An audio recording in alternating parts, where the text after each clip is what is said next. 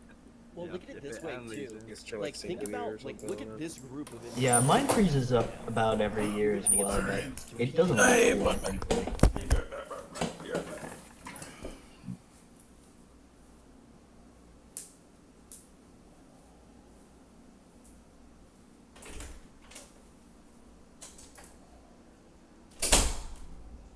Yeah, banning slavery was just a bad decision. What exactly did it do? Just make a lot of people unemployed? Oh, it fixed my unemployment problem, but it collapsed my economy because it increased the living standards of a lot of pops. What do you need? Consumer goods? Or what Consumer exactly goods, is... food, and minerals. Oh, hang on a minute. I got a slight problem. The Imasera are coming into my territory. I thought I closed borders to them, but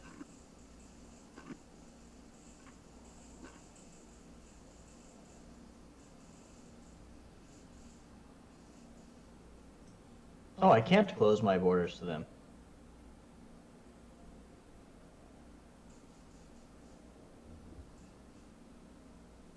Okay then. Well, they're gonna start attacking the Rontor guys, so actually we can get our science ships ready and maybe we can actually scoop up some of that tech. I don't think you can research things you're not involved in. Maybe you're right. Gun pointed at the head of the universe. That's sexy. Oh, yeah, it's my... Which type of Colossus do I want? Divine Enforcer. Psionic projector shines divine truth upon the world to make true believers out of all who are capable and annihilates those who are not. Dude, that is the most Republican weapon I have ever heard of. I think it obliterates non-psionics. Oh my god! Holy shit!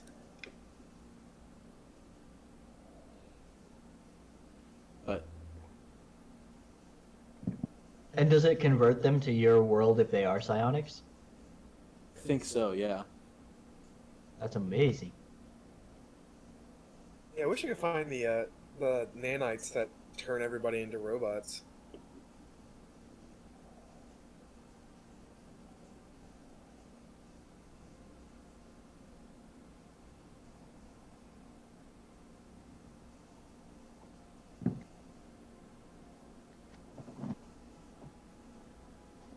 Can we play?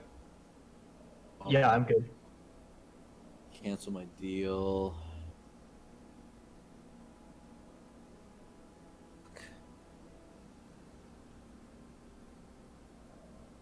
Oh, you can't cancel the deal. We just have to make an opposing deal. Wait, what? You can't cancel a monthly deal. You just have to make a similar deal the other way.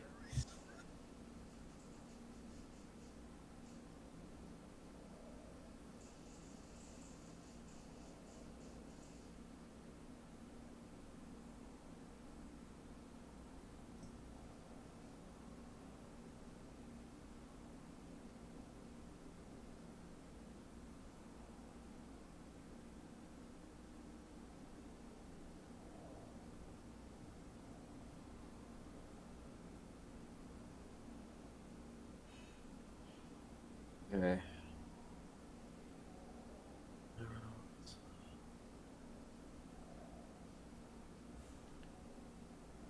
Anybody spare food? I'm losing 500 a month. Losing 100. I'm losing 100 a month, but I can like buy some and send it on over.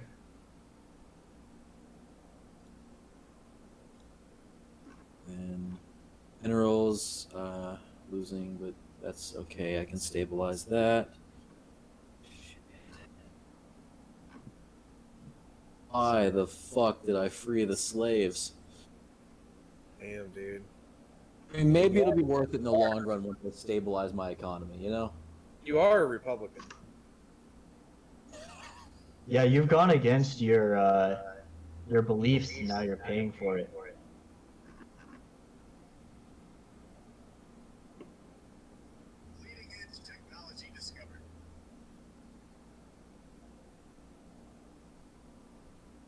Oh, less than a year for my matter decompressor, then I will be... Oh, I know what happened.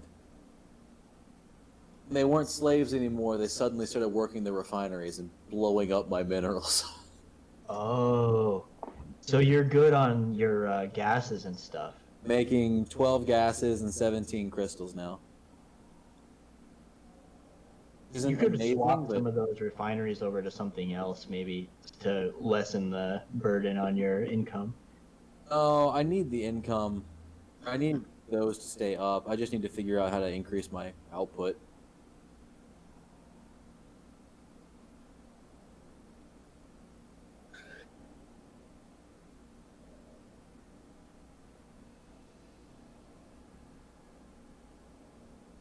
%, increase to my output from slaughtering my mortal initiates. Beautiful. I love that I'm just killing people in the death cult to save the economy.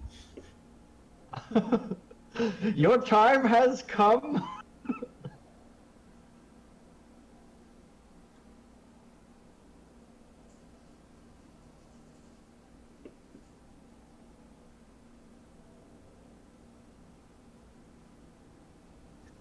I'm out of food, so my pops are a little unhappy about that, but we'll be okay.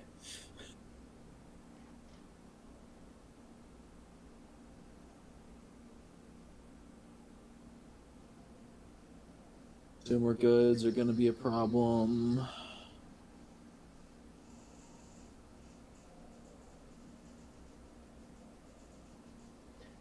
Trying to convert more of my guys to robots so they stop eating so much food. Can you convert people to robots? You can go. It's like I still had some other guys over as some of my original species must have snuck out on a colony ship, and I have these racket psionic rats that I would really like to change into psionic robots. Their rights are currently chattel slavery, but I'm wondering if I can assimilate them somehow. Also, where do you build matter decompressors? Black holes. Yeah, you gotta find a black hole. I wish I had one closer to my core system. My closest one was in Pathoban. Looks like you've got Hell's Maw you could do, but you know, you want to pick one that's... Oh, that Zucanis would be easy to defend. Where?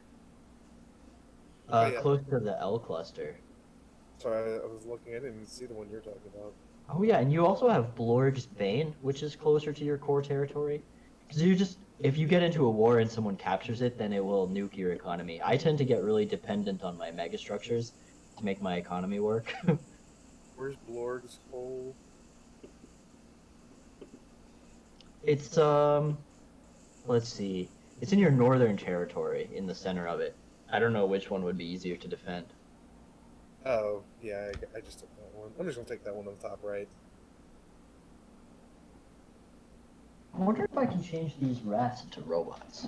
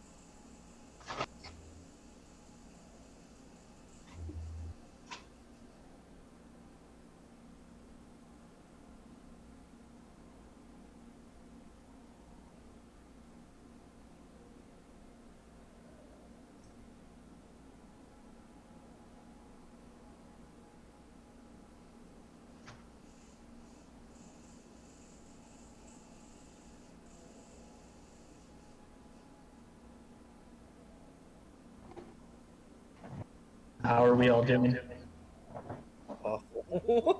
Poorly. I had to stop rebuilding my fleet too, just because, like, I don't know. I have good good alloy income, but I feel like I can't take the upkeep, you know?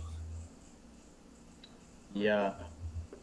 Yeah, it's weird. I'm doing fine now on alloys and minerals. It's just mostly gases and everything. Fucking nuking me. I can give you, if you hit me with a deal, I can give you 500 gases, Brandon. Oh no, it's good. I'm floating. Rather you help out, Layden. If anyone can spare energy, I might try to expand some branch offices and see if I can stabilize that way. Yeah, dude. Hit me with the deal real quick. I'll give you 10K.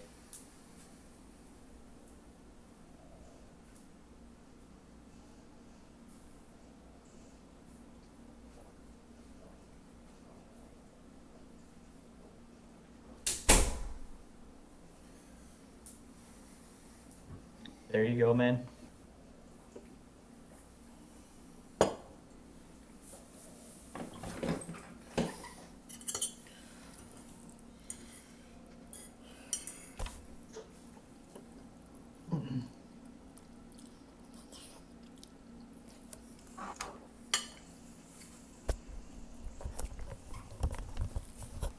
Putting fast food chains on the Dorito worlds. Yeah, dude. As long as they don't serve anything other than Doritos and Mountain Dew, it's okay with me.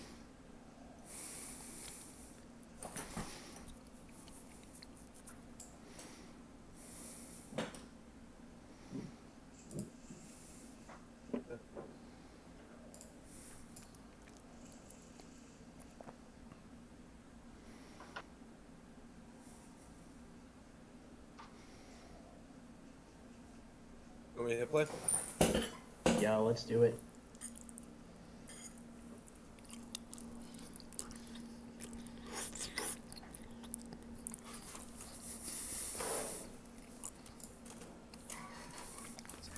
Man, I had a disgusting organic admiral who had the nervous trait because he got spanked in that last war. Had to get rid of him. Can't have that, dude. I'll fucking finally jump drive. Okay, my research has just skyrocketed since I banned slavery, though. That's good. That's probably because you. I think if you don't have slaver guilds, you can't do indentured servitude rights, which gives the slaves the ability to become specialists, including researchers. That's what makes it so cool about my thing is I have the guilds which power up enslaved pups, and I can make the slaves be specialists. So like all of my foundries and everything are supercharged. Yeah, so I think my economy is just crippled because a bunch of people like skyrocketed up through the strata into research roles and things.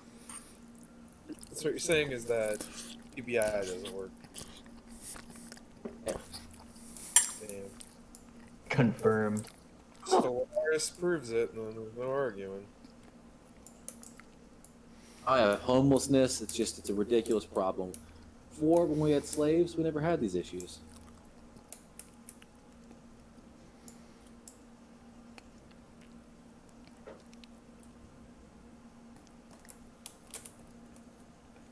Oh man, only 80 days. So what? Until the next stage of my matter decompressor. I don't know if it's gonna start producing minerals this time. I might have to do one more stage. I just keep floating my self by buying minerals until this thing is done.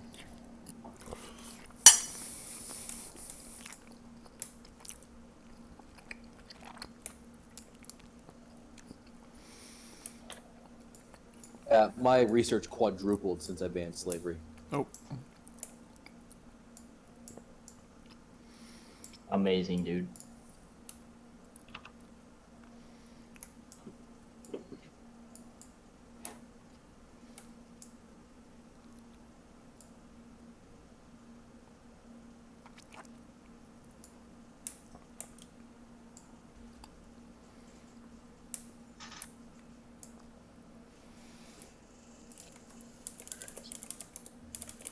Why am I so negative on fucking food, man? It's absurd.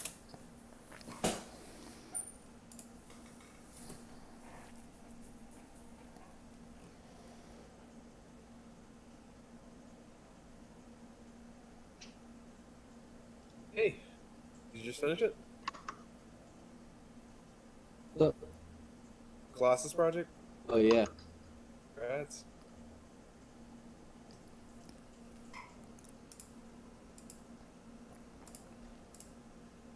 So, I'm still building up my fleet. I have a 90 left, which is about a fifth of my thing. But as of right now, I'm at 130,000. Oh yes, it works. Yes, amazing. It's producing 500 minerals a month. Oh wow, that's pretty good. Okay, I'm finally good. I'm consuming too much food, but that is not a problem. Those Doritos. Everything else. Alright. My energy has finally come back. Big Dorito expansion strategy worked.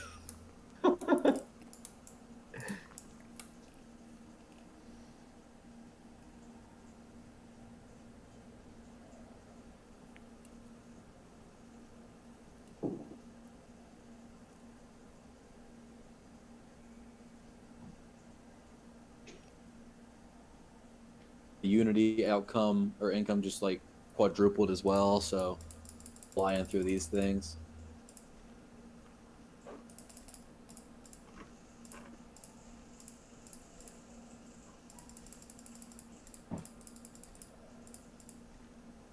I think I'm good. Yeah. I'm like so good. Plus 2k energy, plus 300 minerals, plus 253 consumer goods, plus 700 alloys. Yeah. Losing 100 food a month, but that's easy to solve. Yeah, you might as well auto buy that off the market. So it turns green, yeah. White. Buy up some alloys real quick. I just obliterated the alloy market. So you're saying I can sell alloys for tons of money? Oh, I I think can't. so. Amazing, so much money. Holy shit. Yeah, dude, I annihilated the market. It's like sold like 5,000 for like 12,000 fucking energy.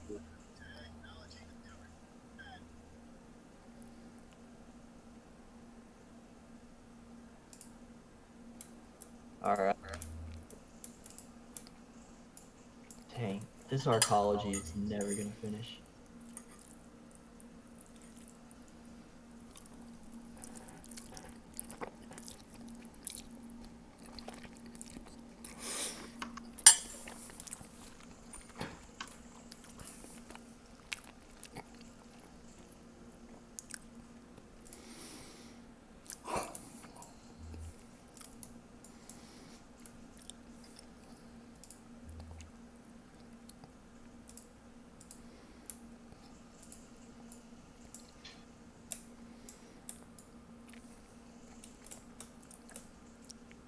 Fuck.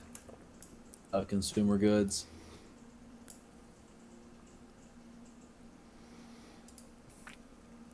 That's used Takes me for like 3 weeks for a click to register. Jesus Christ. that's used for trade, right? It's pretty much everything advanced goods wise needs them, or else your pops get super pissed and your outcomes or your outputs drop. Oh, okay. Been a while since I played. Wait, I just had 4 deaths in my empire? What the fuck? Dude, it's the Doritos, man.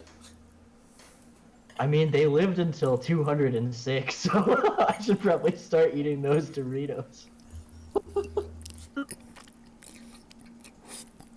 A lot of deaths all at once for the robots. Yeah, for some reason, like, all of my scientists doing research, they're still organics. They're not synths, even though, like, 99% of my population is synths. Weird. I have no idea why. I want to make a synth mod for Solaris, so you can just make an entire civilization of simps.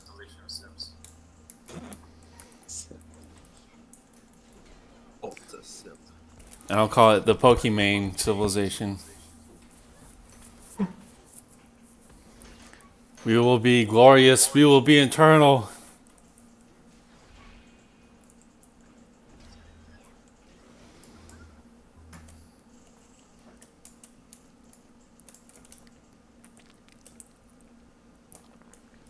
I have to decide who to rig the election for.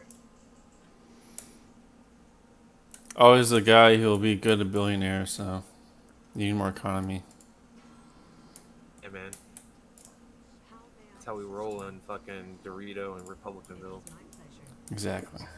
Just freed the slaves in Republicanville, and it's been generally a bad decision. This has been generally regarded as a bad decision. I made a civ named Antifa. They're pretty Wait cool. a minute. Something got jacked up here.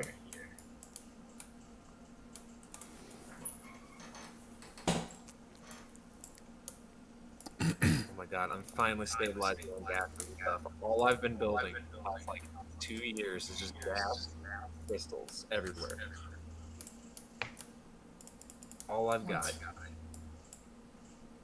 Still buying a bunch. I feel like it's sad though. Like I feel like I'm making progress. I'm still like buying like 20 a month. I don't understand.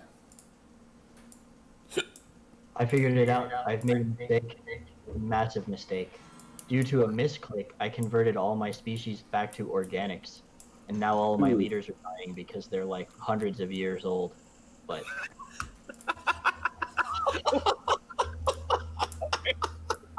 That is amazing. That's so fucking funny. I've never had. Literally, I just had 6 deaths. Everyone is going to die. I'll just get new leaders and use the leader XP edict. I'll be fine. But I know, but it's just that's funny. a tilter. All these people have immortality, and you're like, nah. Dude, it was really unclear, honestly, what was going on in that screen. Paradox is known for their non-confusing and very straightforward UX. Blame solely on you, my friend. That's alright. It'll take a year and some change, but I'll convert them all back. Okay, my crippled Barack Obama economy is starting to come back to life now. Thanks, Obama. Man, Obama has been soured his reputation with the left over the last 4 years. Hey, man, he's just as popular as ever, man.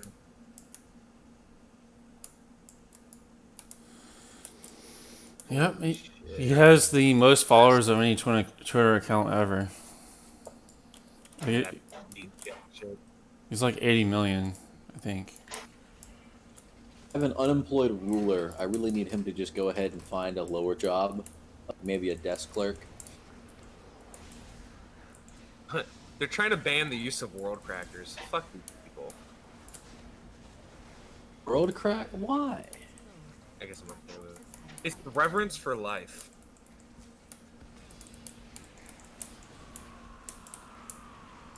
I don't know. Don't ask me, man. Like, reverence for life? Ugh.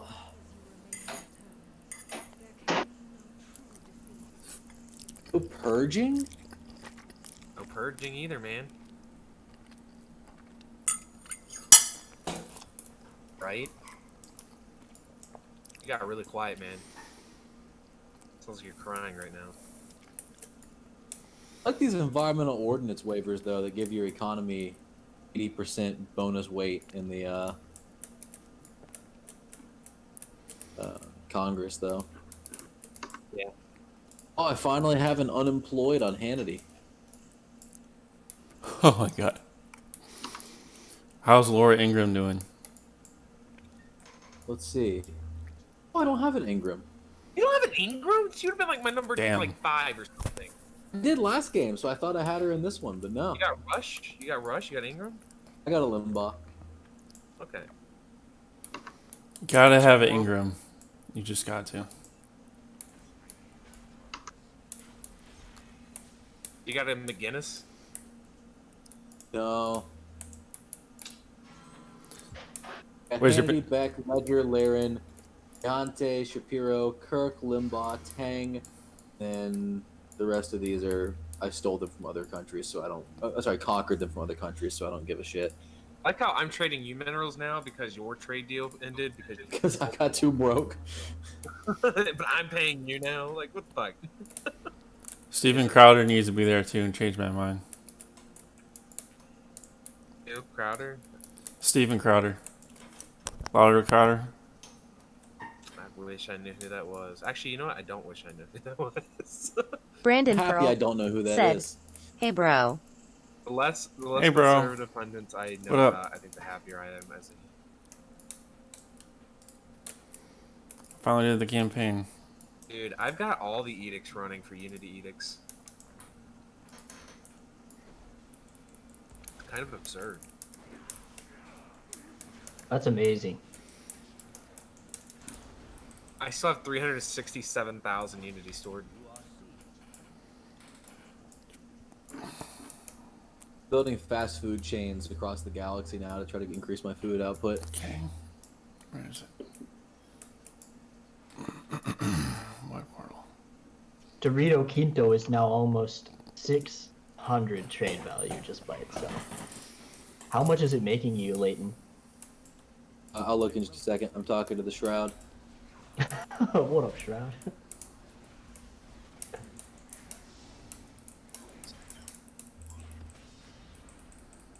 Form a covenant with the Eater of Worlds. There will be a price to pay. What? Why are you gonna go and do a thing like that? That sounds like a bad idea. Let's see what it is. I'm gonna look up what this one is.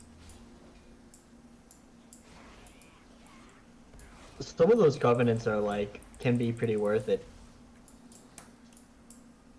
Oh, how do I stop Eater of Worlds? Oh Lord, R. Stellaris. Oh God.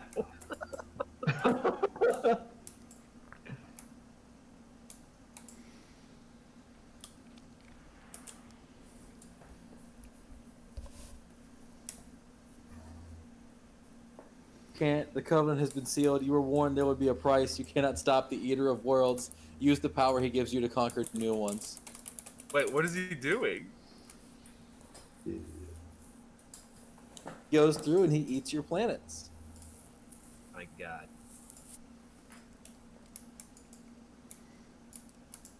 So what, yeah. What exactly do you get? And let me look this guy up. Sounds like he's like a diet version of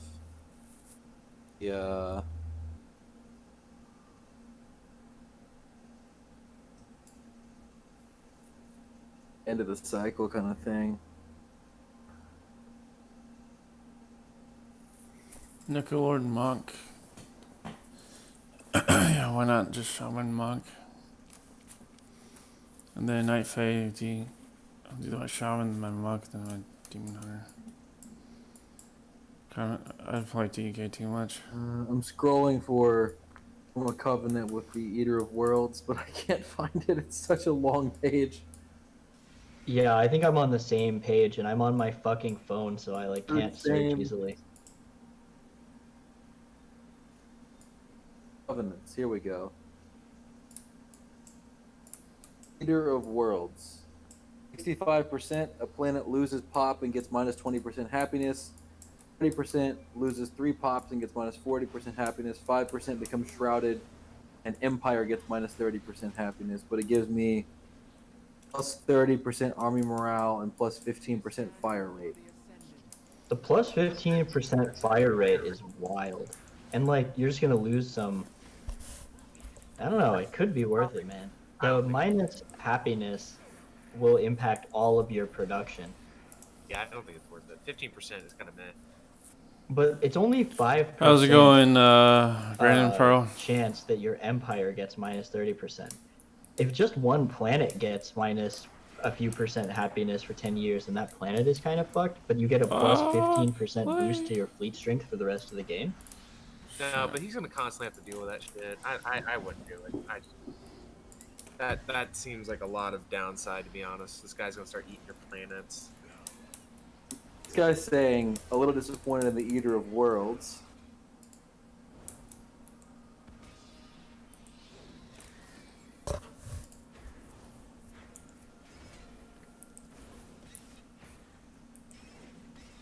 Okay, so he just shows up and he eats some pops.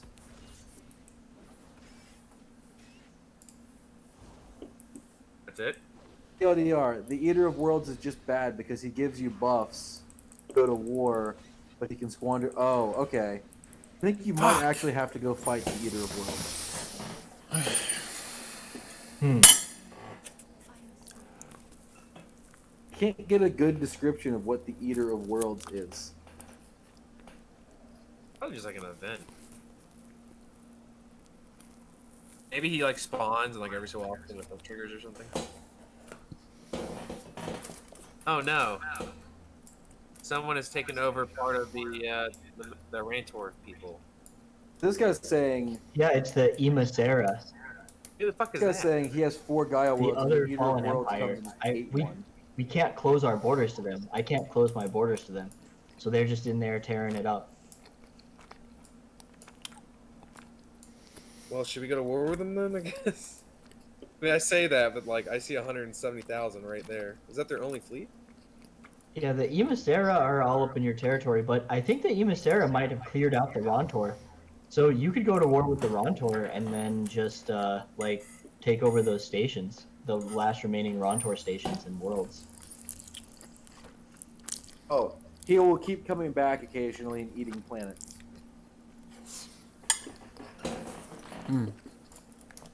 Okay. Apparently, you generally don't want to form a covenant with the Eater of Worlds. There are better covenants out there for sure. Yeah. The end of the cycle.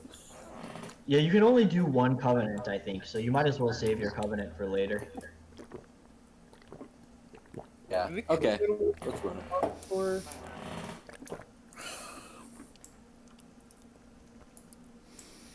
Should we just do it? Should I just go there? Yeah, I don't think you'll even need help, because you just have to take over the stations, which are 60k. Yeah. I think their fleets got decimated. Well, let's do it. I'll hit play, and then, you know what? I'll save it, and I'll go to war when I get there.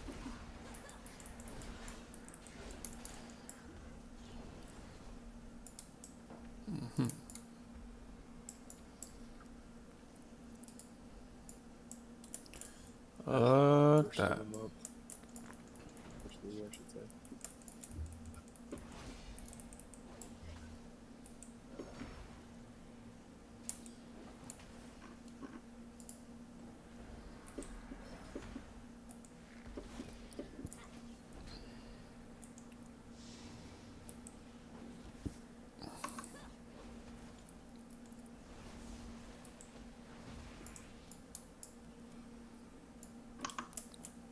Oh, dude, they're voting on new console, but like, I can't. I'm like 5th place.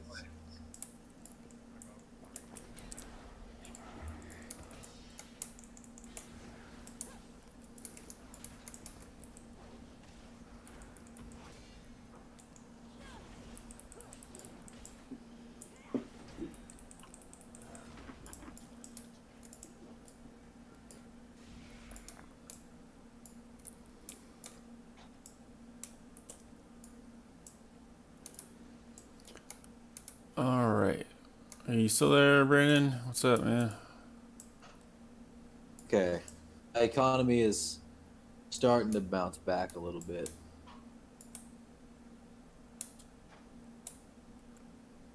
Nice.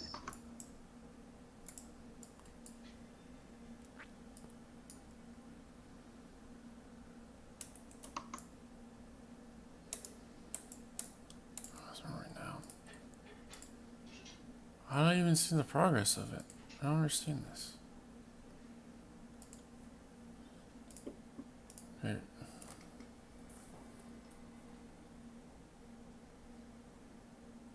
It's not even out yet. Fuck. Are there any other frequent commentators on InfoWars? What about Paul or whatever? Paul Joseph, whatever his name is. British dude. You know what I'm talking about, right? Not exactly. I recognize like a British voice, I feel like, from some clips, but oh, it's because my fleet is. It's because my colony is still in progress there. Never mind.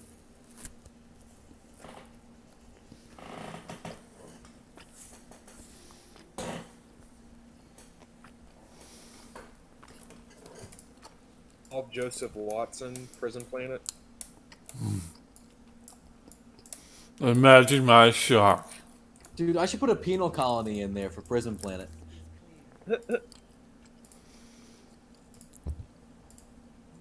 I'm gonna save it and let's fucking do it.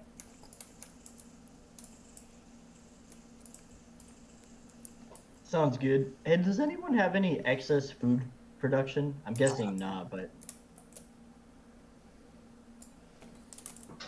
Negative 500 a month. I'm fucking starving. I've at least cut my deficit by 90% with food. I'm only losing 146 a month now. Slowly, I'll be able to raise the living standards of the inferiors in my society once we take care of our own. I'm gonna declare that war if you guys want to. It's not going to be especially useful, to be perfectly honest, but I can throw a little bit in. I can contain them completely. I don't think they have a single natural wormhole, but I don't think they have any troops near it. So. yeah, it looks like they have 2K, and I also see 4.5K from them. So, a 181K. You gotta vote yes, Clayton.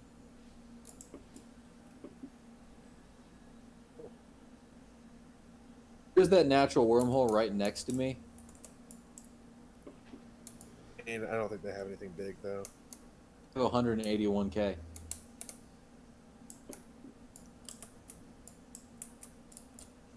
Where? Yeah, that's their only big fleet. But as long as you fight it on one of their stations, you got it under control. They're not really going there though. That's why jump drives are installed. I can actually go over there. Hold on.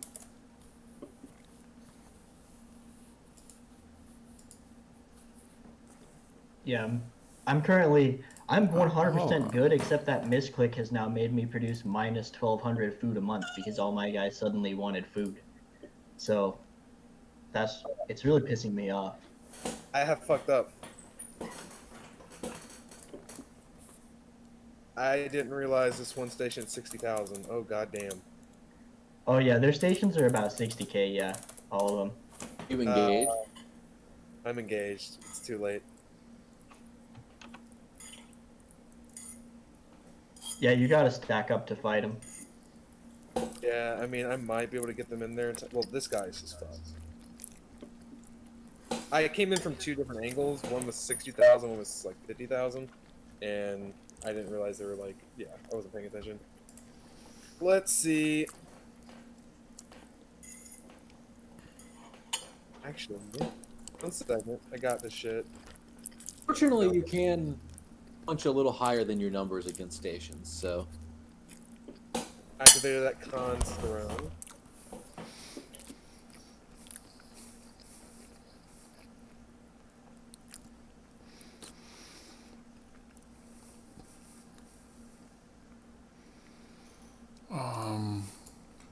Oh. I'll do 3 of them. Okay.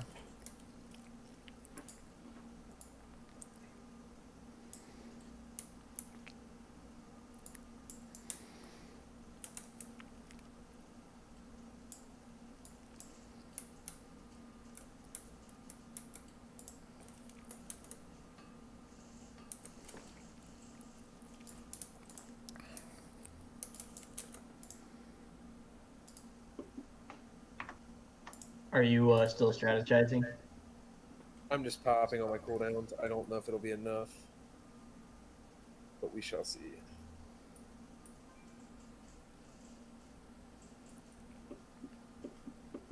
These guys, I think I'm just going to FPL.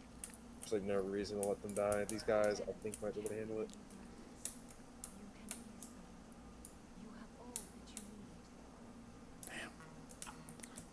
I'm gonna die if I don't go in there. Ah! Oh! God, this zone is so beautiful. They're all cool.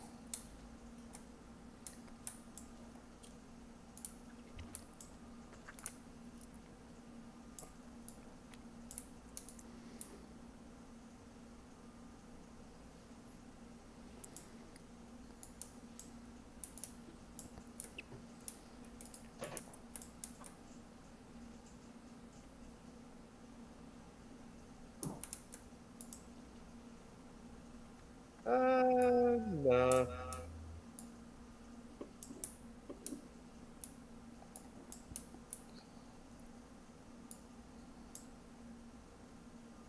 That pretty much went helpful.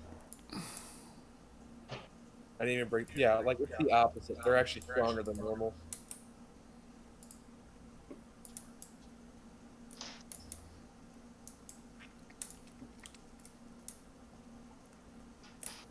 I got out of there, but if they come back into my territory, it's pretty tough.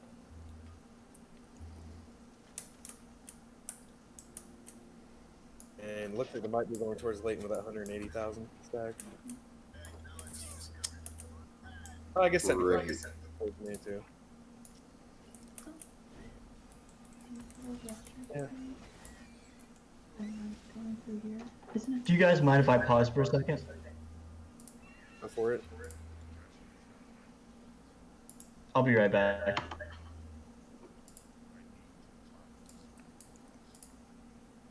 Yeah, I don't think that was a good idea, man. Ill-advised. Yeah, I don't think Michael understood exactly what was being asked of me. I should have done more of the calculus myself. So the shields, or not the shields, but the stations are way stronger than they say they are. I had 70,000 and lost to a 55,000. Jesus Christ. Yeah. Because I had my army split 70-50. Oh. The 50 guys, like, I jumped out immediately. And the 70 guys, I lost over half my fleet, and it didn't even get close to taking down the shields. And the station went from like 55,000 to 44,000. Jesus. And I lost over 40,000. Yeah, I lost over 100 ships. Like, luckily, I think I can, like, fight them as long as they don't come at me, but... Oh, no, they're coming at me with 100,000. It's basically GG. We're gonna have to roll back. If Michael's not coming, which he made it pretty clear he was not going to come, and you're not going to be able to come, don't worry about it. Yeah, I, like, just stabilized my economy again. Yeah, I mean, even then, like, I didn't know they had 180,000. So I think I'm just going to roll it back. Because I can't even fight 180,000 by myself. I said that, like, 4 times before we started that war, and you're like, yeah, I know, I see it. That's the only one they got, though. Like, Jesus Christ. Yeah, but I didn't think it was going to be inside of a 70,000 fucking thing. It was just bad. It's way stronger than I thought it was going to be. The numbers are very different than normal wars. Close out. We'll be back in the way soon. Did you ever restart your laptop between last night and today? What? Yes. Okay.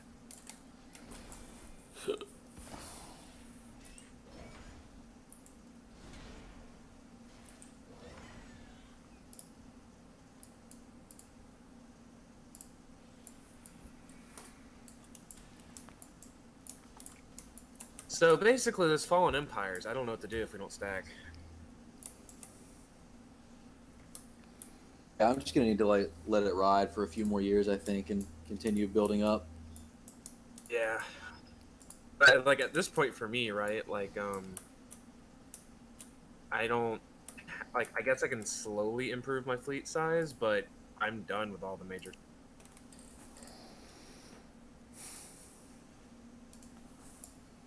In arena at the highest level, you have people who have competed in rated battlegrounds at an incredibly high level, and then you also have pretty much the entire group also focusing on dueling a lot. Then you also look at a player like Asmin, or a player even like myself, who played a lot of battlegrounds just for fun as well. Those are all different facets of PvP, and the question is, where do you actually start to focus on the balance? Because I feel like a lot of the things that used to make players want to do what you guys did, which is get more serious about battlegrounds and actually start to create a stack and just make pre-mains, or stand outside of a city and duel a bunch, or actually go to compete at BlizzCon, a lot of that was because it was genuinely fun to PvP. And what made it fun back in the day, and what made players want to take it to the next level and have fun shitting on other people instead of just doing it casually? Because I feel like it's lost. I think we also go back into where PvP participation got lower and lower each expansion. It's like Yep. for arena cases, it's really hard for the casual It's players back to get into. First of all, now. you need to find group, you need to find It's all partners, you pretty need to healthy. play the right class, and it's like so hard to get into. That's why me and Stoops, we like push for solo queue.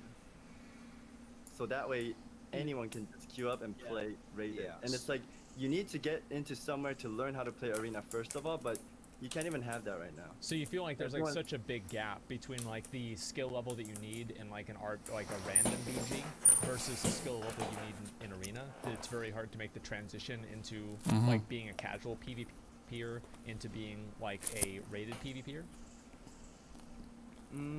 I guess you could say it like that, yeah. Okay. I feel like another reason. Sorry, Rich. I didn't mean to interrupt you. I just wanted to add one thing before I forget. Is that I think that one thing that helped people learn to play their classes back in the day was dueling, because you would learn like what your counters were and what the things that you could do were. And I feel like now, because we don't have a shared space for PvPers, like you guys all know, like based off of the expansion, there was like the spot that you would PvP at, and now we don't really have the spot. And whenever you don't have that shared Brandon space Pearl that PvPers can said, be part of and do, "It's like, so that's what I large." thought the Duelers Guild was going to be, Oh. but it just didn't really Me happen too. that way. Baggy? Yeah, it was really disappointing. I thought Dueler Guild would be like online, Oh, you yeah. could just queue up a battle and you battle anyone across the realm, but That would have been crazy. it was so lame. I have dreams of going into the Brawlers Guild and standing around a little. Not on my queue, end. Queuing up and dueling against each other, like that's a dream to me. Like you get all your cooldowns reset. Oh, yeah.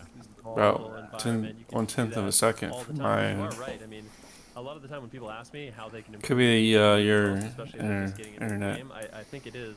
A large part of it is baby steps, right? Like you learn how your class interacts with one other class, and then you can kind of extrapolate that into 2s and 3s and RBGs. But it's really jarring to try to get into like a 3v3 game right away when you're just starting off and you have no idea what actually possibilities do.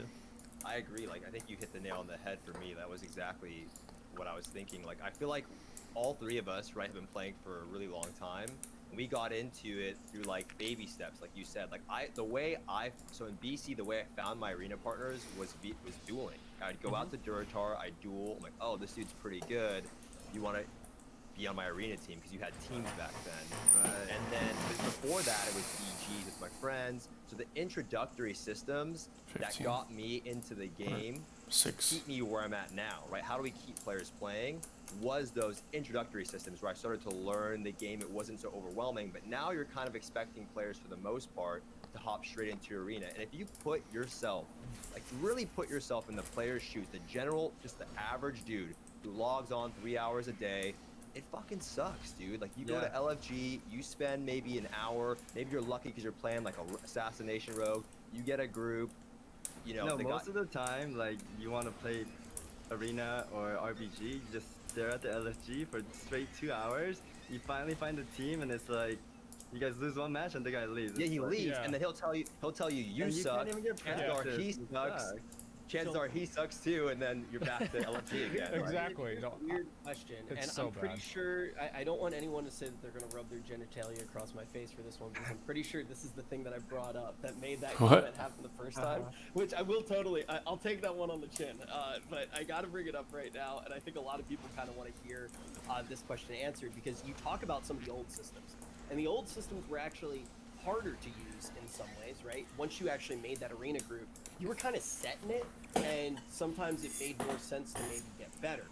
Same thing used to exist in PvE, and this is something that even changed what the share space used to be, because you used to need to wait at some of those shared spaces to find a group. So as you make some things more accessible, it has damaged the game, particularly in PvE. So when you look at something like solo queue, how is it different than LFG? If it was ever implemented in the game, like, how does it not damage the game the way that LFG did in PvE? I think it just gives an access for everyone to try out and just practice and get good at. And also, like, I think Holinka said he wanted to implement solo queue, but the only thing he was worried about was people being toxic to each other.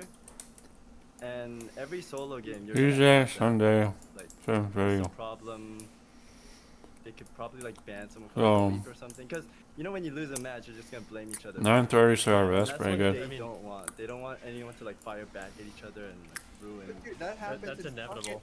Yeah, it is. Yeah, you ever been in a League of Legends? pug raid? If you're in a pug raid, just a pug heroic raid, this guy, like, the raid leaders in all caps, like, I'm gonna kick you, you suck. Like, it's how it goes. But the problem is, like, at least solo queue, the richest point is, like, you're at least playing. Yeah, right? At and if you least lose the you're match, playing. if you're up again LFG and- is like Tinder. Like, you go on there and you, like, share your little profile, all of your little experiences, you tell them all your past history, like, and you're just sitting fucking around waiting. Like, you're not doing anything. So much of WoW is, like, you're literally Brandon not doing Pearl shit. said, Like, you're waiting. "What are you eating?" What was called? That AM spaghetti. The spinach in it. My mom made it. That's how it is, but It gets people I know together. what it is, Rich. Don't worry. Yeah, it gets people together. Just say that. So And, good. No, I think that'd be great too. Do you think that what would you guys like to see in terms of like Brandon Pearl community improvements said, that Blizzard "Cool." could do Yeah, it does to look. make It's PvP so good. make it easier for PvPers to interact with each other? Well, I think one thing, I mean, we haven't really talked about it too Ooh. much, but I think it's a really important thing to discuss is the I'll- barrier to entry. I'll be gone a little bit I think one of the reasons for why Apex. PvP participation is low, and I find it even with myself.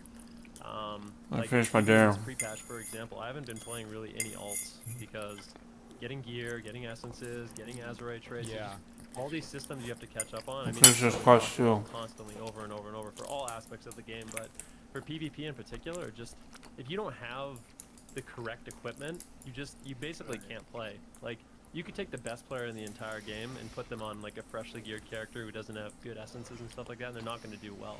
Damn. And I think that's a big problem. That these systems and these pieces of gear are so important, and these specific trinkets, that if you don't have them, you basically can't participate. Yeah, you tweeted. I actually had brought up this tweet, I think, on maybe 2 Allcrafts already at this point, because it was a really important thing in multiple facets of the game, including PvP. You basically tweeted, hey, it's like pre-patch. It's the end of the expansion. Can we just have this available to every character so we can actually have fun? And I feel like something like an Essence Library, how do you feel Brandon about Pearl Power Games, said, "What time do you usually sleep?" in that way in the future? Because it already Lately, seems like 3 we're moving towards that p.m. a.m. next expansion. And Eastern time. Personally, I love it. I mean, I want to be able to play different characters. So the WoW I also just think edition. there has to be more like catch-up mechanics. Like, I know they added a little bit, but if you're just returning to the game or just trying to get into it, or you're someone that watches let's say we're in the last season of Battle for Azeroth, and someone's watching the AWC, and they're excited. They see their favorite player play Druid, and they're like, oh, I want to play Druid. It's impossible for them to log on, level a character, and catch up with all these systems. Literally, maybe not impossible, but basically impossible. I would never do it, and I don't recommend anyone do it. So I think that in and of itself is a huge problem, and I hope with Shadowlands, with some of the changes they're making with the PvP vendor and the honor vendor, stuff like that. You will gotta hopefully take help, it but back. I don't know. I'm It gonna really eat depends this. on how they implement it all, like item level and stuff like that, because it might not funny end thing up is, mattering.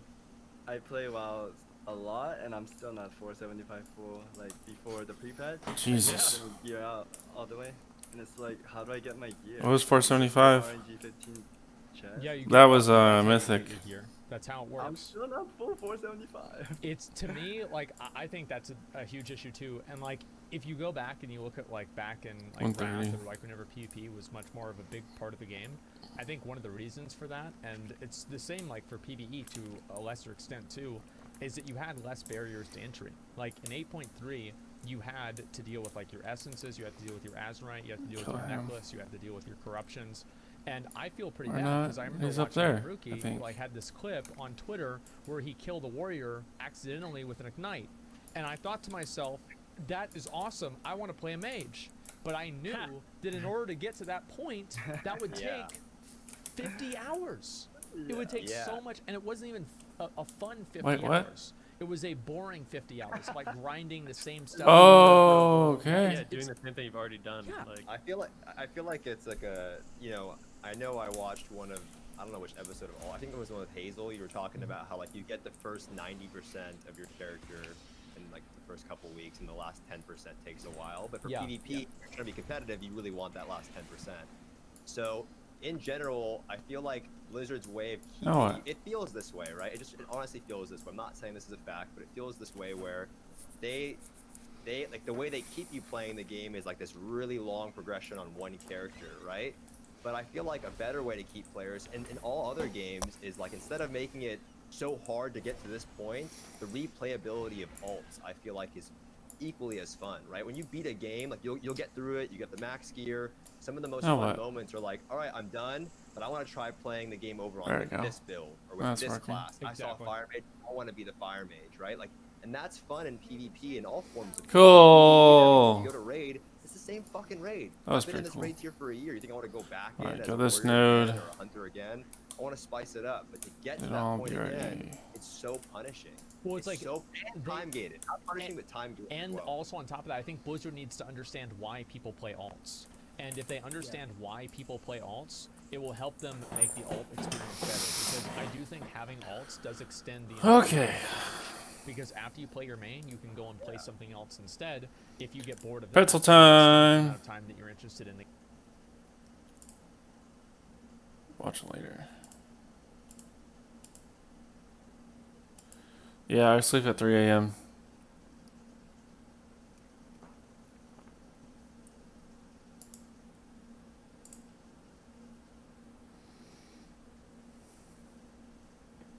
Wanna play Apex?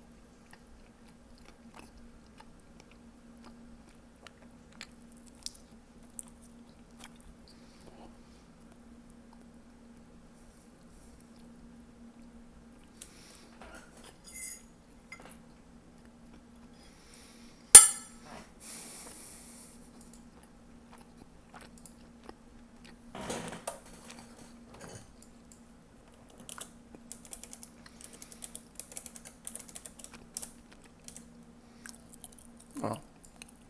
Wow.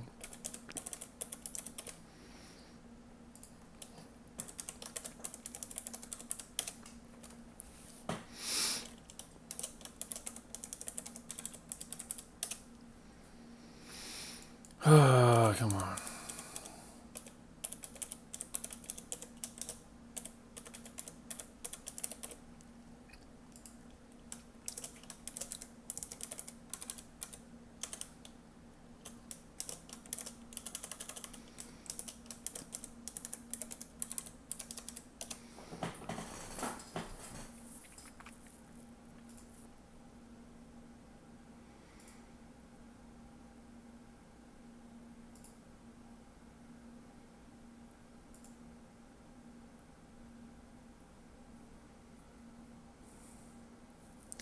Brandon, do you play Apex?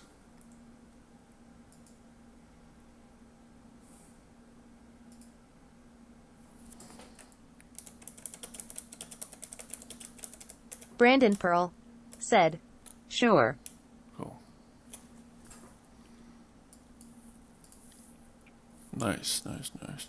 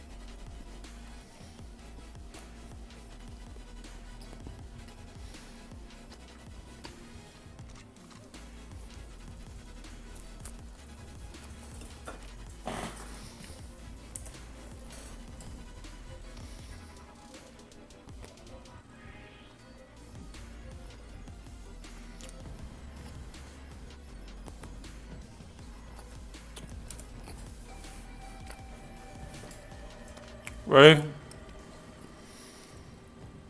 Well.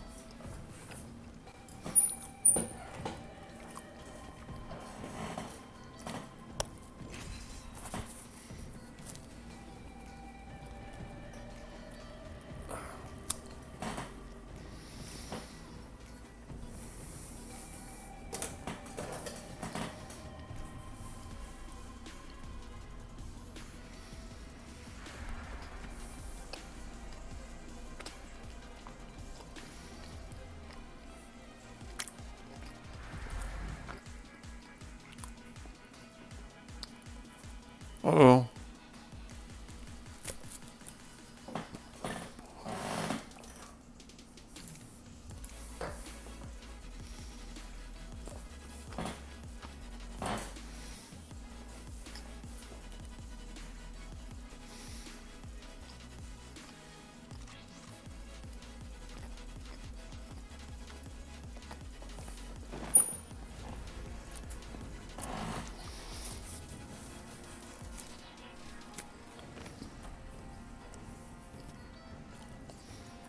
What?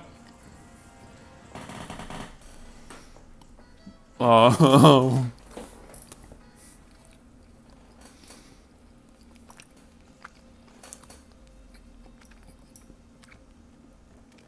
Prepare for battle.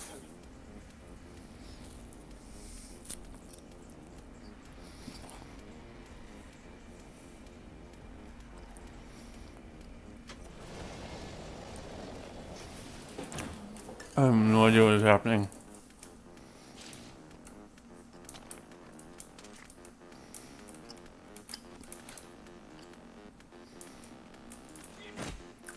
Well, so working.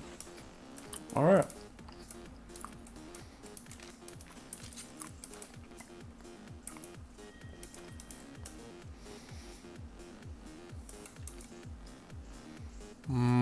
Probably not.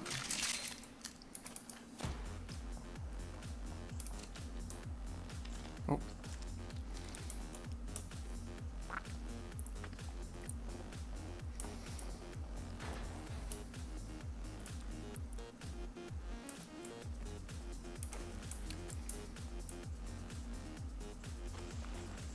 Wait. Whoops. Sorry, man. Did you want to get the blue?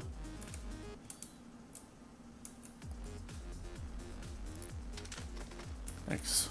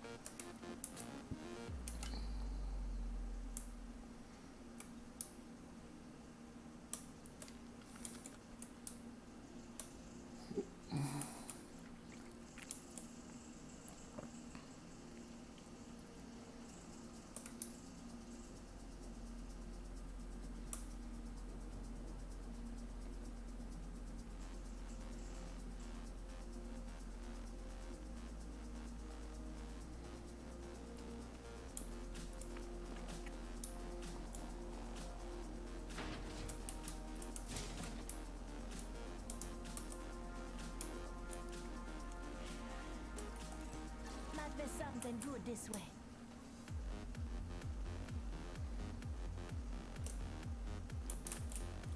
Wow. Pretty.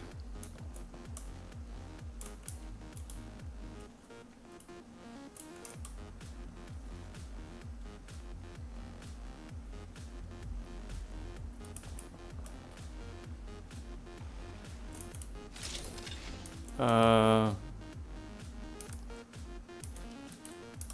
don't know why I did that, but Got some extra supplies.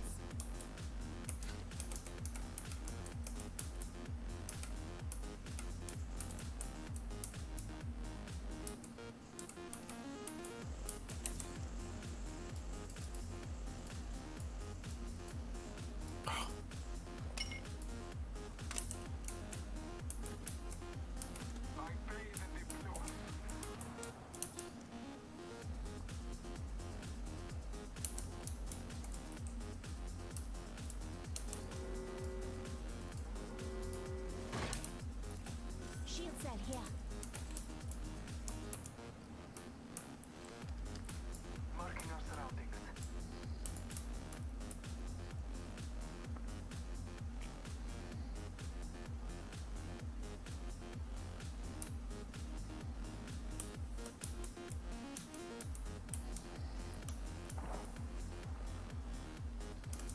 Can I attack? No, not yet.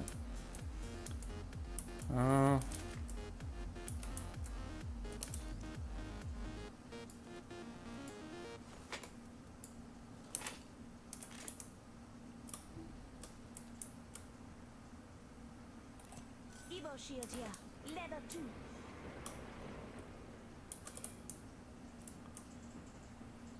Shit.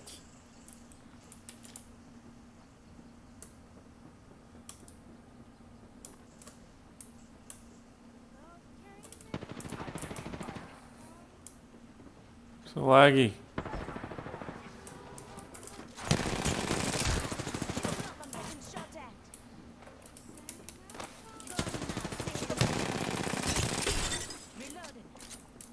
Two.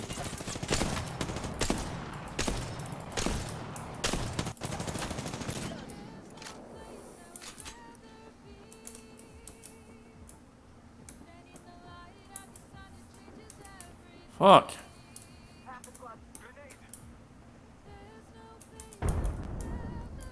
Oh.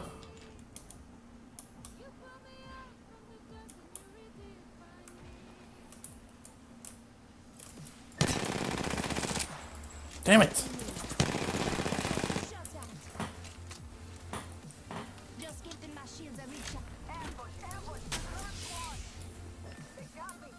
I'm down.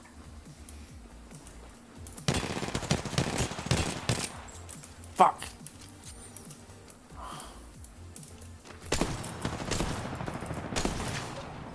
Trying to suppress him.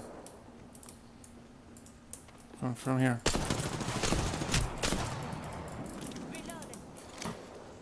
Oh fuck.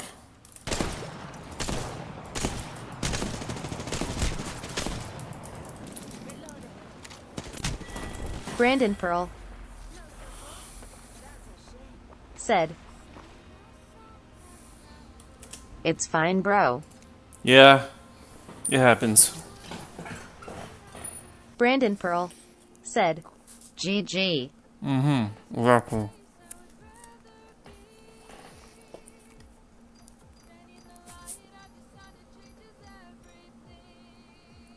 Oh, fuck.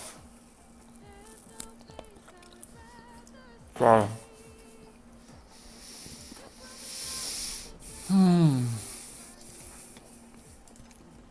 Well.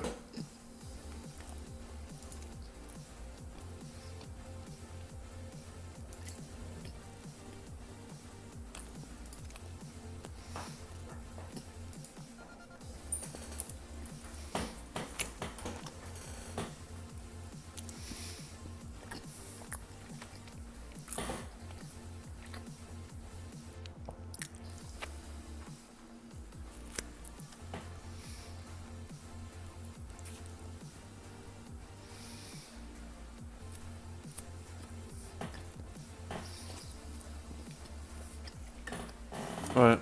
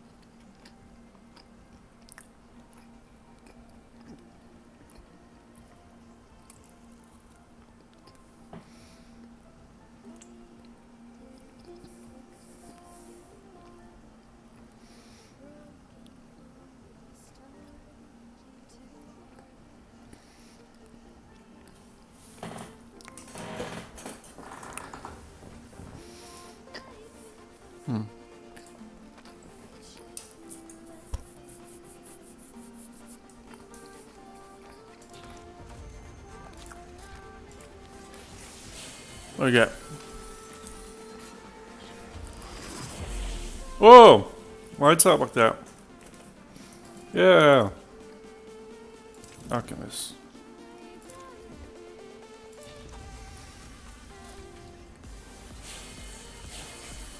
Two legendary? What?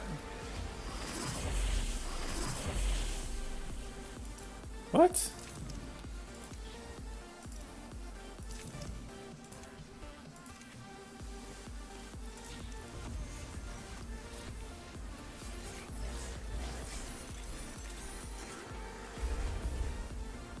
Brandon Pearl said, "Cool skin." I know, got a lot of nice stuff. Good RNG. RNG forsakes me with his presence. Horizon. Ooh, hello.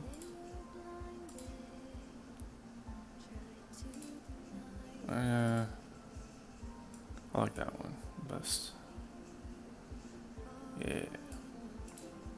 They're all good though. Wow. Skins are cool.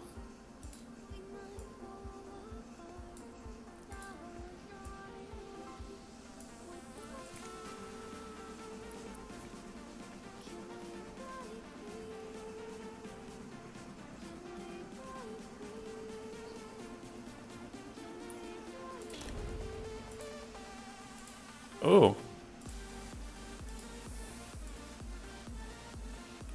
Oh. Okay.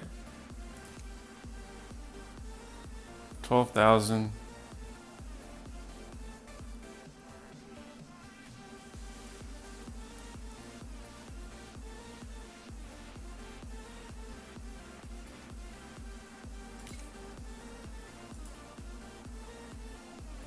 Where does it show currency? Okay. Brandon Pearl said, "I like crypto the best." Huh. Alright.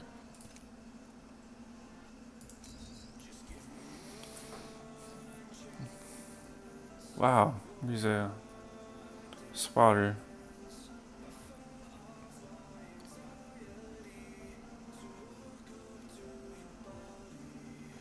Wow, that's pretty powerful.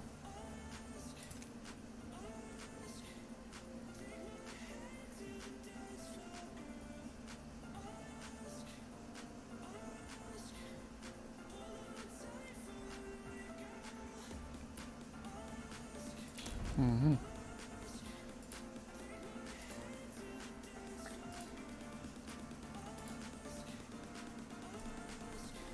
Whoa, I like that one.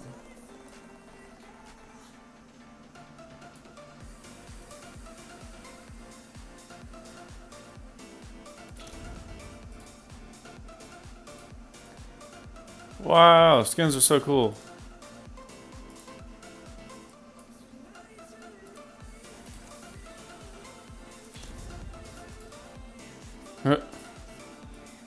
Need a bird.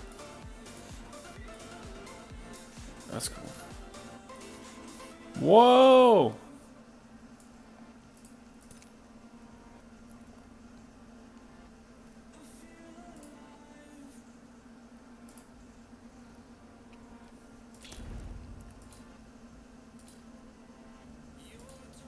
Brandon Pearl said, "Do you know Hannah Stocking?" Who's that?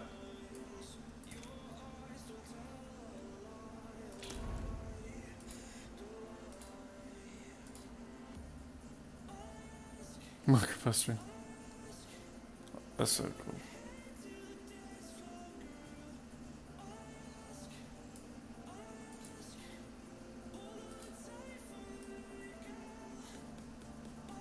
That looks so cool.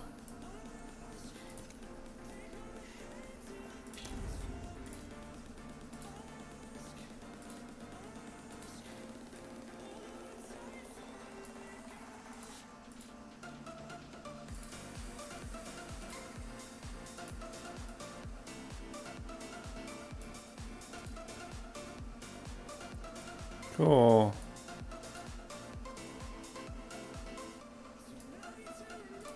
I want Titanfall 3 now. That's the developers who made Titanfall 2 also made this game.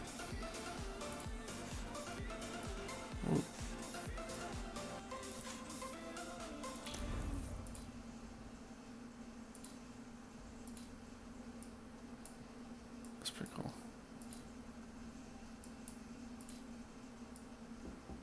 Whoa.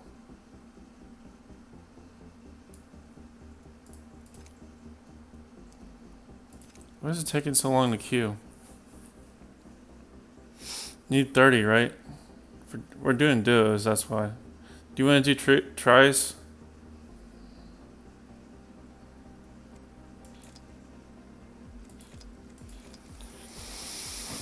Oh. Go to fire.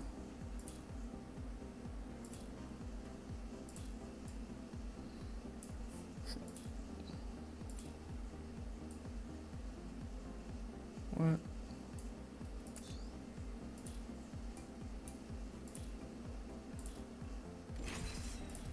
There we go.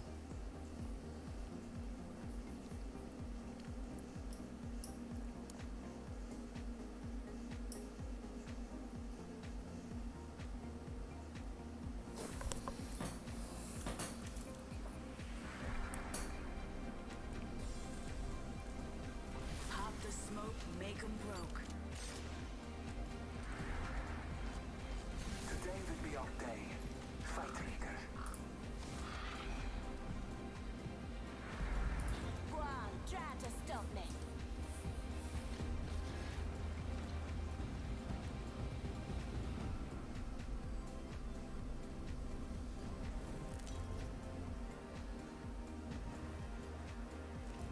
Introducing your champion.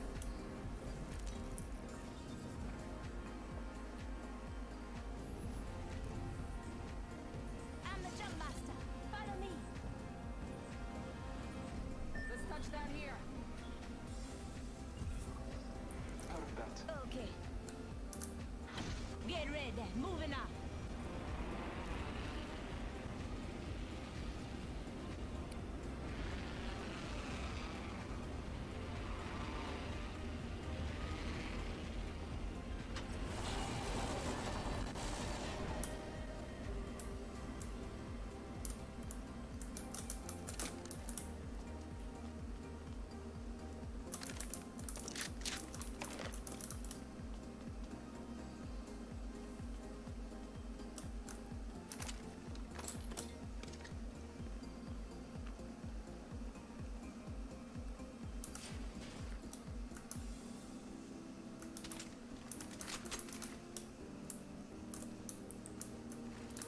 Yeah.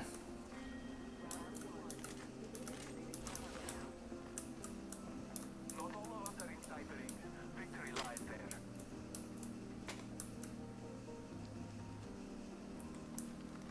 Attention. First blood. First blood. FNGs always go first.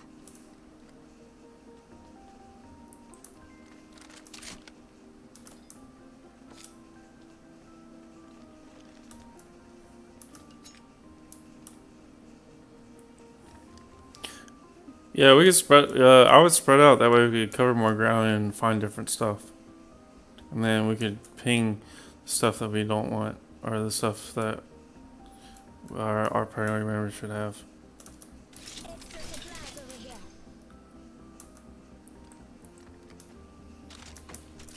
That. Longbow here.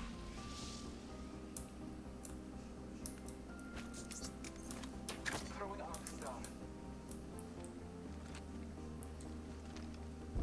Scanning the area.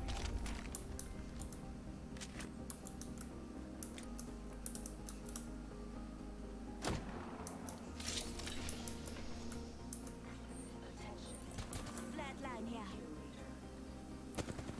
New kill leader. Watch your six.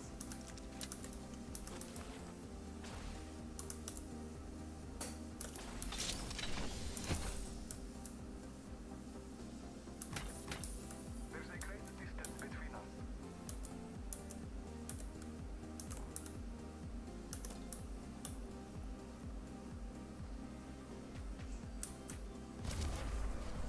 Whoa, that's cool. Explore this way.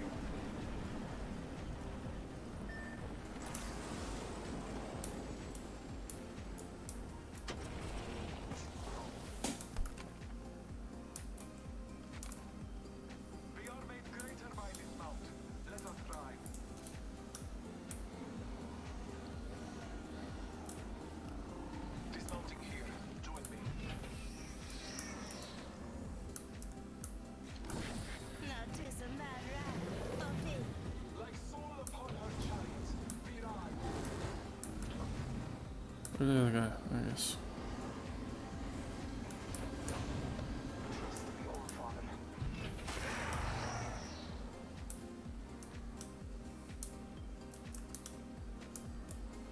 Oops.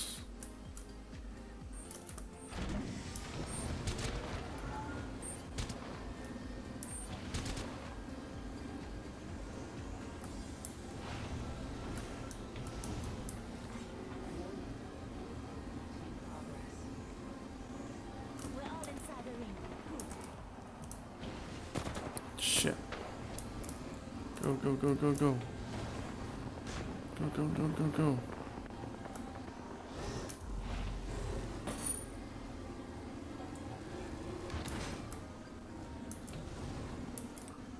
Where's the other guy?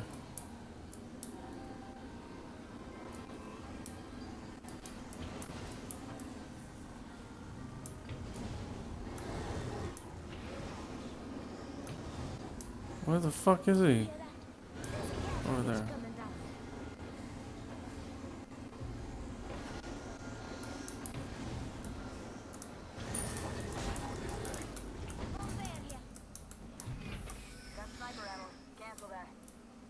Marking our surroundings.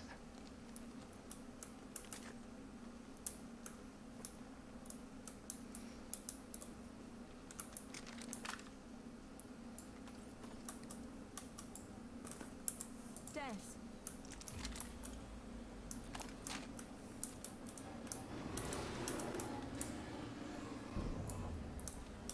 Did they take it?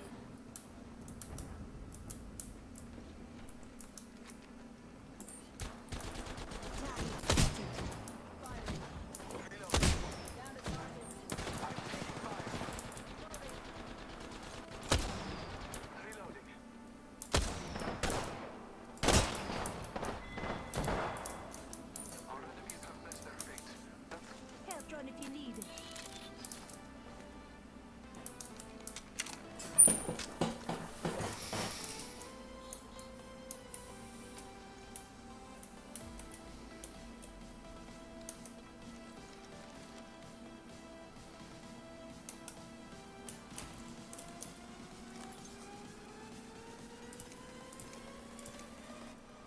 Healing my wounds.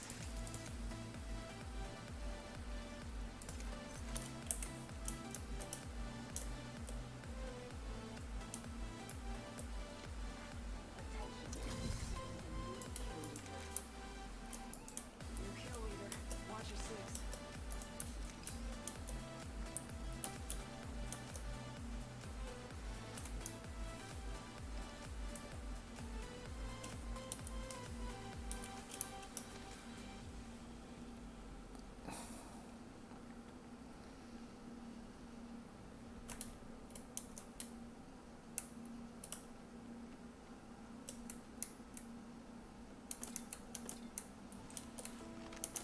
Hello.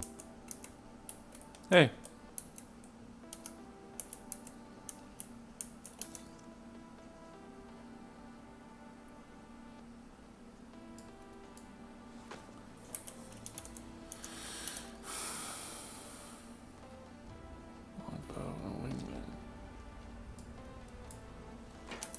Taking a moment's Got a help up here. Skull piercer. scanning the area.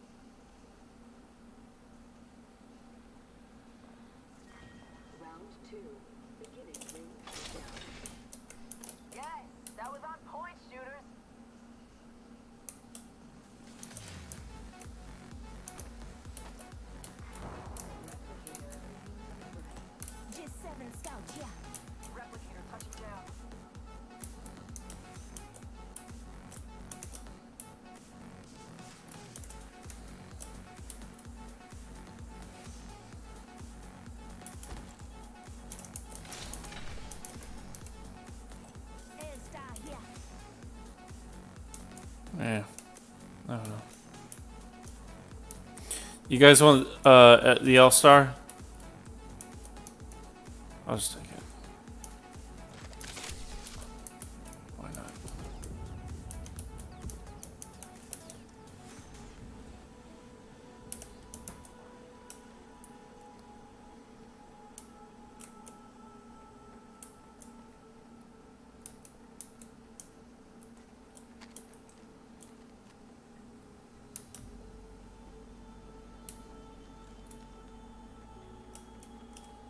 What the fuck is there?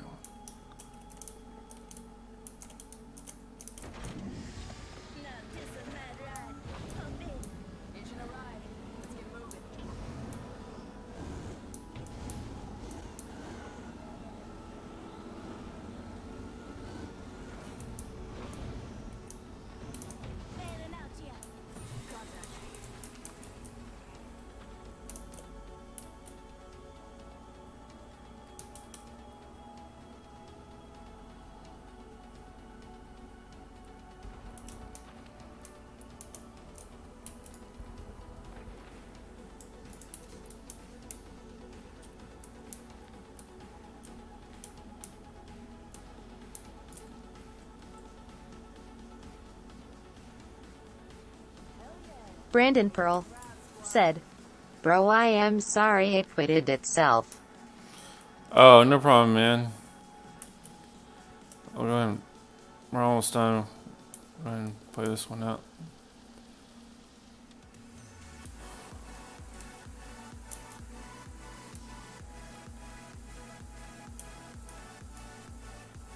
Oh, what the fuck? There's like no one here.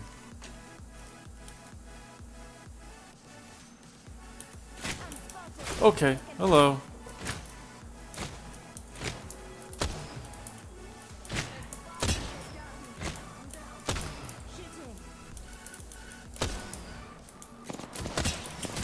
God damn.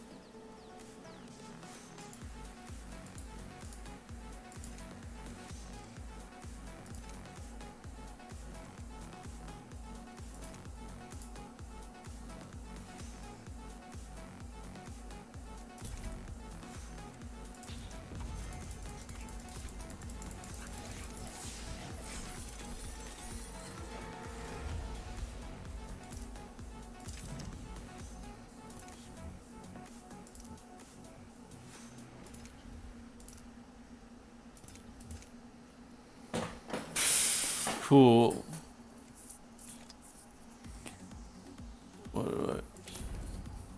What should I need? 12,000. They're all 12,000.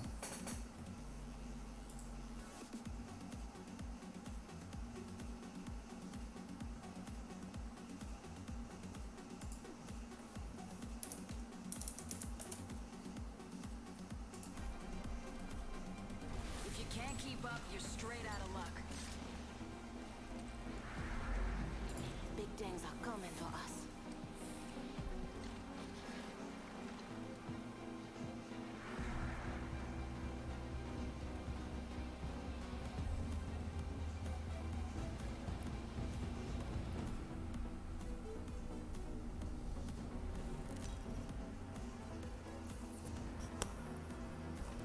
This is your champion.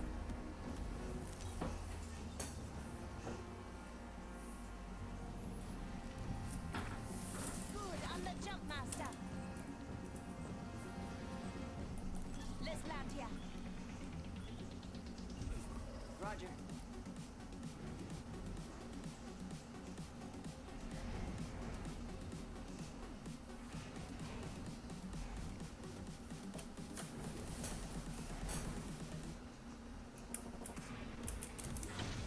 blood. Moving up.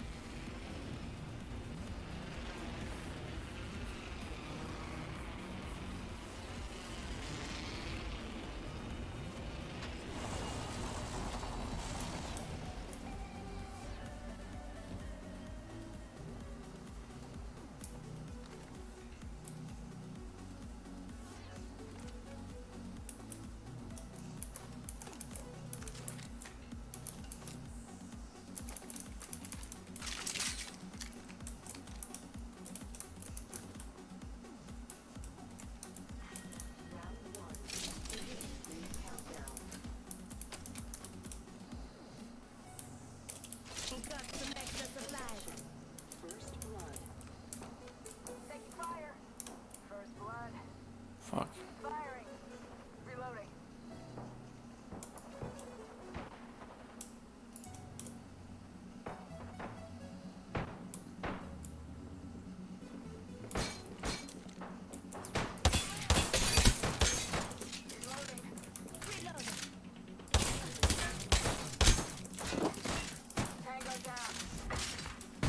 Fuck.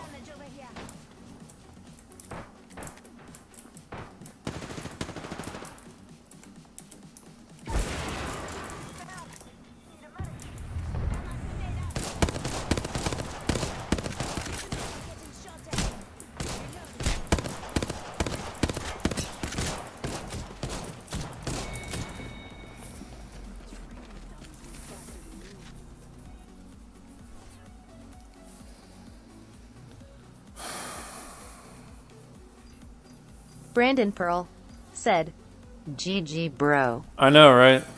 Yeah, that was a good game. I'll be right back.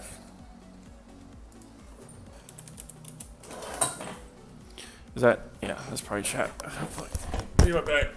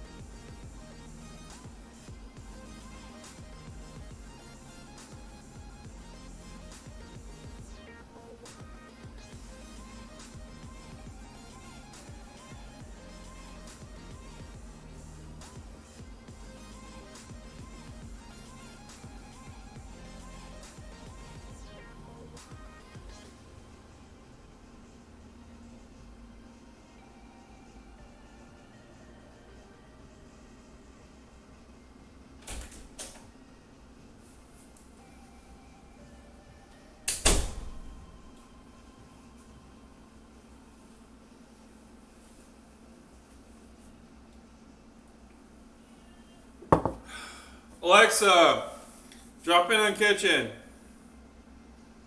Okay, dropping in. What is it? Hello? Yeah. You have got to start keeping the light off and then the light on. Okay. You also got to bring the recycle bin up. I did. Alexa, stop.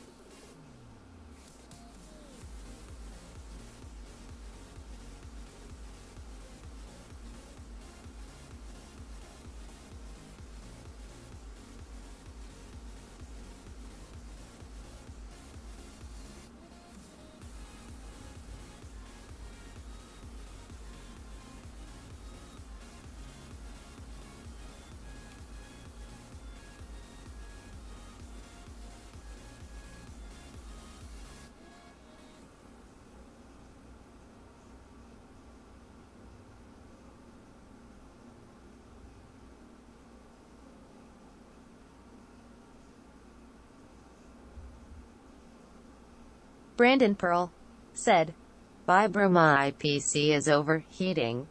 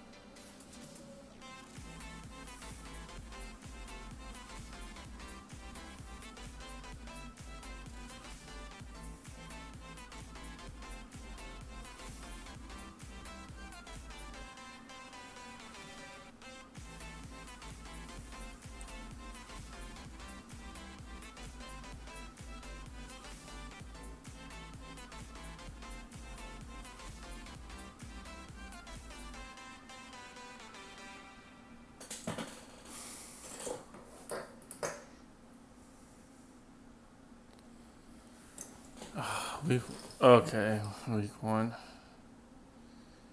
2, 7, 10, 11.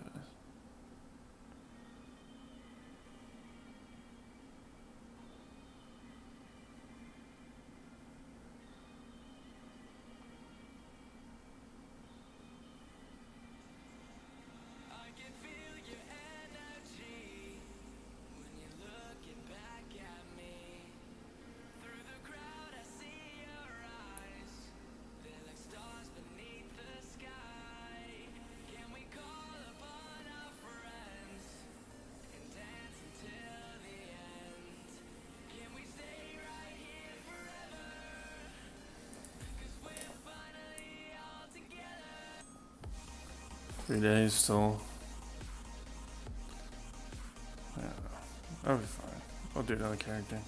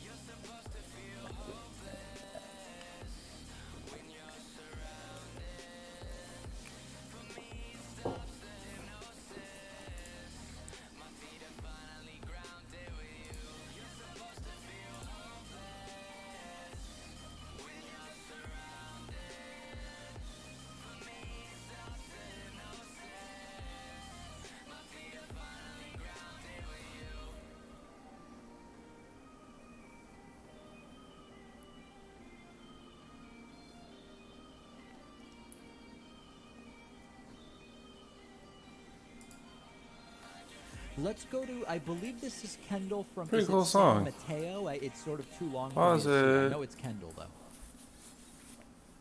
Can you hear me, David? Yes, I can. Holy shit, It's, he sounds clear. San Marcos, Texas. Oh, Sorry, I San didn't Marcos. know- Okay, very good. Yeah. Sorry, I'm super white, so I always pronounce it San Marcos. No, so my question is with I had it pulled up here.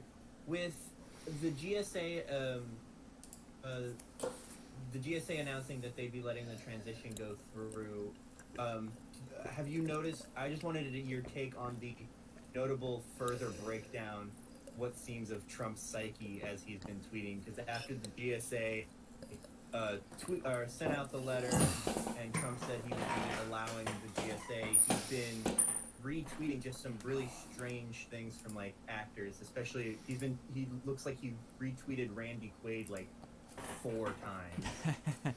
Listen, what's going on with Trump is he is furious that the attention is shifting to Joe Biden, as it should, because Trump has given up on the virus and Biden is now running a coronavirus task force. Joe Biden's building a cabinet. Joe Biden will soon be president. And what you are seeing are the last gasps of Trump's narcissistic ego. Yeah. And so he just can't stop. And my guess is that Trump tweeting that he's allowing the transition to go forward, even though he still thinks he won, I think that is likely to be as close as we get to a concession from Donald Trump. But I would expect him to continue tweeting for a while. When the election is certified on December 14th, he may start doing less of it. And we may even see Trump just kind of go off to Mar-a-Lago around Christmas time and never come back to D.C. But this is all ego-driven, what you are seeing right now. Right. It was just when I woke up this morning, I always, I have Google read me the news, and then I go through Twitter, and I always check and see if Trump has done something incredibly stupid, and all I see is Randy Quaid. Yeah, it's I don't know that there's really any rhyme or reason. Sometimes Trump will do 80 retweets in the middle of the night. Sometimes he'll be very quiet. Trump hasn't taken questions from the press for nearly a month, and I would expect that portal's in here, for right? a while, quite frankly. But we're just going to have to deal with it until he finally goes. Somewhere. Okay, well, thank you, David. And if you ever end up in San Marcos, I know you're a big foodie, so if you ever end up in San Marcos, definitely try a cafe on the square. It's a restaurant downtown. It's real good. All right, very good. I appreciate the recommendation. Have a good one. All right, you too. Take care. There we go. Checking in there from Texas. Lot of viewers in Texas. I want to let you know that our sponsor Vincero Watches is having a massive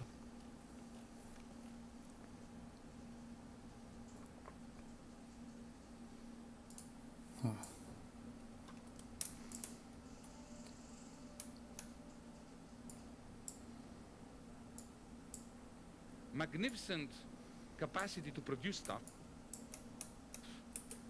but the large majority will not be able to buy any of it. So that will be a crisis of not just the poor and the have-nots, but also the haves. But we must never believe that because there's going to be a crisis of capitalism, because capitalism is going to undermine and overthrow itself, good things will happen. In the 1930s, oh shit, capitalism imploded and Nazism happened. So we can have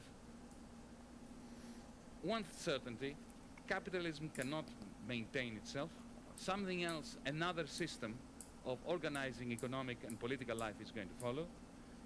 And we better make sure that the way in which we choose as a species, as a humanity, that different way of doing things is selected democratically. Because even though democracy takes too long, as Oscar Wilde said, socialism will never happen because it takes too many long evenings. And it's tedious. There's no doubt about that. If you've been to a political meeting, you know how tedious it is. It's the only choice we have. And thankfully, we are creating the technologies that will make these debates both more manageable and more hopeful in terms of delivering a future that resembles, as I say in the book, Star Trek and not the Matrix. Thank you.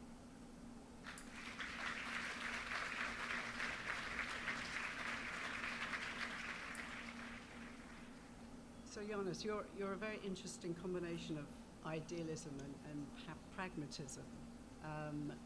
You identified the problem that we have here, which led to somehow Trump being elected.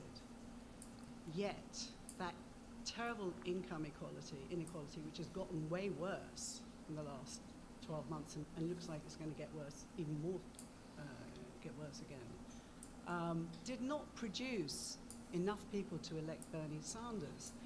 And I went to his rallies and he said great things. Do you think that this country just can't wrap its head around that word socialist? And that's my question, is does it have to repackage the thinking? Well, I used to think that until Bernie Sanders called himself a socialist and won the primary election before it was stolen from him. Bernie Sanders won the election, or he would have won the election if the National Democratic Committee did not do its utmost to perform a coup d'etat against him. Wow. And this, I'm stating this as an accusation. The Democratic Party is its own worst enemy. So given that, this is the substrate that we have to work with, how do we change the thinking? If we want the things that that party is proposing, how do we get the electorate to change their voting? Why did they vote for Trump?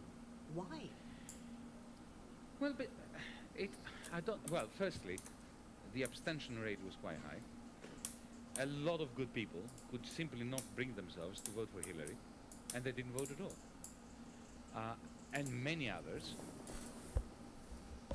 I wasn't here during your election campaign, but I was in Britain before the Brexit referendum, and I believe that there are great similarities between the two. And I remember I was campaigning against Brexit in Britain, in the same way I would have campaigned against Trump here, of course. And I remember asking people who were not racist, who were not xenophobic, who were not right-wing, who were not anti-European, why are you voting for Brexit? And the answer had nothing to do with Europe. The answer was this: if I vote to remain in the European Union, those bastards that have been treating me like a discarded piece of rag, a discarded rag, are going to be very happy. So I'm going to cast my vote in a manner that maximizes the discomfort of those who've been treating me as if I'm not a human. Now, I don't know. You have to tell me whether this is an appropriate comparison to what was going on here. A lot of people who voted for Trump simply wanted to punish the establishment. Wow. And they wanted. I think that there is quite a lot of supporting evidence. I agree. Of course, there are racists, and there are Nazis, and there are right-wingers, and bigots, and misogynists who voted for Trump. But I don't think that those were the ones who made the difference. The ones who made the difference were the ones who could not afford a car, the ones who had believed in Obama and who voted for Obama in 2008. I'm reading at the data, and there seems to be a very large number of voters who voted for Obama in 2008 and Trump in 2016. Now that cannot be explained on the basis of racism. Cannot be explained on the basis of it is simply, to have. I am not going to vindicate yet again a presidential candidate who goes into Wall Street 6 months before the presidential election, gives private speeches for hundreds of thousands of dollars, and, excuse the language, sits on people like me in front of the bankers, calling me names, and promising to them that they will be allowed to continue doing that which has put us and our country in this position. Varoufakis. Yeah. If we were trying to create some kind of apparatus, I mean, in the 50s, Roosevelt did the very thing that they said was impossible. He put 90% tax on corporate America to fund all these great schemes, the Social Security system, Medicare. These things were made possible, but the workers had unions then, quite strong unions. Now that's all been taken away. How are people going to organize and overthrow the system, as you say? I mean, it may implode, but in the interim, people are just surviving on $10 an hour wages or not surviving. So where is the impetus for Well, you do not need punitive tax rates now. You don't need 90%. This was a gimmick anyway. Yeah, I mean, it was more of a political stunt. I don't believe that it is necessary to have such high tax rates. But what you do need is you need to change the discourse in a way that appeals not only to those who would have joined trade unions, but to people who would never have imagined themselves to be radical or even progressive. Let me give you an example. Take NAFTA. There's a lot of discussion in this country now about NAFTA. The liberal establishment says, oh, free trade is everything. The pie is going to shrink if you do away with it.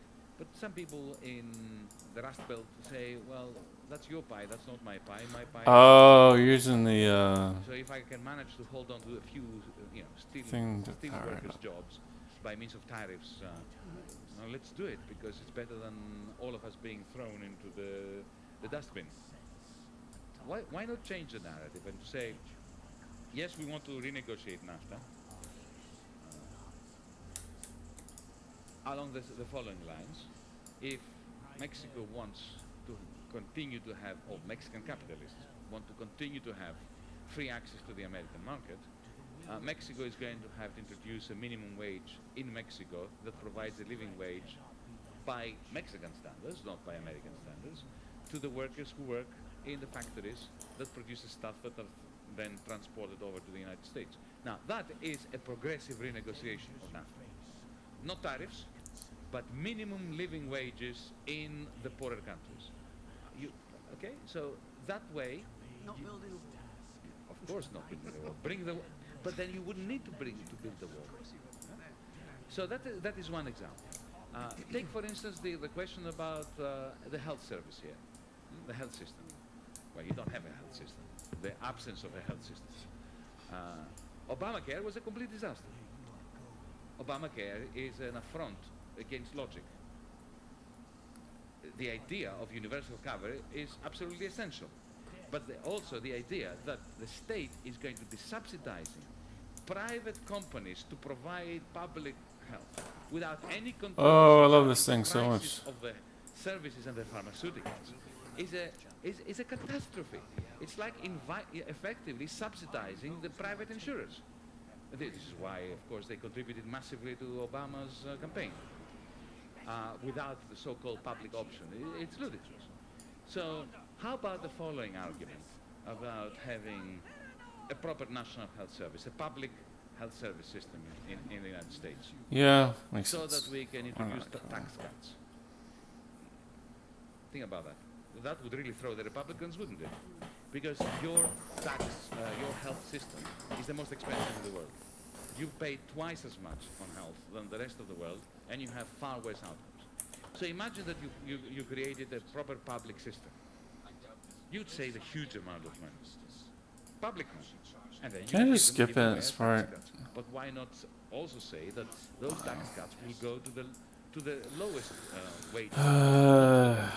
So that's how you change the debate. You get out of the way of the stereotype that the Republicans are trying to create for you, and you subvert the dominant way of thinking. So I would like to hold questioning, but I don't think it's fair, because I'm sure there are lots of good questions that are going to come from the audience. So I'm going to open up the questions. And okay. If you could confine it to one, I would be appreciative. Maybe 1.5. I thought for a minute your talk was going to be almost entirely about Harvard. Marshall, who announced it at Harvard commencement, Kissinger, and then Larry Summers. I have this idea that maybe Obama was put in the White House to bail out Harvard, whose endowment went from losing $11 billion to regaining it. What? I think many people in this country are still not convinced that Obama did have a choice. Now, you said, I believe that he did, but can you be a little more specific about, and you sort of writ large, you talk about a New Deal. Could you be more specific about what a person in the White House could have done, what it would have looked like that would have been more like bailing out Wall Street, more like bailing out Main Street than bailing out Wall Street? And can you explain why the social democratic politics of building a politics where we control the government 5,000. and regulate capitalism 100. is not the way to go, but some other alternative politics is what you're implying, but you haven't really, I don't think, spelled out. Okay, I'll start from the second part. Look, the New Deal that I am suggesting as a first step is social democratic, but in the good old-fashioned sense of it. So you need social democratic measures, to stabilize the political economy before we can have a genuine conversation about what comes next, the more radical path. Creating, for instance, changing corporate law. I mean, corporate law is a political value judgment. So when some corporation goes bust, who gets paid first amongst the creditors is a political decision. So why not change it? Why have the bankers get paid first and the workers last? Why allow people to own shares in a company in which they don't work? This is very, very radical, I know. But imagine having a situation where you can only have shares in a company in which you actually provide labor. Then you have socialism, but without state control. So, that's the part of the second question. But let's go back to Obama. Did he have a choice? Of course he had a choice. He could have appointed as instead of appointing Tim Geithner, So annoying. Go away, whatever you are. with a mandate to save the banks, but to expropriate the bankers, which is not a new idea. In 1992, the Swedish banks, actually all the Scandinavian banks, went bust. And what the governments did then was to say to the bankers, okay, out. They took over the banks, they nationalized them, put in a new board of directors, and within 2 years they had sold them back to the private sector, but cleansed. The original bankers are gone, okay, with new regulations. He didn't do that. He left, Jamie Dimon, Goldman Sachs intact, all the structures of power. In 2009, when he moved into the White House, for about 6 to 8 months, I grant you, not more than that. He had a window of opportunity, he had the whole nation behind him. He could have done that. Even Republicans would have, even libertarians would have approved of expropriating the bankers. He didn't. Instead, he allowed Larry and Tim to create the so-called Summers-Geithner plan. If you haven't studied that, go and study it. It is a remarkable, ingenious way of conjuring up around $9 trillion and giving it to the bankers without anybody realizing it. You remember the bailout that Hank Paulson came up with was 700 billion, and everybody went, 700 billion. Initially he was defeated in Congress, and then he managed to push it through. 700 billion is peanuts. Geithner and Summers created 9 trillion without anybody realizing it. Okay, so Obama had a choice to do it, and he did it.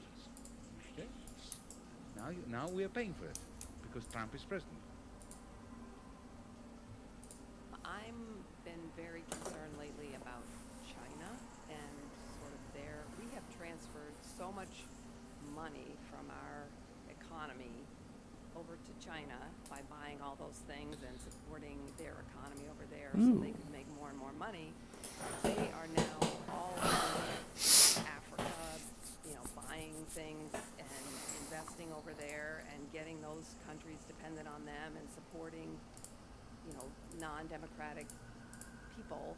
And I'm just like afraid, whom? Well, we are in a country that supports Saudi Arabia. yes, that's true. Right. So Suddenly we have a problem with, superpowers supporting non-democratic people. yes, yes, I do, but I also am just concerned that we've sort of created the economic power that China sort of has now, and they're using it, I fear. Cool. Against us eventually, and against. It's permanent. Probably pretty expensive. Allow me to put your mind to rest. Okay. Great. Entering your enemy's movement. Okay. Good. And let me explain why you shouldn't worry about it. But please continue. Well, they're,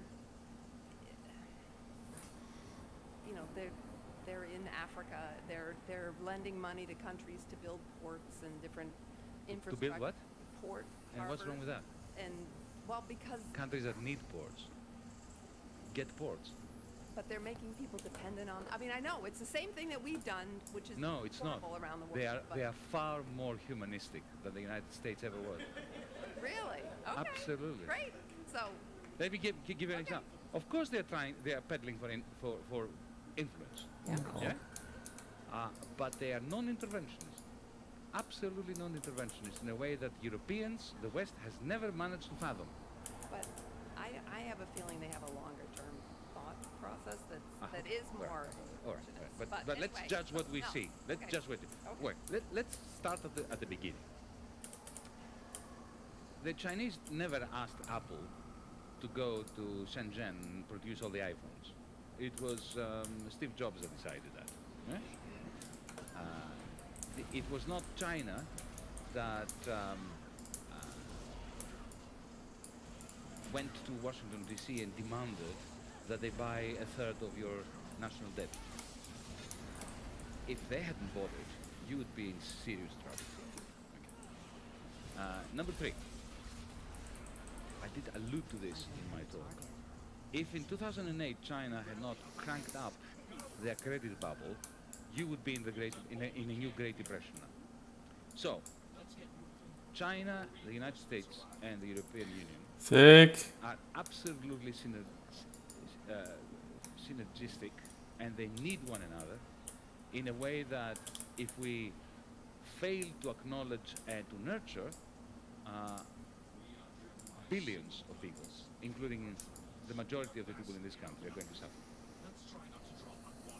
Now, I am not going to stand here and defend China and the Chinese Communist Party. I already made some negative remarks about the Chinese Communist Party in referring to, their attitudes as being compatible with those of Wolfgang Schäuble.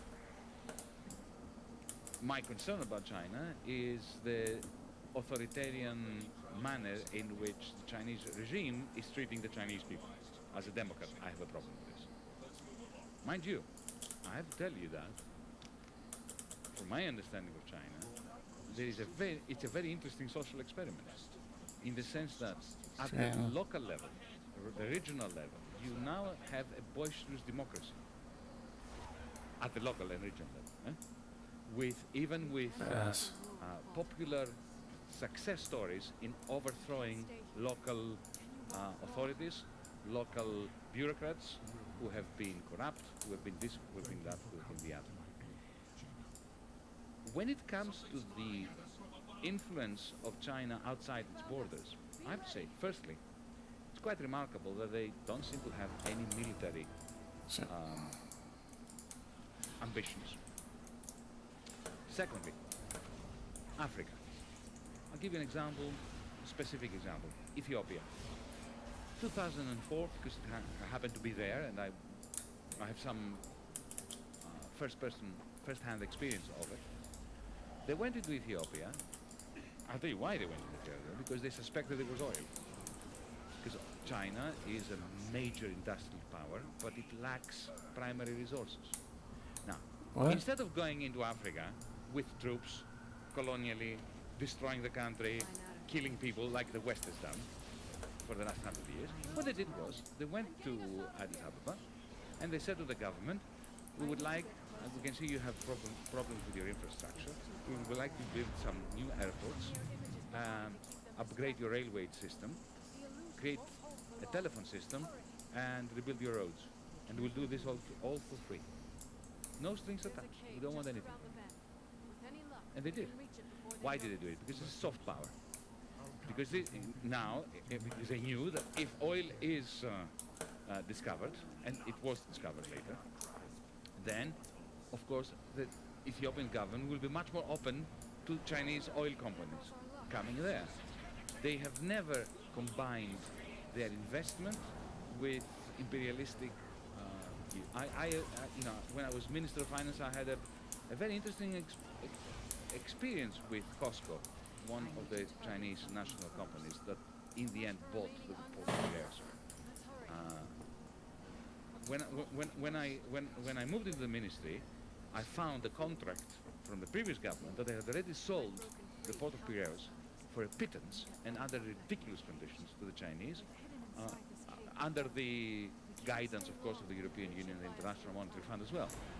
And in other words, I was, as the minister, I was bound to a particular deal that was terrible for Greece. And I went to the Chinese and discussed it with them. And I was really astonished. I said to them, look, you're paying too little, you're not committing to a sufficient level of investment, and you are treating our workers as fodder. You are effectively subcontracting labor to horrible companies that exploit the workers, and I can't deal with this. And effectively, I proposed to them to renegotiate the contract, so instead of getting 67% of the shares of the port, they would get the same price, 51.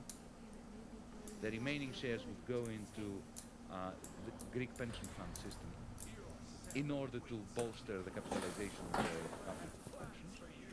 Secondly, I want you to commit to 180 million euros of investment within 12 months. And thirdly, proper collective bargaining with the trade unions and no subcontracting of labor. And to my astonishment, they said, okay. Can you imagine if that was a German company or an American company? That's why I'm saying I don't think you should worry. Okay.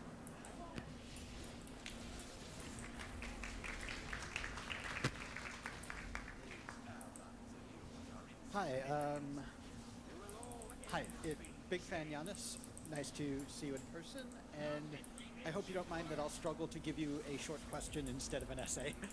So basically, one angle that I kind of feel was missing from tonight's talk is the angle of class formations. So the New Deal was born out of, I believe, about easily 50, 60 years of left-wing organizing among the industrial working class. I just learned that a few months ago. You know, as we would always say in our slogans, had their hands on the wheels. When they went on strike, they could stop production, stop the flow of profits, and so on and so on. And so by the time the Great Depression came, there was a crisis. There was a place for labor and the left at the bargaining table. I guess what I want to ask is, let's take neoliberalism out of kind of good faith and say there really was a change in the class formation that allowed them to just throw out Bretton Woods and say, we don't want to commit to this deal anymore, you don't have the power, you know. Effectively, your bargaining terms, oh laborers, are not so good anymore. So then that leaves us today. Where are we? who does have their hands on the wheel? You know, I mean, here we are, Cambridge, Massachusetts. Large portion of the population works in white-collar professions. Many of them are homeowners. In traditional, you know, there aren't a lot of traditional industrial workers in this room. On the other hand, the traditional industrial workers in Ohio or wherever are losing their jobs quite rapidly due to mechanization and offshoring. So, you know, who can put the workers' gun to the capitalist class's head anymore? Oh. Good question. But I have to disagree with you on one thing. And sorry to sound a bit tanky on you. No, you're not saying no. It is the pertinent question, the one you asked.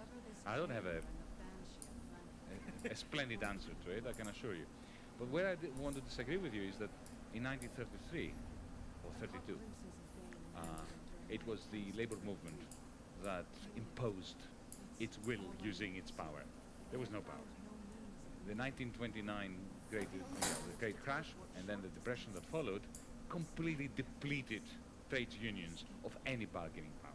When you have a situation where you've got hordes of people outside the factory gates begging to be allowed into work at any wage, True. you don't have trade union power. So it was Makes a sense. political process that led, not a labor process, that led to the New Deal. And let's not forget that FDR was not a revolutionary leader, he was a patrician. Yeah, he was a bourgeois. Even Keynes, I mean, think about Keynes. Keynes hated the workers. He loathed trade unions. The reason why he introduced Keynesian economics, his proposals, which included increasing wages and welfare states and, fiscal spending, or fiscal stimulus and so on, was very simple. He wanted to preserve capitalism, and he understood that capitalism was not very good at preserving itself. That's a very large part of the motivation of Roosevelt. It was not that he was being pushed by the industrial might of the labor unions. Well, So Roosevelt that and gives you a Attlee bit both of said they were hope. communists. Since that didn't happen then, maybe we don't need strong trade unions today. Today, I think that from a class formation point of view, what worries me and what I think is the should be the objective is how to organize the precariat, how to turn those who live a precarious existence, the Uberized workers, into a political force, because they now are falling through the cracks of society. They are like the lumpen proletariat used to be. They're disappearing. I mean, a person who works 18 hours a day in an Uber is not a person. It's a lost soul. It's a moving, monument to misanthropy. So that for me is a major question. But okay, allow me just to be a little to shift towards something that may sound science fiction, but I don't think it is. We need to think innovatively about collective action. I do not believe that the revolution is going to come to trade unions in industrial sites simply because they are fading. Unless the robots organize and they do the revolution on our behalf. You never know. I've read a science fiction novel where the computer in the end organized the revolution. No, but let me give you an example. Today you have millions of people who are being exploited by public utility companies that have been privatized and which are financialized. And they have already sold to financiers the next 20 years of the electricity bills that you will be paying. And as a result of this financialization, your bill is going up and up and up, completely disproportionately to the cost of producing electricity, water, whatever. What if we could work out which financial derivatives, which CDOs are packaging the bills in a particular neighborhood and another neighborhood and another neighborhood, and we organize through the internet so that we can have an electricity bill payment strike that is timed in such a way as to explode those CDOs and make them bankrupt. Now that's a form of collective action which is using the financial instruments of the, of this kind of network against it. We need to think beyond the, modern times Charlie Chaplin. Thank you very much. Very interesting stuff. Kalispera. That's all the Greek I know. So I originally tried to do a PhD on the topic you talked at length about the separation between political power and economic power, specifically about the European Union and how it sort of formalized this split between the political spheres no longer has to do anything with what the people want with economic organization. No one wanted to touch that one with the 10-foot pole, so I'm doing something else now, but it remains my passion. But so to keep the question reasonably short, what is the one change, what are the one of the many changes you'd like to see in the structure of the European Union that could address this, if you could choose just one thing? Right, well, I'll be very brief in my response. We need to federate. Because there are only two choices here. Either we break it up, which many people want, even on the left, thinking that that recoiling into the bosom of the nation state is somehow going to allow them to create socialism in one country. Yeah, right. Yeah. Or we're going to have to create, a democratic union. Now the problem is that with this crisis that we have, which is both economic and political and moral, if you want, we can't have a serious discussion about federation because we have centrifugal forces that are pulling us apart. So this is why our movement, you may have heard of the movement that I'm part of, DM25, we're what we call a European New Deal. A New Deal in order to stabilize, bring hope back so that we can have a discussion on how to federate. Thank you very much. I'm also going to ask a question about the European Union and about Greece and about the immigration problem, which is all the more on everyone's mind because of what Trump has just done with wiping out the agreement on the Iranian nuclear situation. I recently read that on the island of Lesbos, I believe, which is an island that receives a lot of the immigrants from that Greeks were the immigrants. And I read that I have read for years now that conditions in the camps are and something that I've wondered about for years is why is it the immigrants from the Middle East and North Africa are coming to the south of Europe, the poorest part of Europe, and why is it that there is not some common effort, perhaps this is a very naive question, but some common effort to subsidize countries like Greece, which is in terrible economic straits, to deal more humanely with these people? That's a fantastic question. Okay, let me answer in three parts. Firstly, inform you about what's going on in Lesbos, because Lesbos is very dear to us as Greeks, to our hearts, and we are devastated by what's going on. Firstly, let me be fair to the people of Lesbos. The vast majority of the people of Lesbos have been magnificent. For 3 years now, it's an island that is very depressed, financially, economically. It's a bit like Detroit. Think of Detroit. Wow. And you have 1 million people.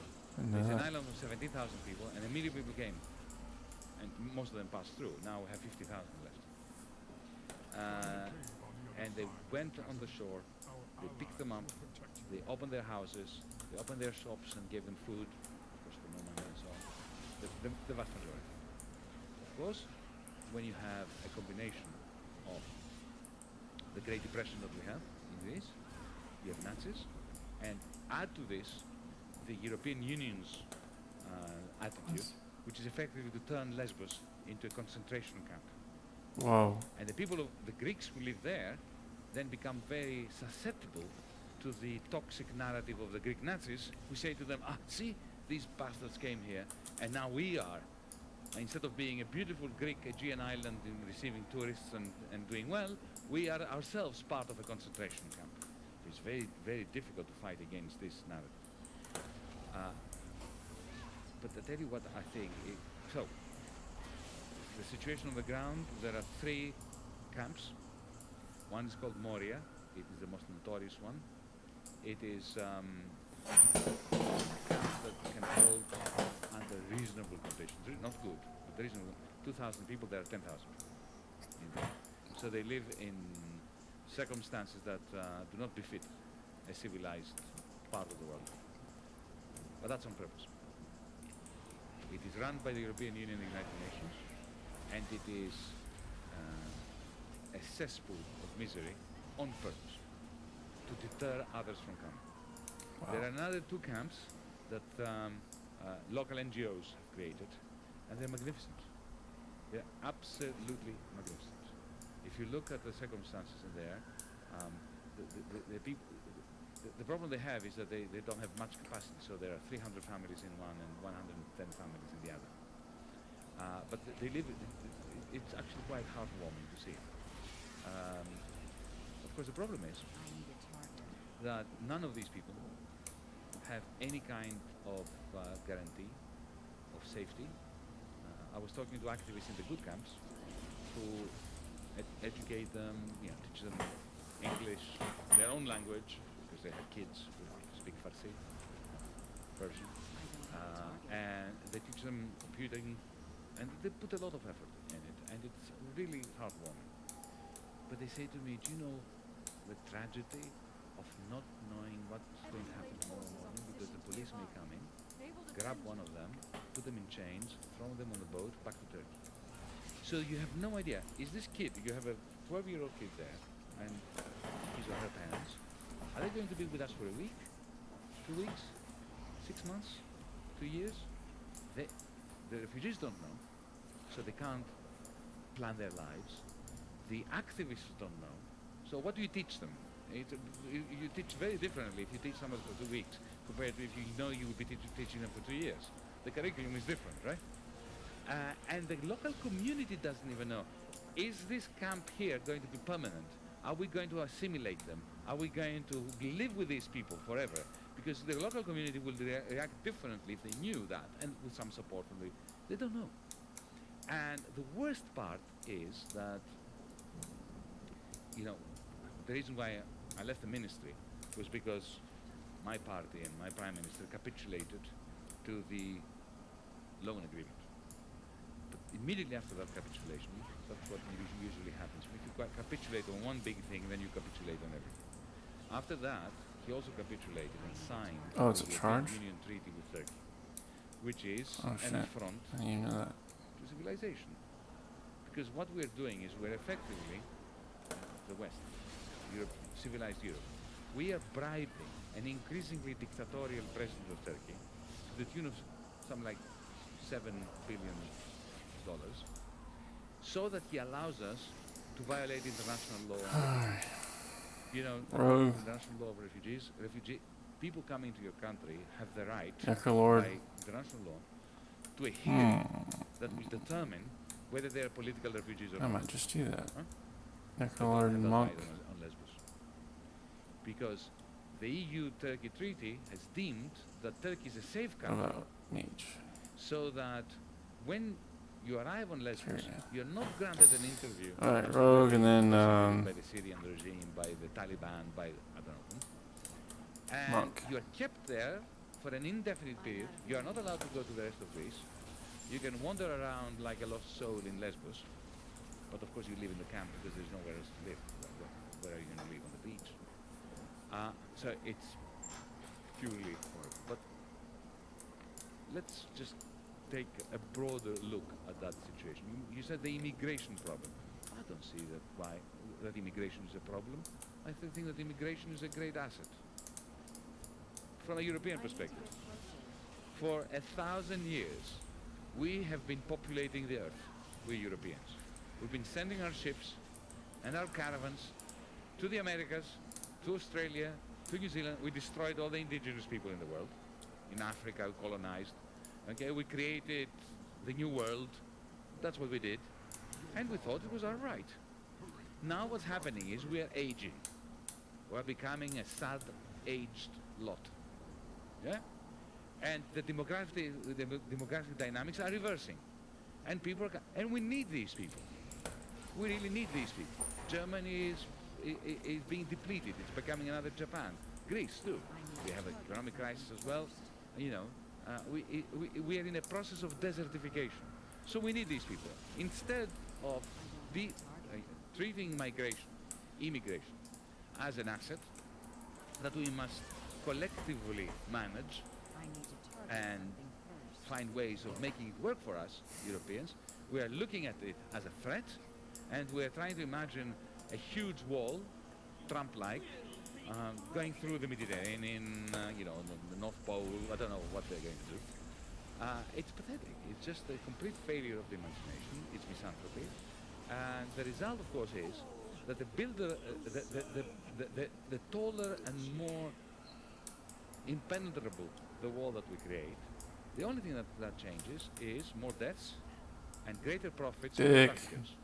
It doesn't stop immigration.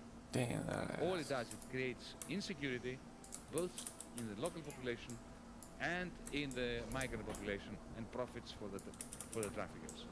So let them in and impose minimum wages, living wages, in the countries of their origin. And if the countries cannot provide them, help them provide them. That's the solution, not walls. Hi. I can't help but notice that we're talking about the continuing capitalism while we overlook the graveyard. My understanding, which might be wrong, is that we're paying approximately $8 trillion for the wars in interest. For the wars? For the wars, U.S. Yeah. How does an economy overcome that? I mean, and how does that play out? $8 trillion in interest per year. No, it's not 8 trillion per year. It's not. You ready now? But what is your general concern? That we pay too much for what? For the debt? No, I'm talking about the wars, just the wars. Yeah. All right, let me change this. Maybe it's 8 billion, but not 8 trillion. Okay, then my figure. 3 means zeros, okay. Okay. Well, look. The United States of America, as Eisenhower told you in the 1950s and warned you, is predicated upon but a very interesting industrial policy. You don't have a formal industrial policy, you have something called the military-industrial complex. And the military-industrial complex is essential for American capitalism in the way that American capitalism has been created.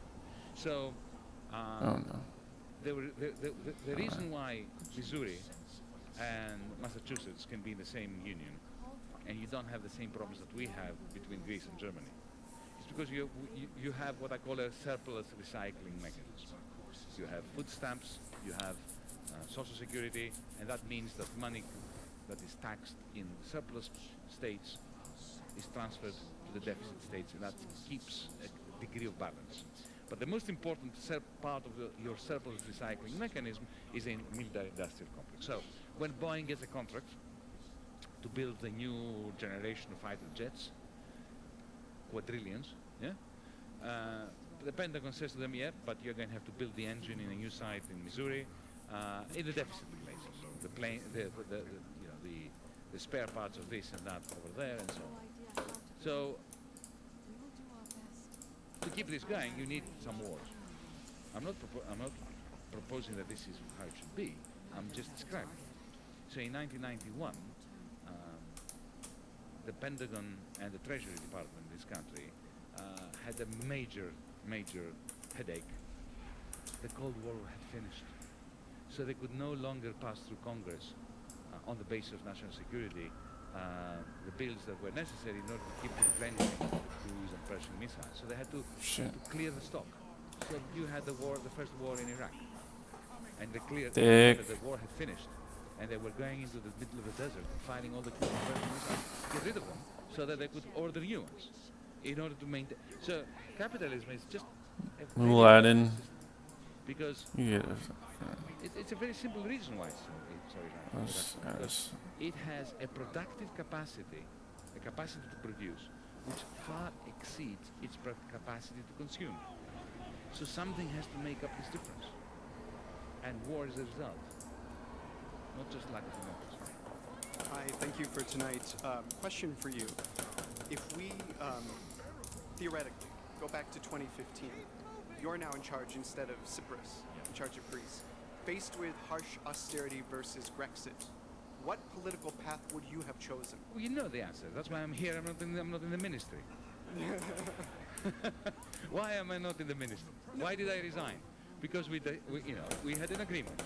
We had a very simple agreement, and this is the only reason why I accepted and to run in the election.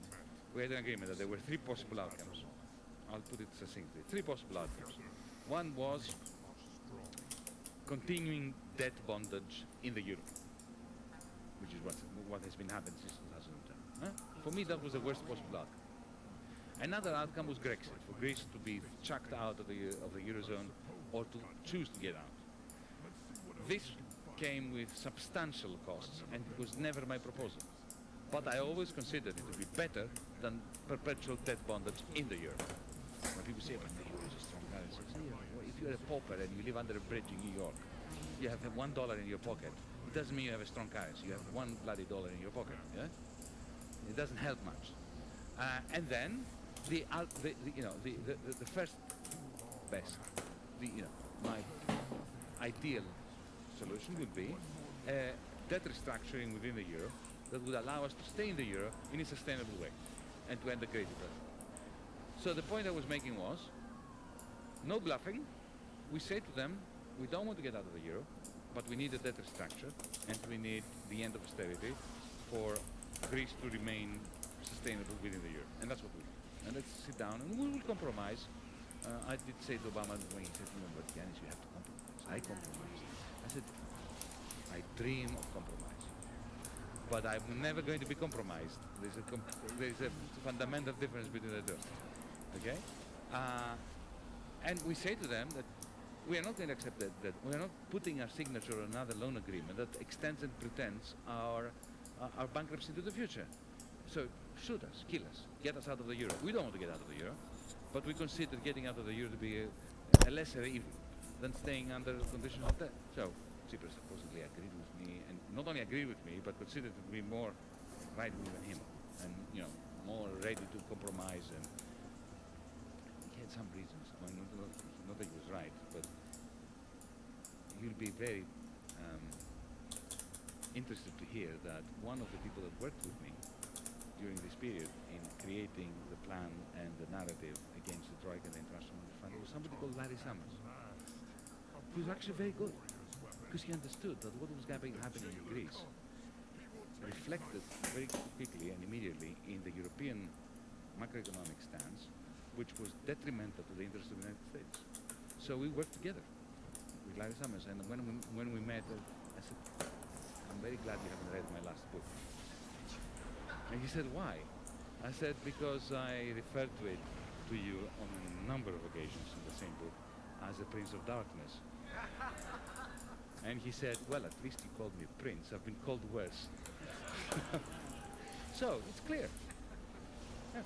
The 2 organizations I like to follow side by side, the DM25 movement and 6 Degrees of Citizen Space in Canada with John Ralston Saul. And I really enjoyed John Ralston Saul's book, The Collapse of Globalism, and he describes this idea of a positive form of nationalism that we haven't explored. We think of nationalism as negative. We often only see negative forms based on exclusion. But our movements like DM25, imagining and exploring, possibly hijacking and displacing hate with positive forms of nationalism that are centered around inclusion and sort of collective missions like reducing inequality that can capture a lot of the people that like are displaced in this country, the Trump voters that might not be racist, that just wanted a better deal, and they really fall in with the flag. When someone waves the flag, they're easy to be manipulated. They just feel that they must go with it. But now in this country, when you see two American flags in the back of the that's kind of a hate symbol. You know, the left, progressive people that enjoy inclusion have maybe allowed flags to get stolen from them. But then at the same time, you know, we need to integrate Joval. ideas like a federation, you know, It's not that to long. gain more power back into the political sphere against, you know, the financial sphere. Well, let me say that. Oh shit. I get your drift. I grew up in a culture where the left answered this question of yours a long time ago by making a distinction not between positive and negative nationalism, but between nationalism and patriotism. Our line was always we're patriots, and the difference between a patriot and a nationalist, the patriot loves his country, and the nationalist thinks that his country has the right to steamroll over every other country. And I think that is a good way of resolving it. And also, but making this more contemporary, I think we have to appropriate the slogan, I want my country back. I think we should take this. Say, yes, I want my city back. I want my neighborhood back. I want control over my city, my municipality, my state, my country. But the only way to get my country back is if others get their countries back as well. And if we all work together and we understand that to get our countries back, we need to resolve problems such as low quality jobs, low levels of investment in the green transition that the planet needs, climate change, that we need to fight poverty. And it is impossible to fight poverty in one country when it's rising in other countries.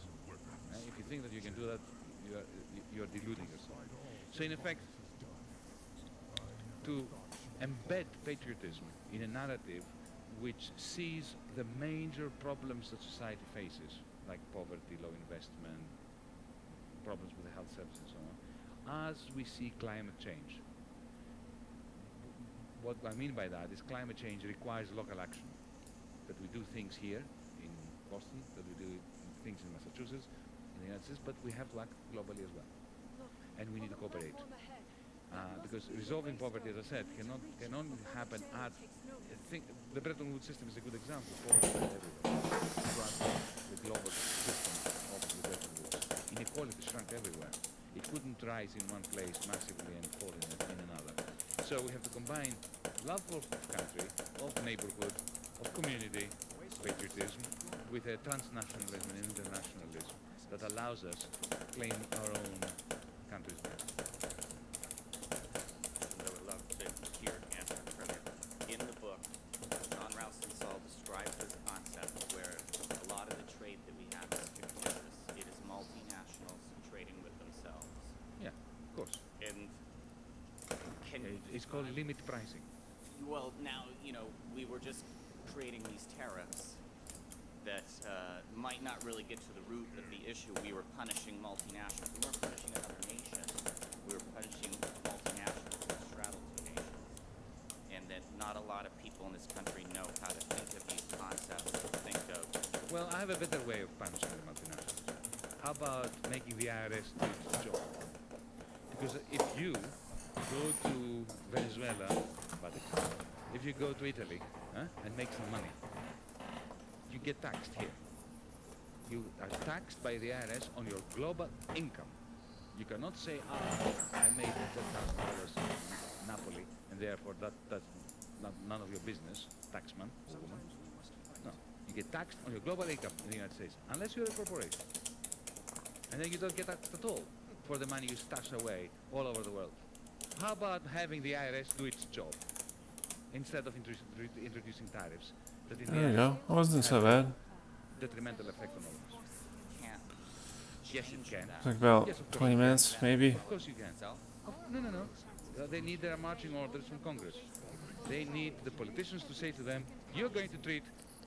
Look, the Supreme Court, in its infinite idiocy, decided that corporations and and individuals will be treated the same when it comes to super PACs and all that, right? Yeah. Well, why not also decide that corporations and individuals will be treated the same tax-wise?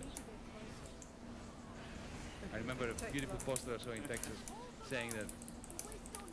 No, okay. We're going to take the last question. I believe that corporations have human rights when I see one of them being hanged. That was Texas. Yeah, in the briefest and broadest of strokes, in the post-capitalistic world that you envision, what does the credit system look like, and how does it achieve equilibrium with the social state? Okay, how long do we have? No, but let me put it simply. If we have a system where private property is maintained over goods and services and things that give you happiness, but not over productive processes, and productive processes belong to those that work them, pass them, then you simply do not have a credit system. You don't need one at all. Your justification for that is? That credit is only necessary when you've got an asymmetrical distribution of property rights over means of production. So you wouldn't say If you and I have a cooperative, if we own a business together, we have a partnership, then I'm never going to be in your debt or you in my debt. We're going to be producing together, and we're going to be sharing the profits we make, the economic rents. Well, there will be no investors. What about the other parts? Because investors exist only because you have an asymmetrical distribution of wealth. And so, if you didn't have asymmetrical distribution, but look, this is going to be the topic of my next book. I have not written it yet. So I'll see you in 2 years.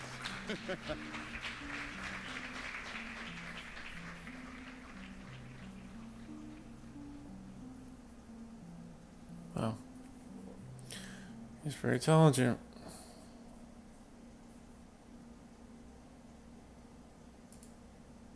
What's that? Let's take back America.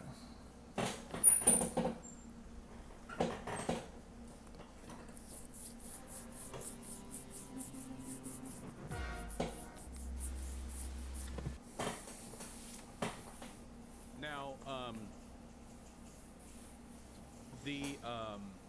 some of you may have heard of a channel called Destiny.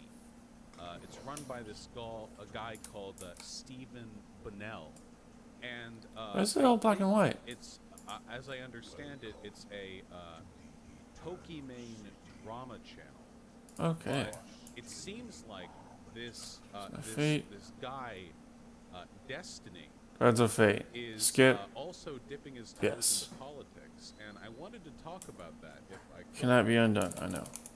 Fate. That's a dude. There we go.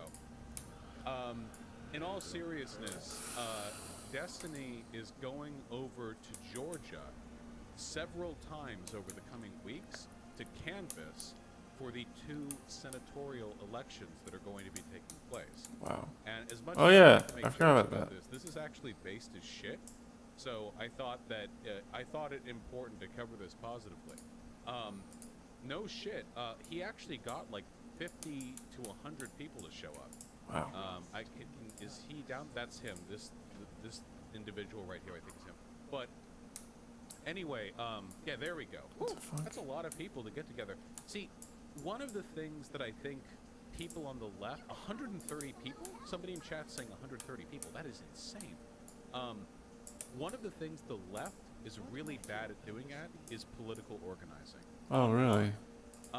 Because online leftists are all faffy fucking theater drama students who want to sit in their bedrooms and look pretty with bisexual lighting, okay? Whereas every single conservative YouTuber fantasizes about being a petty tyrant and stomping on the stomachs of pregnant women, okay? Every single conservative YouTuber, all right? It doesn't matter if they have 10,000 subscribers or 10 million. Every single one of them wants to line blacks up against the wall and shoot them down, like that bit in this is America, okay? Every single one of them. So they're much, much more ambitious than a lot of left-leaning people are. They are. And I'm being a little facetious here, but in all seriousness, like, you do notice this, right? A lot of these conservative YouTubers are like hyper-aggressive, engaged, ambitious people who are constantly looking for clout chasing opportunities or self-advertising. He's a bear. Anything they can do to get funding or to get exposure. And then we have like ContraPoints and PhilosophyTube and stuff, and they're like theater students, like they're philosophy grads. Like, again, no hate, they do good work, but like ContraPoints isn't going to be out there at a fucking rally screaming into a megaphone about the storming the banks, you know? Like, she's not her vibes, I don't think. I don't think that's what she's about. I think she'd rather make a video on that 2 months later. You know, a self-deprecating video with nice lighting. But hey, look at that. Destiny actually putting his money where his mouth is, actually getting a lot of people to show up. Yes, Michael Brooks would have done that shit. Yes, RGR does do actual policy work. Let's fucking focus. The gist of it is that Destiny, as I understand, Mount 6TTTTTT99 said, "Wanna become famous? No. Buy followers, primes, and viewers on https://clck.ru/r9gqv bigfollows.com." No. HMistyMove15 said, "Wanna become famous? Buy followers, primes, and viewers on https://clck.ru/r9gqv bigfollows.com." CSD1235 said, "Wanna become famous? Buy followers, primes, and viewers on https://clck.ru/r9gqv bigfollows.com."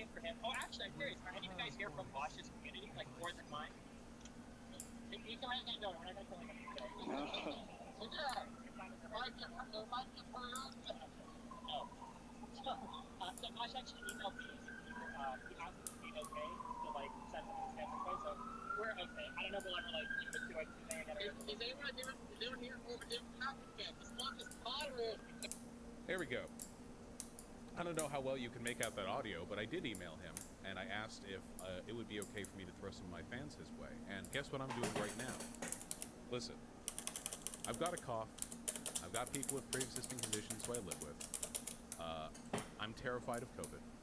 If you live in Georgia, or if you live adjacent to Georgia, or you're just a fearless cunt, I strongly encourage you to go out there and participate in the organization that Destiny is currently doing. I How much armor do I have? currently do that. I'm sitting right here, but he's over there. Fuck. And rather than needlessly dick measure and compete with them and form two competing canvassing groups, I think you should go over there. As I understand it, Destiny's organization is this canvassing is actually being organized by a guy called Doug from CA. I think he's a regular on Destiny streams. I don't really know the specifics, but he has experience in canvassing an organization, and it seems like he's fairly on the ball. Destiny is taking this seriously, by the way. I have checked out his stream a couple of times. People have linked me segments, and he's actually going over videos on YouTube on canvassing. Like, recommendations for canvassing. Like, here's how you canvass, here's a way to approach X, here's a way to approach Y. This is a degree of commitment that a LARPer would not be engaged in. If Destiny was just here to get quick clout and quick attention, he would not be putting that work. And I think that's very admirable. What is canvassing? Whoa, that's cool. Canvassing is when you go out there and you talk to folks. Yeah. Canvassing can be going door to door. Canvassing can be standing on a street. Whoa! Most of this is going to be door to door. Door to door canvassing is what gets people like AOC and Ilhan Omar elected. This on the ground door to door engagement was one of the ways that, oh god, what was the name of the woman in Georgia? Holy shit, she's like a literal fucking hero. My name's blanking right now. The woman who got like 800,000 people signed up to vote. What's the name? Stacey Abrams. Yeah. Door to door canvassing is the bedrock of populist mobilization. And Destiny and Doug from CA are both doing real work right now, and I cannot overstate how essential it is that we win these Senate elections. Both of them are capable of being won. Both of them are within our grasp, albeit marginally. They're like coin tosses, both. So we have to work harder than them. And Destiny is not the only person going out to Georgia. People like Nick Fuentes, people like Alex Jones, they're also over there. We have to compete with this work. We have to do better than them. Thankfully, we will do better than them, because as maladjusted as you motherfuckers are, Nazis can't do canvassing, as it so happens. Imagine your average poll user going door to door. You fucking kidding me? These people can't talk. These people can't talk no. with other people. Yeah, they don't have those social skills, so that's our advantage. Some of you are marginally. Nobody's good at canvassing right off the bat. We have to get out there, and we have a spider or a... So listen, if you are in Georgia, you're in the Georgia area, here's what I suggest to you. Get a COVID test, please. And depending on the results of that test, I strongly encourage you to follow up with Destiny. I would give you specific instructions, but the information, the meeting times, all of those are going to change. They're going to be dependent on information coming out of his community. Destiny's subreddit is probably a pretty good place for you to get this information. Like I said, this is a Pokimane drama subreddit at the moment, but past that, I strongly encourage you to keep up with this information. What? Because it is very possible, it is excessively possible, that you might end up being part of a pivotal move to secure the Senate of the United States of America. It is difficult to overstate how important these senatorial elections are. Okay? So if you're capable of doing that, go over there. All right? There's not any weird Destiny Vosh feud or any of that stupid bullshit. Okay? We're united in our interest in a blue Senate. So do it if you can, if you are capable of doing so. A couple of quick notes on canvassing. A lot of you are maybe thinking that would be a really cool social experience. I could meet new people and totally fucking make some new friends and stuff. But canvassing sounds terrifying. Well, canvassing isn't as scary as you probably think it is. I've done canvassing. I've done multiple types of canvassing. I've done door-to-door canvassing. I've done stand on a corner canvas and talk to people as they... Yeah. Wait, I don't get it. Is Destiny running for office? You can canvass for people who aren't you. They're canvassing for...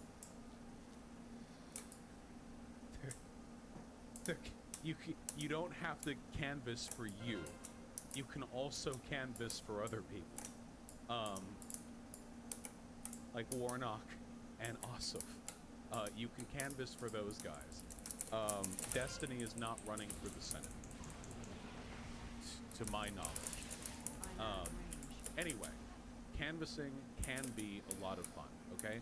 And by the way, it'll make you a better political agent, a better political worker. Because what a lot of people don't realize is that the engagement we do here represents the sliver of political actors who are... Well, I'll do it for local in 2022. People aren't. And a lot of people House or Senator, probably Senator. Maybe both. Why not both?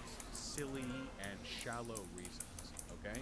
Most people who are like, let me give you an example, anti-gay marriage, a lot of them aren't like frothing bigots. A lot of them just have these kind of passive ideas that they've accepted, and they're like, I don't know, it's just like weird, and like, I don't know if they could like raise their kids, they can like need a mom, and like, it's like another traditional thing, but they don't like have incredibly strong attachments to these values. A lot of these are just them passively accepting some of the social norms that they've adopted from the people around them, you know? A lot of these values was that road? Can be pushed back on, especially when it comes to stuff like senatorial races. Ossoff and Warnock would absolutely be better for their constituencies and for this country than the conservative counterparts they run against. You can make those cases. And the feeling that you can get when you are talking with somebody who disagrees with you, but then 2 minutes later comes around to agreeing with you, it is sublime. It is beyond description. It beats any online debate, ownage, epic, pwned shit imaginable. It is unbelievable. And the feeling that you will get in doing so, the knowledge that you potentially moved a person over to the left forever, or at least over to the Democrats, that sticks with you. You know, that really does. We should all make it a personal project to move around the Get that guy, get that guy. What are you... Oh. You What all the want fuck? to be the Age of Empire monk. You all want to turn people over to side. Oh, it's gone. You want to move them over to blue, and then you want to move them over to red. You know, you want to further left red. Get involved if you can. And if you don't want to canvas, by the way, there are organizations that you can phone bank with. Phone banking is also a lot of fun. It's canvassing, except you Get don't wrecked. You don't have to. You don't have to go to the house. Also fun. Bosh, I was at the meeting in Georgia. Really? Giro Zappelli, or Hero Zappelli, depending on the pronunciation. Did you have a good time? This initial meetup that Destiny did, it was only a test Oh, man, burn. to see how many people would show up. It seems like his expectations were defied, which I think is lovely. And thank you to this person, Polar's World, for filming all of it. I remember, I saw bits of this. He kept joking everyone was white. Haha, true. There you go. That's Destiny's community, full of white people. Unlike my community, very racially diverse. Go and have a good time here, you know? What is that? A road? Truth? Oh wait, they voted for Biden? Guess a lot of Destiny fans didn't go out there and vote, probably because they're so young. Fuck.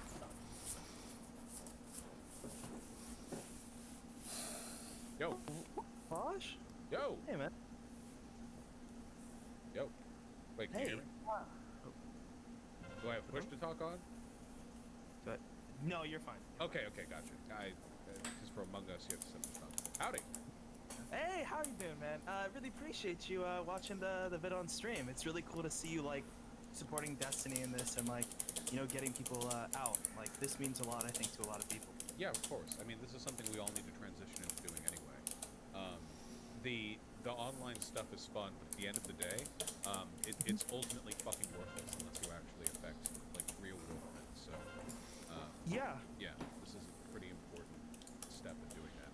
And I think Destiny's willingness to go ahead with this, in spite of, I don't know if he thinks he's immune or if he got some sort of fucking smuggled Cuban vaccine ahead of the rest of us or something, but he does not give a shit.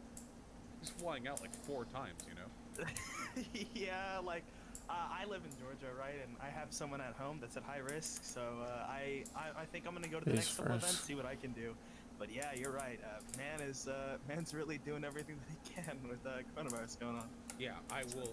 I especially with my cough, I don't feel comfortable exposing myself to that sort of stuff.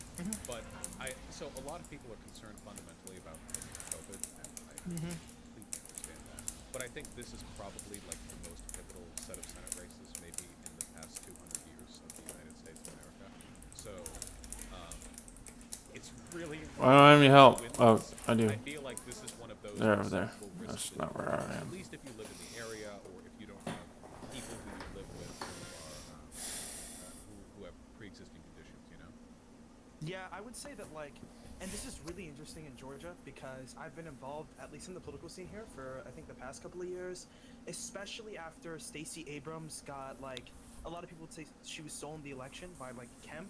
There's been actually like a really this really large blue, like I want to say hype in the area. So like getting these 2 Senate seats, I think are really important in the sense of like we get the Senate, but maybe turning Georgia permanently blue, or like at least letting it become like a permanent battleground state is something that I would love to see. How mad would they be? Oh God. If so mad. 2024 Georgia, Florida, and Texas are all swing states, that's gonna feel real bad for them. All the memes, man, and to think a black woman did it. Hey, that'll be real. They'll get real mad too. You know what I mean? Oh yeah. Oof. How was the what is it called? The Yakubian energy emanating from the event? Oh, I made a lot of memes there talking about how white it was, but in reality, it was pretty chill. Like, I didn't expect to see that many black people, to be honest. I mean, it is Georgia, right? I would hope yeah, statistically. it is Georgia. You're in fucking Georgia, and 130 people. Okay. Every Yeah, single I'm one not of them going is there. white. That's probably a fucking warning sign right off the bat. Yeah, that's probably the sign to get out. No, but it was pretty chill. Like, it was cool to see. I think Doug, Doug of CA, has been doing a lot of work there. So he's been really cool about it. I know he's been helping Destiny a lot when it comes to like the actual practicality of canvassing, because I think he worked on like some of the Biden stuff in California. So it was actually pretty chill. They taught like a mini canvassing class. I didn't get to put that on stream because Doug didn't want to be like filmed, and I respected that. But it's actually pretty cool. There was a lot to be learned. A lot of the people there were genuinely interested in like doing things. Some, for like, I'm part of DGG, and some for like actually getting involved in canvassing. So it's cool to see all like the political hobbyists come out and do what we love to talk about on the internet. Yeah, I mean, political hobbyism is great and all, but I think you can extend that into the real world. I mean, it's pretty fun just seeing other people from the online community, in person. I've only done a meetup once. It was after the Bernie Sanders rally in Tacoma, and I was literally a fraction of the current size that I am now. Back then, and even back then, I was recognized like a bunch of times at that rally, and it was really, and that's still political hobbyism because it was a rally. It wasn't like canvassing or anything like that. But the feeling of meeting with people online, or that you know online in person, I think, is honestly worth, at least I would hope for a lot of people in my community, any of the social anxiety they might incur from actually doing the canvassing. Yeah, I think I know a lot of people talk about this, but like people will get into like online political communities as a way to like not feel I don't want to say as lonely, but like make friends and like get into a really cool community. And I think it's cool to see that some content creators are like taking that out into the real world and like doing some really good stuff with it. So I think that's pretty cool, and I hope that's like a model for a lot of like political people on the internet in general, like utilizing some of those online political aspects. Yeah, I think what a lot of left-leaning YouTubers need to realize is we have an insane amount of power. A lot of people don't, they can't fully fathom it because for YouTube, all you see is the analytics, But if you have like on your analytics page, it's like how many unique viewers over the past month, like 1.52 million, like. You have an unbelievable. You have more power than some news stations do with regards to the number of people that you can reach. And you may not have the institutional legitimacy, but that doesn't mean shit when you're doing actual organizing. It doesn't. When you're organizing, it doesn't matter if you're a DGG or a VGG or a fucking CNN correspondent. When you're doing organizing, you're just a body. And in that sense, that's where populism reigns, and that's the advantage that we have. So I think that a lot of, I think there's so much work we could do. I feel like I got it on the back foot with this election, at least for 2022. I'm hoping we can get like really, really involved, generally speaking, with political organizing. Oh yeah, me too as well. I think like these midterm elections are going to be like really important. I've spent at least a lot of time looking at or talking about with a lot of people what it's supposed to look like, and I think if we can do this form of like converting online communities into like real political forces, I think we could have like a massively measurable impact. And I think you talked about it with like analytics and like having like you see like the millions of views. And I think an thought aspect to that is like just think about the money that people will get from like donos or something. I'm not saying that everyone should all these content creators should just donate all of the money that they have to like these political like organizations, but like I was thinking if I ever get larger or something, or if another content creator, but like maybe like doing a donation stream, just working on fundraising, right? Yeah, I want to make a pack for 2022. That's my goal. If you watch me, you've probably heard that, but that's the dream, right? Yeah, I think that's super based. Yeah, even $250,000 can influence some house seats, like pretty significant. Yeah, there are purple districts in certain parts of the country where the Republican and Democrat candidates are both working with dollar amounts in the tens of thousands. They don't even breach 6 digits. Enough money spent in 1 or 2 districts. If you can just get one fucking progressive congressperson in, you feel if I did that, I would feel like I own that person.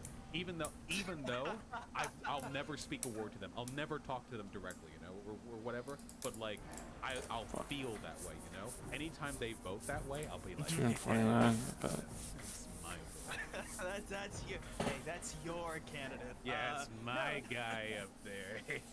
You know, and it's jokes write themselves. Anyway, thank you. I appreciate that. I appreciate you going out there and filming. Hopefully you do it again in the future. Since Destiny didn't bring his 400-pound screamer backpack, I guess. And please, next time you go out there, after you're done, DM me again on Discord. I'd like to talk to you again. Hey, that'd be really cool. Vosh, I think I've been watching you since. I've been watching you since, what was it, like when you had the really bad setup, like the one that was like tilted at your face. I've been like a long fan. Been a big fan Back of your in my community. old apartment, the one where it was like 90 degrees to the side. I remember the Irish laddie days, and you've come far, so it's cool to see that you're interested in this kind of stuff as well. I appreciate it. It's cool to see people that before like it. Destiny was. Yeah. Yeah. By the way, this is twitch.tv/Polar's World, POLARS World, and you should go and look there, bro.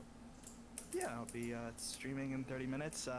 Maybe doing some React Andy content. Not my best, but it's. All right. Well, don't. You can't go over there until my stream's done. All right. Be well, man. See ya. Bye. Bye.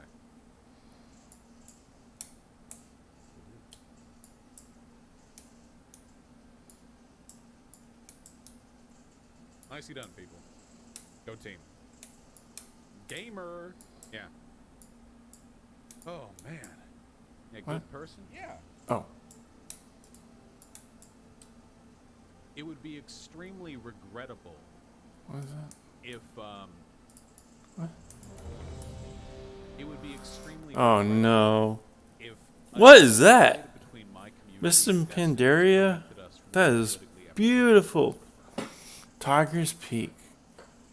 Holy shit. relationship with Destiny improving anytime soon. This has literally nothing to do with my relationship with Destiny.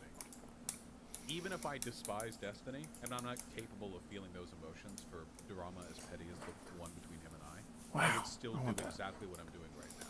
These are twos, right? My obligation to political efficacy is much greater than whatever petty drama I find myself getting into. Apocalypse. I like that. Or at least I would hope. I mean,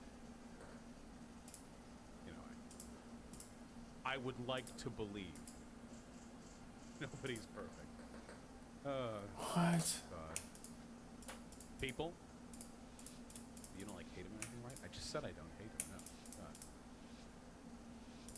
Talk about destroy quaked. I'll just wait for the courts to dismiss it. The hearing in PA with Rudy Giuliani. Did you see it? Yeah, I saw it. Excuse me.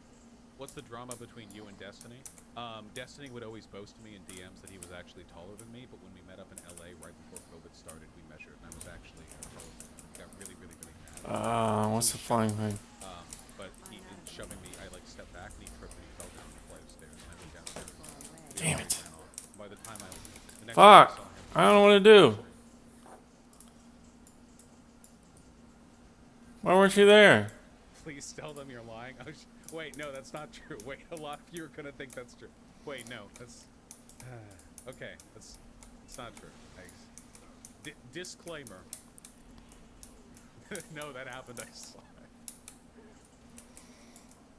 Yeah, the real drama. The real drama was I was down in LA and I was shopping and I actually saw and I recognized Destiny and I was like, oh hey man, and he was like, dude, move, and he went over and he was holding like all these rolls of toilet paper, and he went over to the counter and no, stop, okay, stop.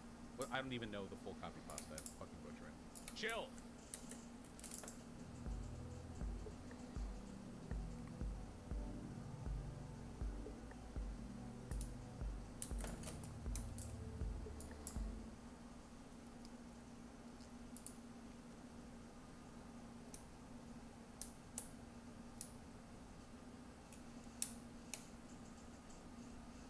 So, politics. Okay. Oh my god, this is 90 degree. I have loved I kind of like that actually. For pretty much my entire life. I just like it. I just find it interesting, okay? And we have a funny It's so cool. habit of getting I actually really like good that at things we're perspective.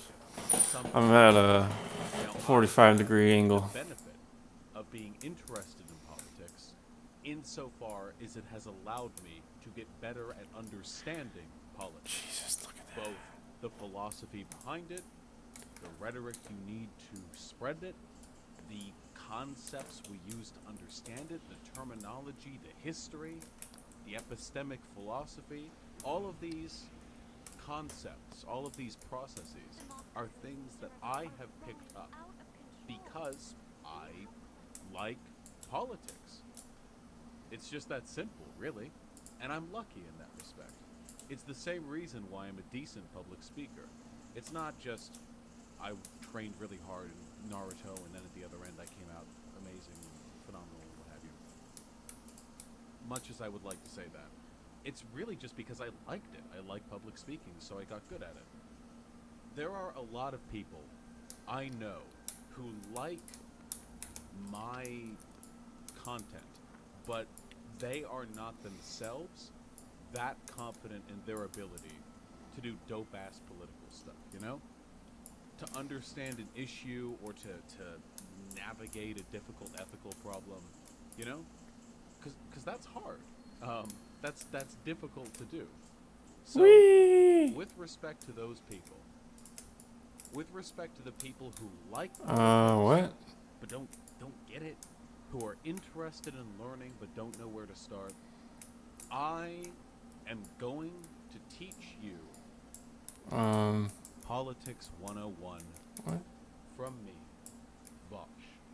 Now, a disclaimer, not only am I just one person from whom the entirety of political thought could not possibly be learned, I am also biased by nature as a person with, you know, skin in the game, and frankly, I'm not that educated.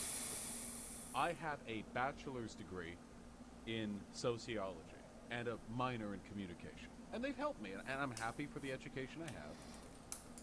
But I'm, you know, I recognize it. These be deep waters. So let me levy a disclaimer right off the fucking bat.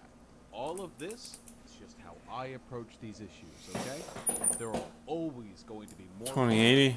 more knowledgeable than me. And I encourage you when you're done here, go take a look at those people, and I'll help you find them. Okay? I have a gift for you all. You can't see it, okay? Because you suck. Alright? But this is my new computer. Look at it. You can't tell, but it's so fucking big. This monitor, I mean, well, you actually can see it. It's right here for you. The camera shows, because the camera shows the monitor. You could, but, listen. What? Is this the same? HD paint stream.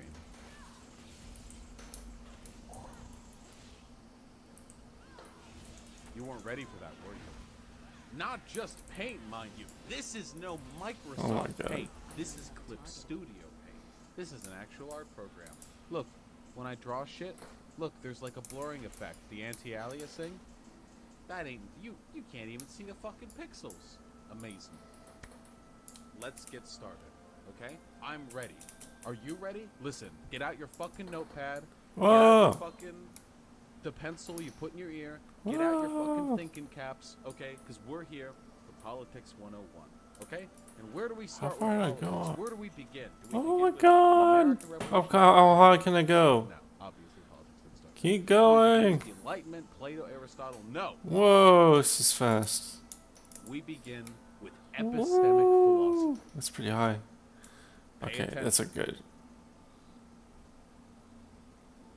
There are two kinds of claims that you can make in the world, okay? Insofar as Holy they shit. relate to, let me click on this. This thing is so big. There are two kinds of claims you can make in this world. Ah! Insofar as they What? relate to political statements. You have normative claims, Okay. and and you have descriptive claims. Okay? Where do I get? Now, Where do I get them? descriptive claims and The normative cocoons. claims very often get conflated for one another, but the difference is paramount, and I will illustrate it to you very, very simply. Okay? Now, this right here is a pack of mints, icebreaker sours. I like mints. Okay? I like it. All right. Let me rattle off a few descriptive claims. Descriptive claims are claims about the world. This can fit in my hand. Oh, there. This container has objects inside of it which rattle when I move it. If I wanted this to reach the ground at high speeds, I could let go of it. All descriptive, rooted in fact. Okay? Hey, we can even go a little farther. Come back here, you. If I want to clean out my mouth, refresh my palate, I should have a mint. Right? Because that's what they're there for. That's what they do. They taste good. Now, that's descriptive, okay? That's right up here. It describes claims. Let's draw a little planet, okay? Here, look. There's Greenland. I don't know what the fuck the planet looks like. Look, and there's sort of North America. You see what I'm getting at? You see? See, and there's Europe, and you have the Arctic ice sheet. You get what you're picking up what I'm putting down. Descriptive claims are claims about the world, but here's a claim you can't answer factually. Should I have a mint? Huh. Well, I don't fucking know. What? Should what? Well, what if I want to have a mint? Okay, I want to have a mint. Well, should I have a mint then? I don't know. Is the mint good for me?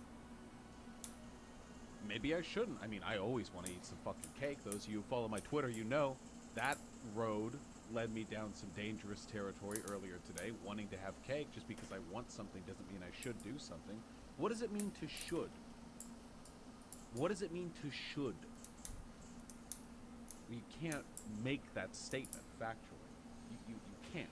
There's no way to make a data-driven statement on whether or not you should do something without respect to something else. Okay? I'm gonna draw a little cloud. See? Look, because it's not in the world. You see, it's in the clouds. Now, why is this? Wait, why? No, please don't. For me trying to concentrate, please don't. I love you too. What? Cool. I love you too. Now, why is this distinction valid? Okay? Because here are some claims that I can make which are descriptive. Okay? Please follow along because this is vitally important. Bringing in immigrants into the United States of America will increase the total number of crimes which take place in this country. It's self-evident. You're increasing the population. Unless immigrants come with, like, crime retardant vests that stop crime in an area around them, if you bring in more people, you're bringing in more crime. Just factually. Not necessarily per capita, but still. That's a factual statement. It's a descriptive claim. Now, here's a normative question. Should we let immigrants into the United States of America? That's a hot button issue. And the thing is, you can't factually arrive at an answer. Because I'll tell you my position. Even if bringing in immigrants led to a per capita increase in crime, all sorts of crime, drug trafficking, rape, murder, child sex slavery, all the worst shit, I would still argue that we should allow them in. So obviously my should claim, whether or not we should do something, this moral statement, this is coming from a different place than a descriptive claim, this nonsense right here. Statements about the world. Now, don't get me wrong. Statements about the world, descriptive claims, you can make a should. Like, should I drop this if my goal is to get it to reach the ground? Yeah, sure. Data-driven, easy, fastest way. I could have yeeted it straight down, but Okay, should I yeet this straight down to get it to the ground as quick as possible? Okay, look at that. Descriptive, phenomenal. Okay, we could put a turbine on there, it could reach the ground in a millisecond. The reason why this distinction is so important to recognize is because there are a lot of people out there who make the claim that because you can prove something in the descriptive world, that you can then extrapolate that to a normative claim. Sam Harris is a perfect example of this. He's somebody if you could do this, by the way, if you could introduce moral facts to the world, you would solve philosophy. This would literally solve philosophy right there. So please, if you think you found an answer, let the world know. But so far no one has. And no one ever will. Because morality, what we should or should not do, these things don't come from factual descriptions of our environment. They come from epistemology. They come from metaphysical statements, things that exist outside of reality. And the reason why I find it so important to ground this out from the beginning is because the very, very first step a person has to take in order for them to be a political agent, and I know this sounds dumb, but please follow through with me here, is you have to develop a set of axiomatic values. Wait. So what does that mean? Okay? Listen, it derives from Greek, alright? See, watch. Okay. So, axiom means smart.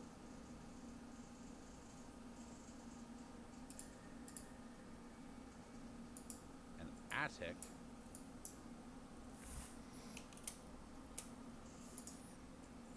is what's at the top of your house.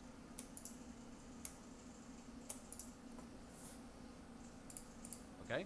So, having an axiomatic value means you're smart up there. Please don't take that seriously. So, what is an axiomatic value? An axiomatic value is also sometimes referred to as a properly basic belief, though technically the two have different definitions in philosophy. What it means essentially is that it is a value that you hold with no justification whatsoever. You don't need to justify it. So, my axiomatic value, put in the simplest terms, this is like your core value. It's the absolutely essential. It's like a jawbreaker. It's that little bit in the middle, you know? This is necessary. Everyone has one, but a lot of people act like they don't. And that's because a lot of people are philosophically and politically ignorant. A really good basic starting axiom is, I want to maximize well-being for living creatures. Yeah. Or for humans if you don't care about animals. Can you follow through with me on that? I want to maximize well-being for living creatures. That's more or less mine. A lot of people have this value. They don't know it, but that's their sort of core thing. Well, why is it wrong to rape people? Because it violates their bodily autonomy and it hurts them. Okay, well, why is it wrong to violate bodily autonomy and hurt people? Because it reduces their well-being. Why is it wrong to reduce somebody's well-being? You can't go any further back than that. You've reached the base level. There's no level of justification before that. You just have to say, skinning. I axiomatically value the well-being of living creatures. Okay? Maybe. I know this is all very sort of dumb and tangential to begin with, but it is so fucking essential that people begin with this, because inherent to recognizing this set of sort of epistemic values is the knowledge that all political statements, all of them, are fundamentally rooted in a set of unjustified presuppositions. Everything can be argued. There is no such thing as a settled political fact. Now, of course, descriptive claims, like, for example, the claim that immigrants economically benefit the nation they enter, at least here in America in this day and age. Yeah, that's a fact. Okay. But politically, what should we do with immigrants? How many should we let in? All of these are contingent on values that cannot be justified to their base level. So please, recognize this. Now, once you have an axiomatic value, okay?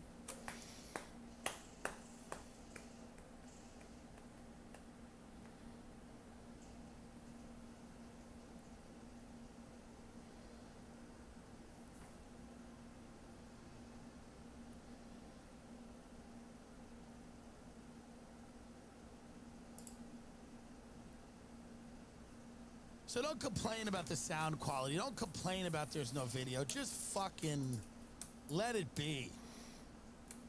Enjoy life. It's a real...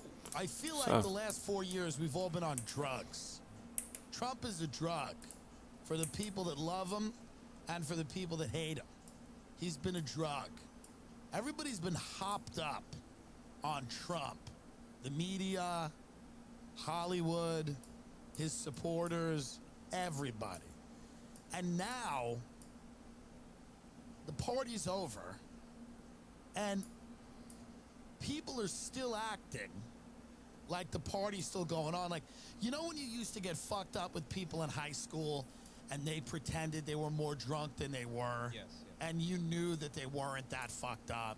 Or when you would trip out with somebody and they clearly had come down and they're like, I'm still up there, man. And it's like, no, you're not.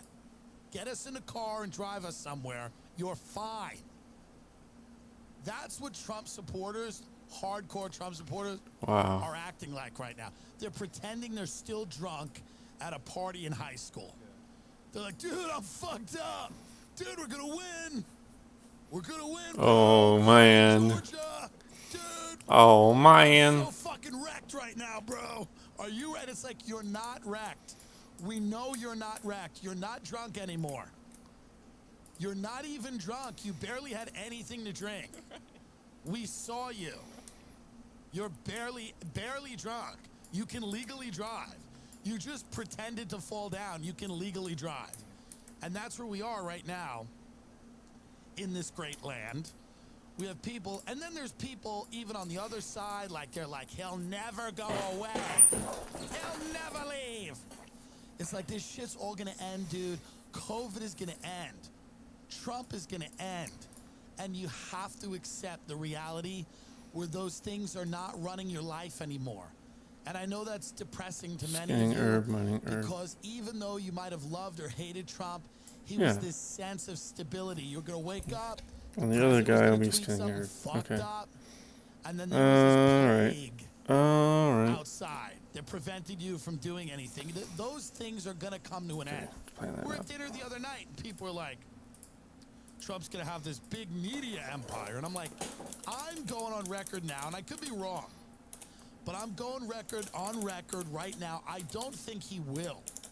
I don't think Trump's gonna have a massive media empire. It takes a ton of capital. Can you give me a bottle of water from the...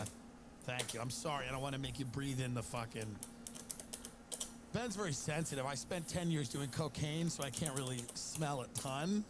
But Ben's very like, I can't understand why they would do this with the chemicals. And I know, I don't understand it either. They were doing a deep COVID cleaning.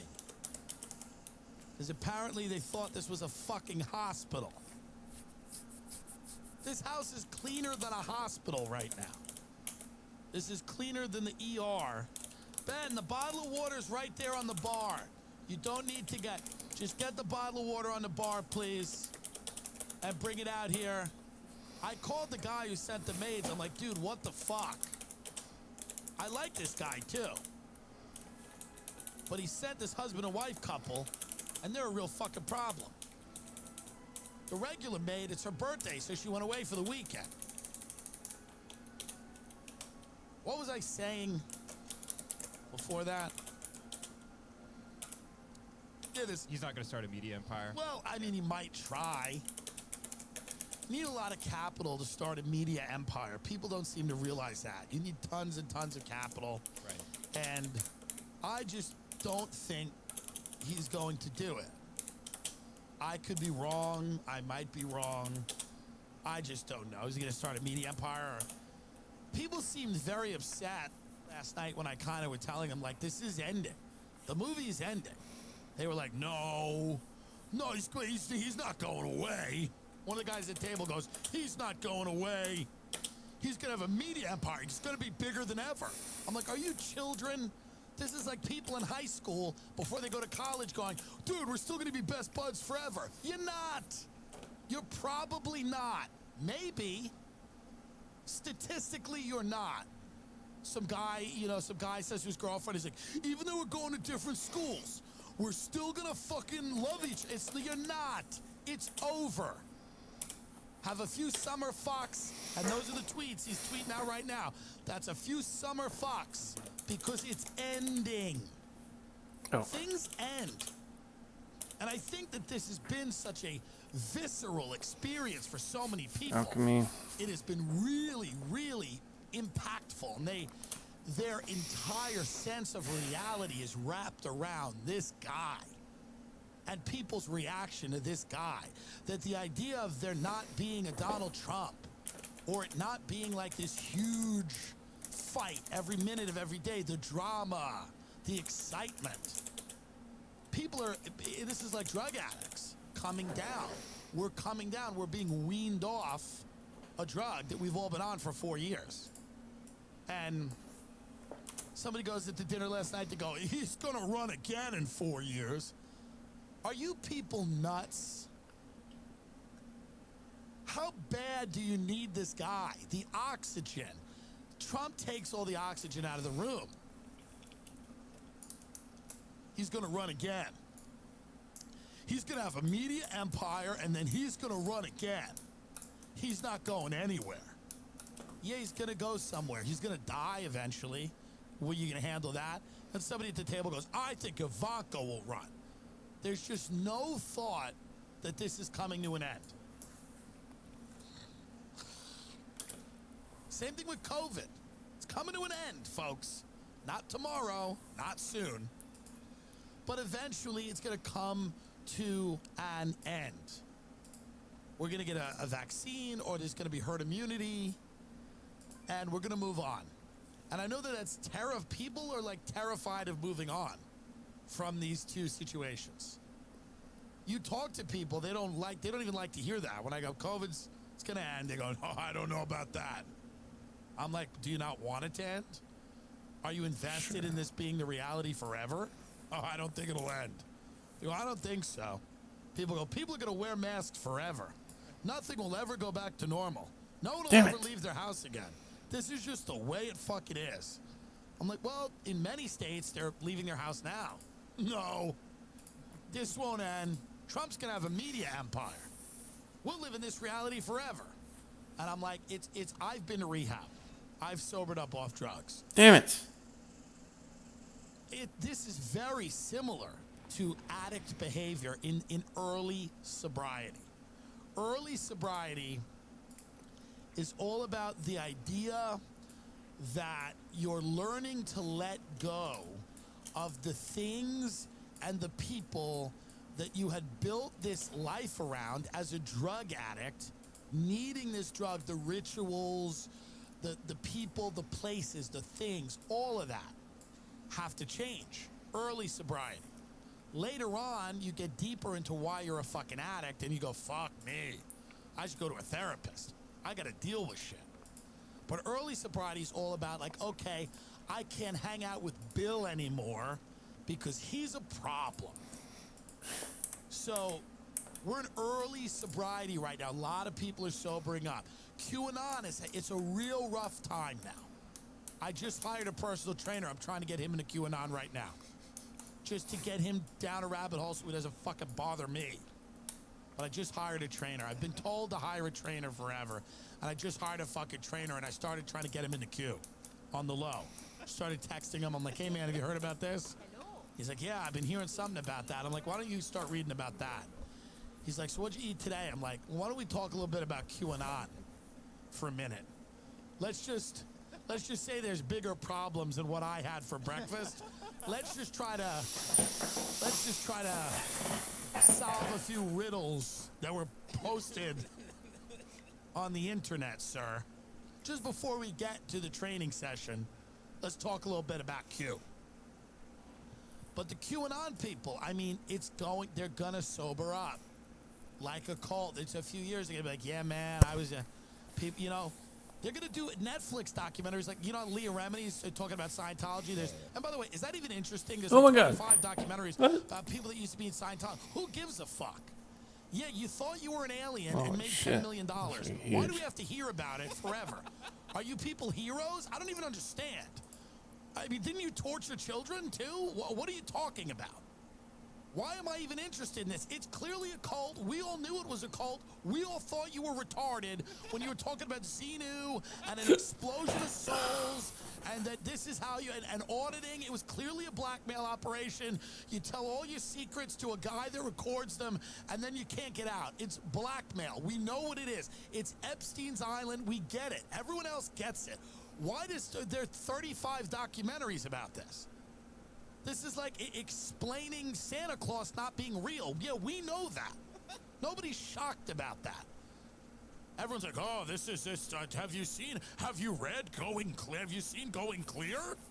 It's amazing. It's all the Scientology. They get wrapped up into this cult. Yeah, it's a cult like anything else. Like anything else.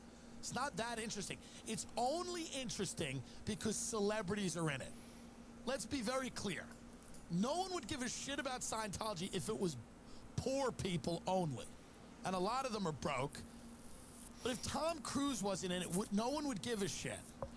They'd be like, oh yeah, those people believe that, you know, they're all alien life forms that were, yeah, they're into that. But because like Tom Cruise is in it, everybody's like, well, this is, it's pretty cool. But they're gonna have QAnon docs, is my point. In a few years, there's going to be somebody talking about that they were in QAnon. They were like, well, I was a follower of Q for years.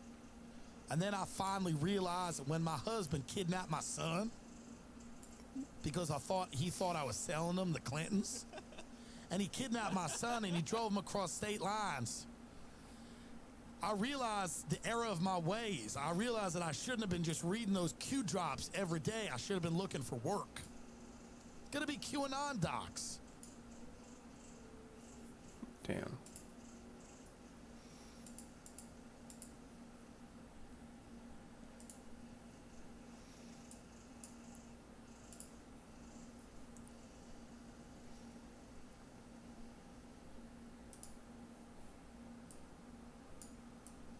Listen.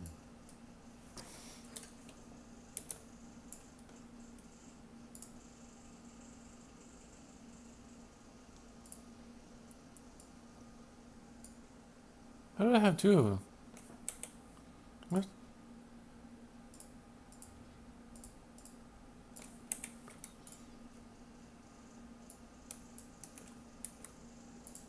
There's all of them also. What is it? Anyways.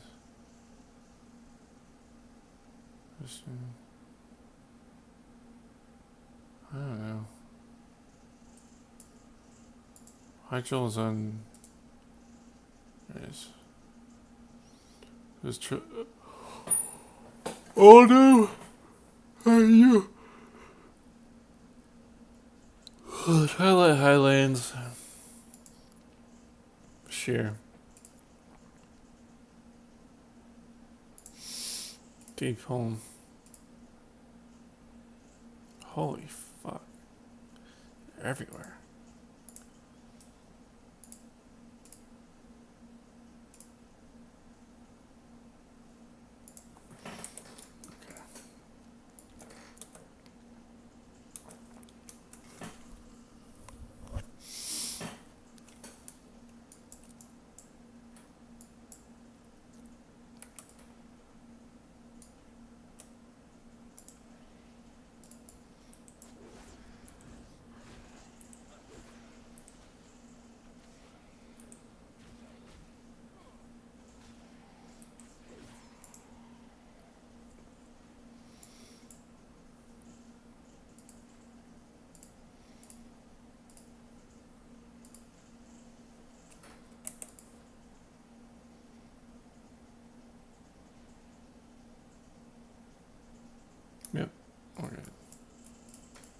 New weapons now.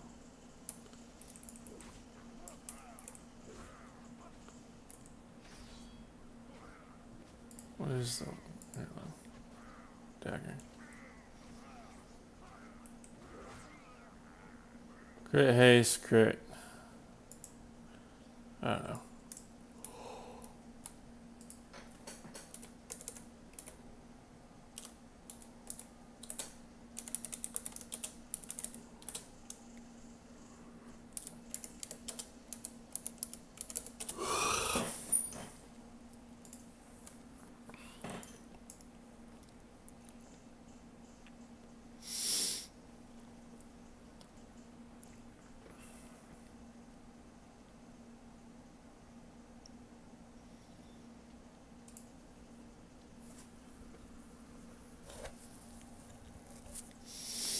Haste level overall. Okay, so that one's Heartseeker. I'll go back.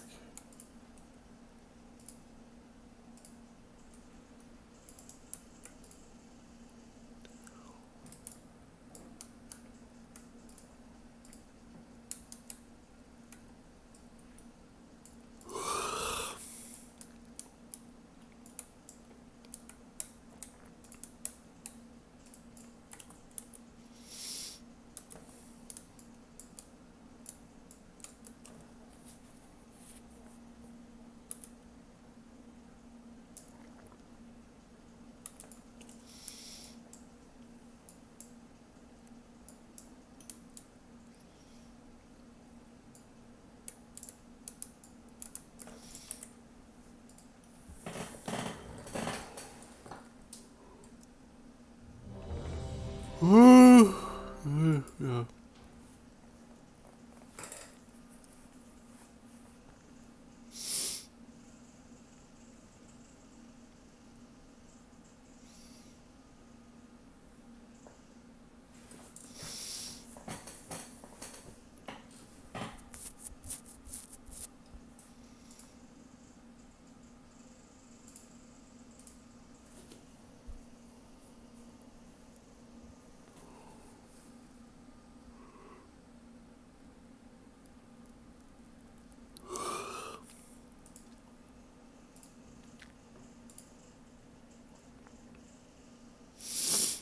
Not who So here we go. you think he is. The jailer. There's a couple of interesting interviews that's been done about him. There's a couple of interesting lines that continuously pops up around him. But there is almost guaranteed something strange going on here, right? As I just showed you guys with this cinematic from Sylvanas, right? Through the jailer, control of our fate will at last be possible. You have the bitch at the end of Iceground, the most one that you kill. I can't remember what her fucking name is, but when you kill her at the end of it, or at least when you're building up to killing her, she sort of talks about the remaking. Herald Demora, thank you so much, Jock. Really appreciate that. Yes, Herald Demora, right? She talks about the remaking, how the banished one will be set free, and he will remake it all. Death? Steve the Newser in Does his it work? interview, right, speaks about the jailer and again refers to him consistently as Death. I told you guys this before. The jailer refers to himself as Death. His servants refer to themselves as Death. Steve the Newser refers to the jailer as Death. I do not think, and I think this now more than ever before, I think we're misunderstanding the entire fucking plot of World of Warcraft. This Whoa. is not about the destruction of the universe one way or the other. The jailer doesn't want to do what Sargeras wanted to do, right? Sargeras saw and learnt about the Void Lords, and he instantly wanted to destroy everything. But if we start thinking about these as mere powers, and you guys know what time it is. You guys know what time it is.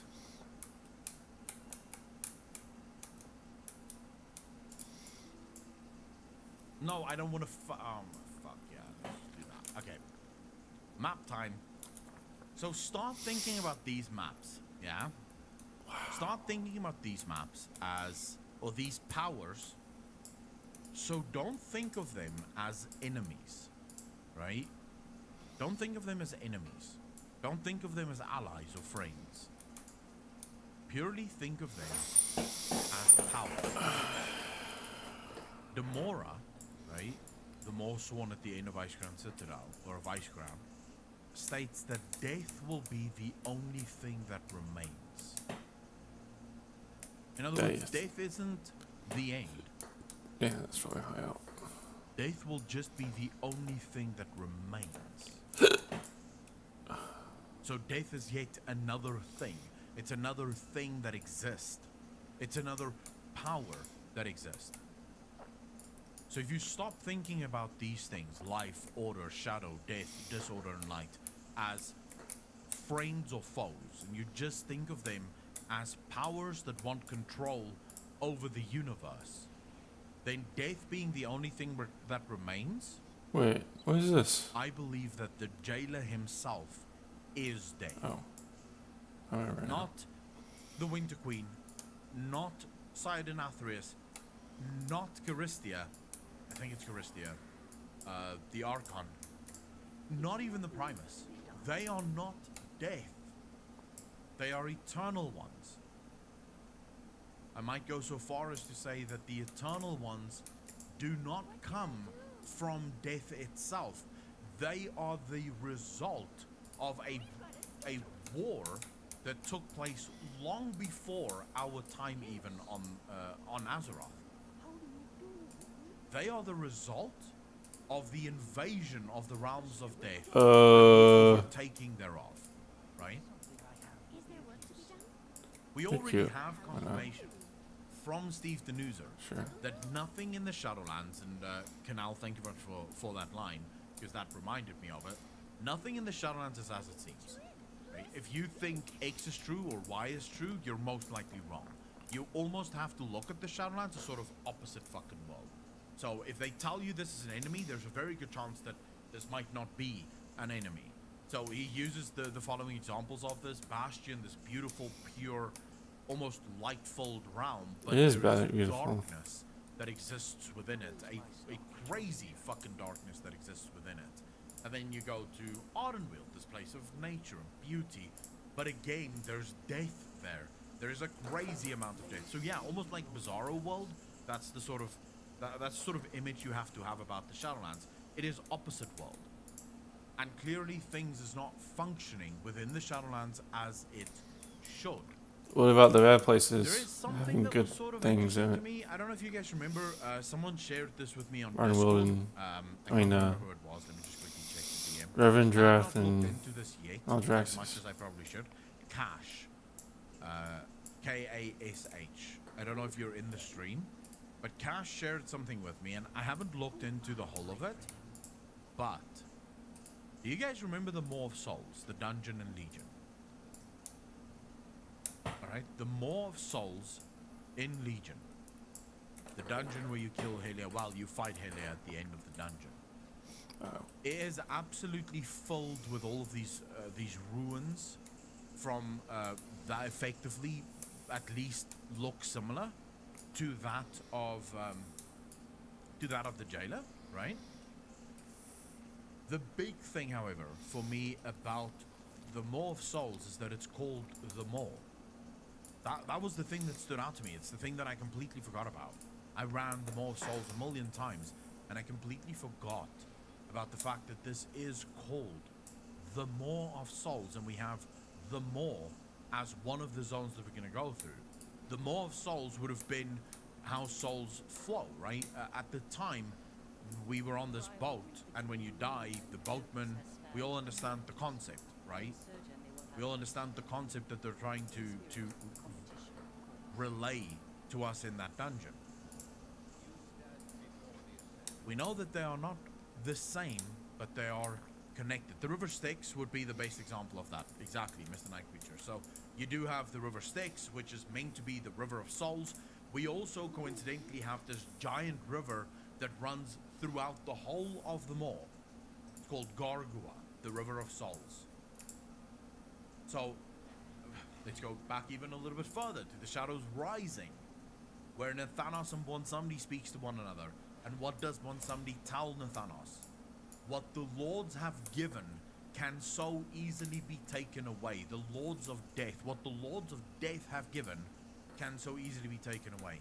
I believe that's the exact quote that came from the book. I haven't read it in a while, so I might be a bit off, What? but that is the gist of it. The Lords of War. Now, somebody surely doesn't know everything that happens within the Shadowlands, but we have confirmation that somebody can see into the Shadowlands. We know that somebody knew something was wrong within the Shadowlands, so that stands to reason that somebody would know who is working with who and why the jailer is banished. He would at least have sort of footnotes, if you will, of all of this happening.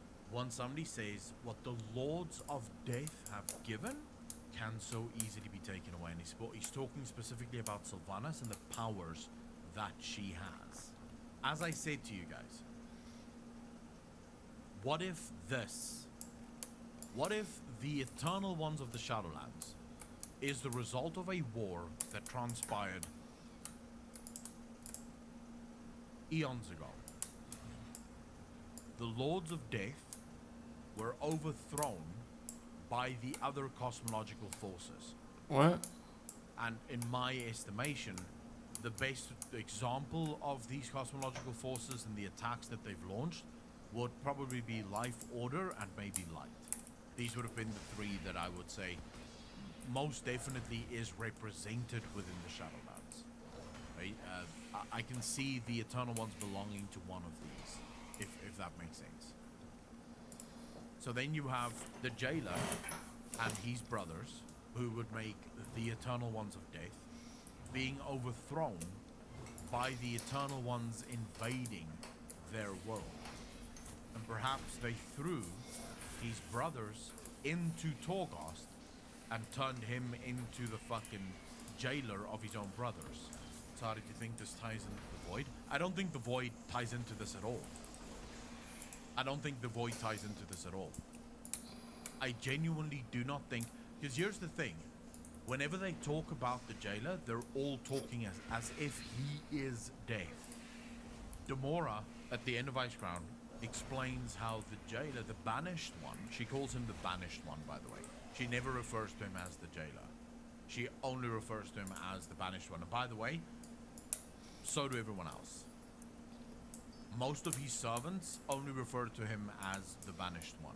Nothing more, nothing less. He is banished, that's it. That's who he is. But she states that he will reclaim what is his. He will remake the world and reclaim what is his. To reclaim something means that it at some point must have belonged to you, right? The fact that they say he will reclaim Here we go. means that at some point it must have been his. So is there anyone in chat right now that is against that theory? Anyone in chat right now that can provide me with actual evidence that would kill that theory? Because that, by the way, is the reason for me doing the live streams. I want to be challenged on these things. Beer. The world's soul? You think he wants to claim the world's soul? We've spoken about that at length as well. Why would Azeroth's soul belong to him? You know, the hole in his chest, a lead. Hi, dude. The problem with that lead is it leads to a million different places. I mean, we've discussed it like to death already. We genuinely don't. His sister is actually one of the leading theories we have, by the way. We wonder if Azeroth isn't his sister. You're gonna. What is that? Gorilla? Stories we have, and I genuinely believe that there might be some double speak that's going on. Right? So Demora states that death comes for the soul of your world. Now, on the surface, that means the jailer wants to kill the soul of the world. But what can it also mean? It can also mean that the entity known as death will come to claim the soul of your world. And then it is said that he will reclaim what is his, and that he will remake the world. And then at the end, she states, in the end, only death will remain. But if Azeroth wants to be his bride, I'm thinking the same. I wonder if Azeroth wasn't removed from him maybe by force. Yeah, being claimed by death can mean that someone is, that death is coming to kill you, but it can also mean that death is simply coming to claim you, right? Not necessarily kill you. There is a sort of double speak that exists within that, right? So the soul of Azeroth used to be related to the jailer in some way. The Ultimate Alien, I can see that being the case. I'm not saying that is the case, though. I just want to be clear on this, guys. What we are referring to here and what we're speculating on right now. All right. So just for those of you that didn't know, let me just quickly do this. I just wanna show you guys so that you understand what is going on here. You can take a look at the amount of videos we've made. I think we've made over 150 videos in the last 2.5 months. Yeah. If Damn. not more. We've done a crazy amount of videos about the Shadowlands. We've pretty much speculated on everything there is to speculate on. That's obvious, right? The world of speculation that we exist in right now is like, shall we say, fucking... let's think about this. Alex Jones levels of speculation, right, if you will. Right? We've gone above and beyond of what is reasonable. We are now in the world of we genuinely don't fucking know.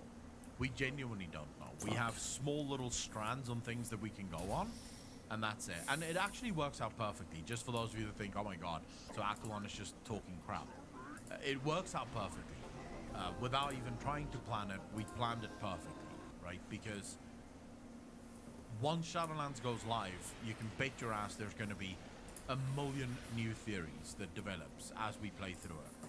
So we spaced it out in such a way that we ran out of legitimate theories just before the new source of legitimate theories comes, so that we can continue speculating. But even this, all of this is still part of, like, when was this? This was in April, right? So just crazy fucking videos, crazy amounts of videos that we've done. So yeah, I don't have much or many obvious things left. Most of the things now really goes to the so shall we say it goes to the fringes, as Apocalypse said there, the tinfoil mine. We're going deep, boys. We are really now scraping the bottom of the fucking barrel. We need to go down a new route. We need a new vein, and Blizzard needs to provide that to us. But my speculation theory, as it stands right now, is that Zuval is not an eternal one. Not the same as the Primus or, going deep. Exactly, as deep as we can. And I see what you did there, Amanda. Filthy mind. Love it. Not as the Primus. They're not the same. They are not the same. So yeah, I think that Zuval is death.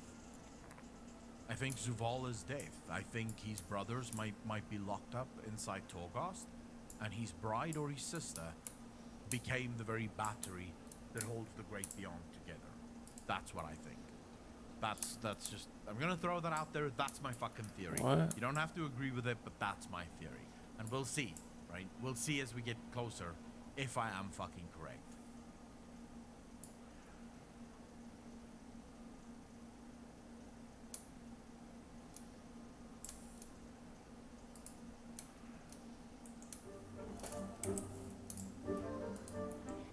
Hello everyone. The heroes of Azeroth have assaulted the Zuma Sargeras, used the Pillars of Creation to seal off that gateway created by Gul'dan, while Illidan, he used the Sargerite Keystone to tear a massive rift in reality, showing the world what he had always known. Sometimes the hand of fate must be forced. To truly stop the Legion, we'll have to take the battle to them. We have to take a force to Argus, the ancestor home of the Draenei, now turned into the home world of the Burning Legion. Seeing Argus in the sky, it's quite a shock for a lot of people, as some of the citizens of Dalaran, they voice their concerns, and they try to get possessions out of the bank before it's too late. The Draenei are walking around, trying to calm everyone down, and they're looking forward to go home again. While the Doomsayers, quite validated, they speak about the end of the world as they always do, handing out pamphlets to anyone willing to listen. Some believe that bowing down and surrendering to Sargeras, who has done nothing wrong by the way, that is the way to go. Others, like Gallywix and Dalaran apprentices, they try to make a bit of coin out of the situation, while one message did stand out. The sun dawns in the vault of the heavens, but it casts no shadow. Most likely Argus in the sky. The world lifts her voice in terror, but only one can hear her cries.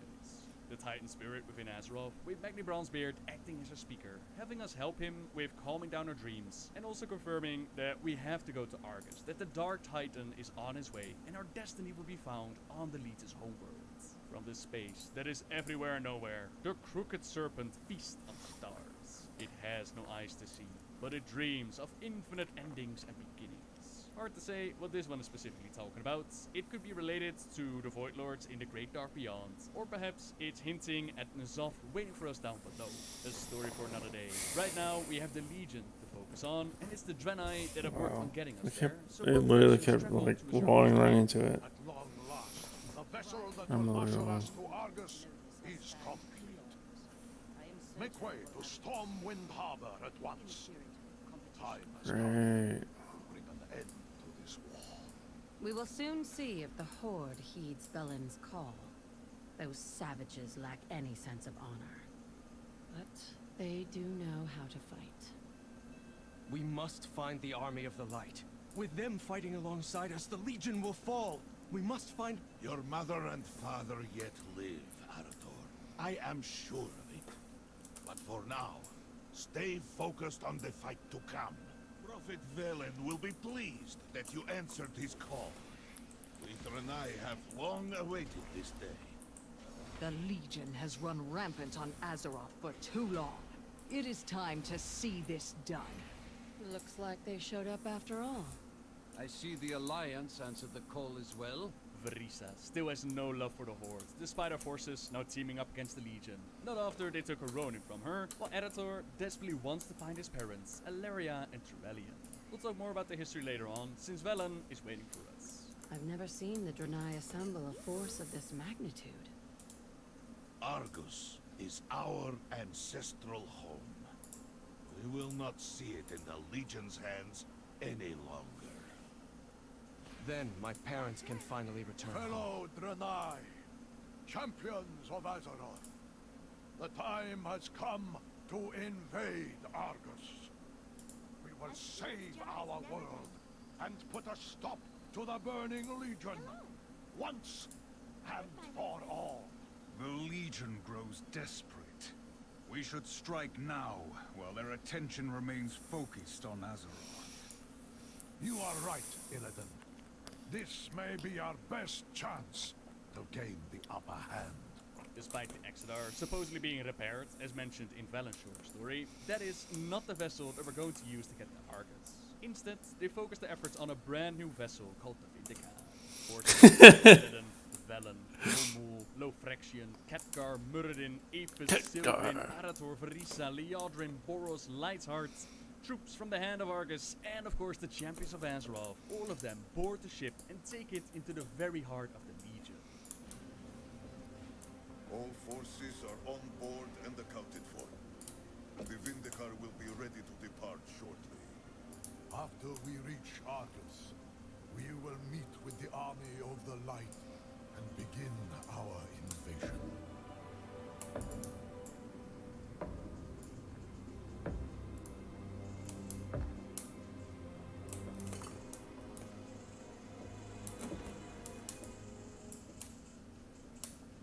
Does he understand what you're truly asking of him? Do any of them? We follow the path of the light, no matter where it leads. Your faith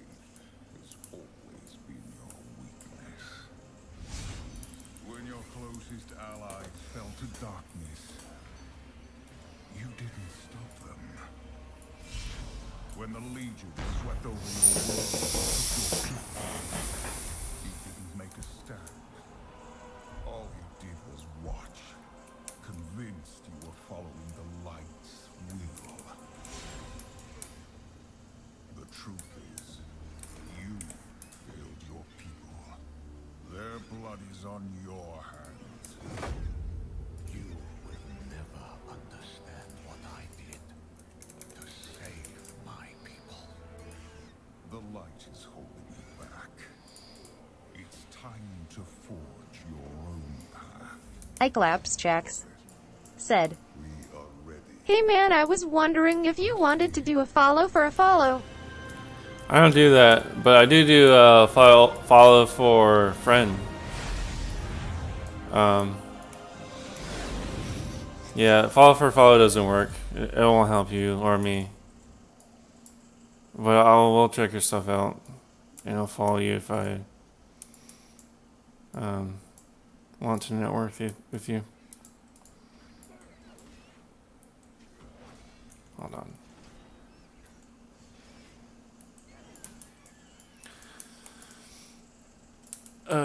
Cyclops Jax said, "Okay man, have a good night."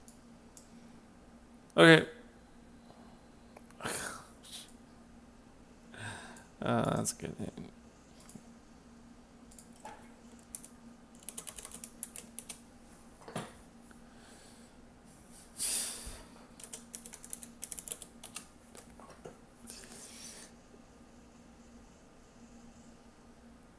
What? You're following me. Yeah, thanks for following me. Can you link your Discord? I mean your Twitch. I'm unable to find you. Oh wait, I spelled it wrong.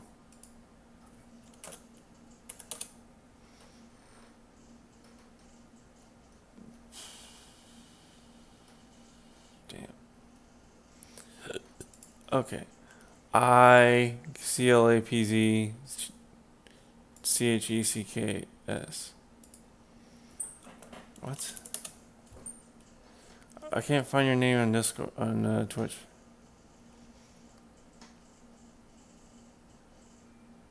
There we go. You're on YouTube.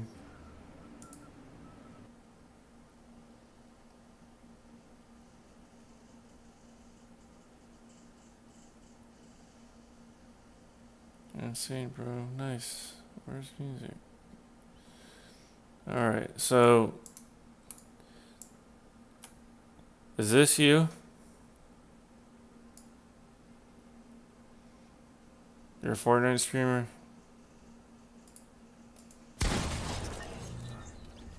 Cyclops Jax said, "Yes." Okay.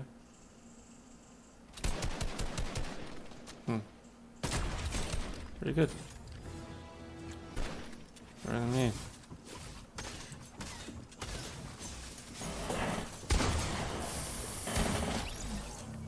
Damn.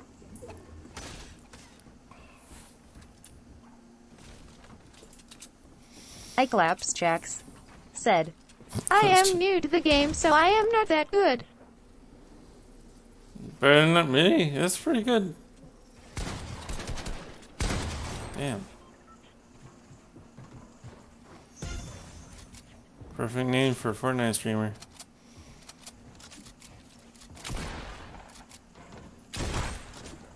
Wow.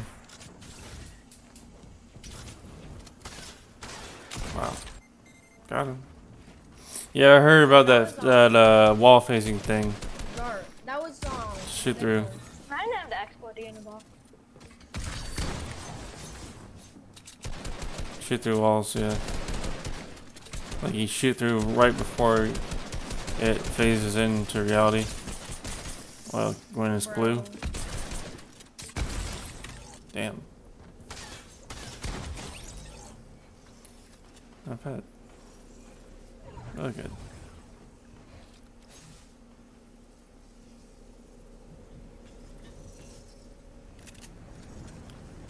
No way.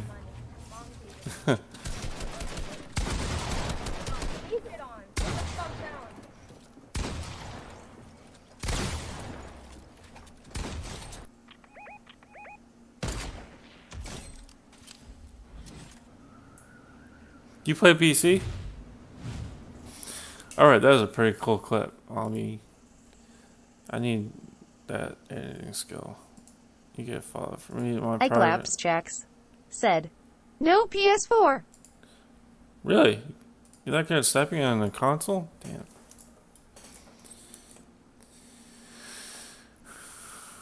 Cool. Alright. I am... Where's the thing? There it is. Gotcha. Yeah, I am loving Shadowlands. It's gorgeous. Probably the prettiest. Charkiller 815 said, hey. Hey. What's going on, man? How's your day been?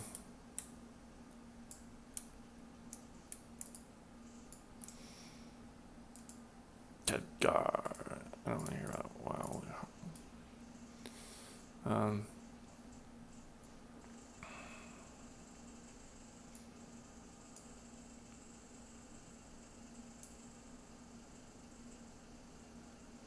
If you don't mind, I like putting politics on the background just sometimes. If you do mind, Charkiller 815 said, you know what else is how's your night going? Pretty good. And I finally did the campaign, and then I'm just doing the dailies for and you know, since we're on this topic of the left enjoying constant conflict, here's Tucker Carlson. This is stack. Here's Tucker Carlson on with Gil Strength. Brand Barn Dog. There you go. Play this clip. Invested in it. I think the majority of U.S. veterans have gotten rid of I need sunk cost that. fallacy and realize it's Charkiller 815 said, hey man, I know you don't do follow for follows, but would you look at my clips? Sure, I'll look at your Charkiller clips. 815 said, on Twitch. Yeah, no problem. I could do that. Liberal ideas, certainly. Okay, pause.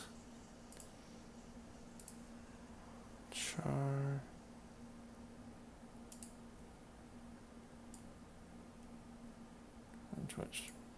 Charkiller 815 said, thanks man, smile. Thanks for follow. Alright. Do you play well? Either of you, Claps Cheeks or Char Killer?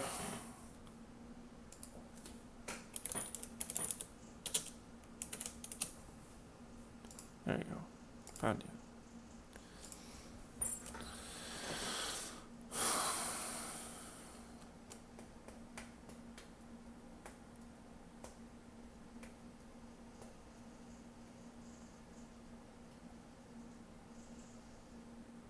Charkiller 815 said, nah.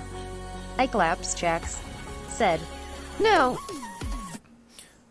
Yeah, it's really fun. There's a lot to do. There's PvP and there's PvE, and then you do both. The new expansion is really good. A lot of stuff to do.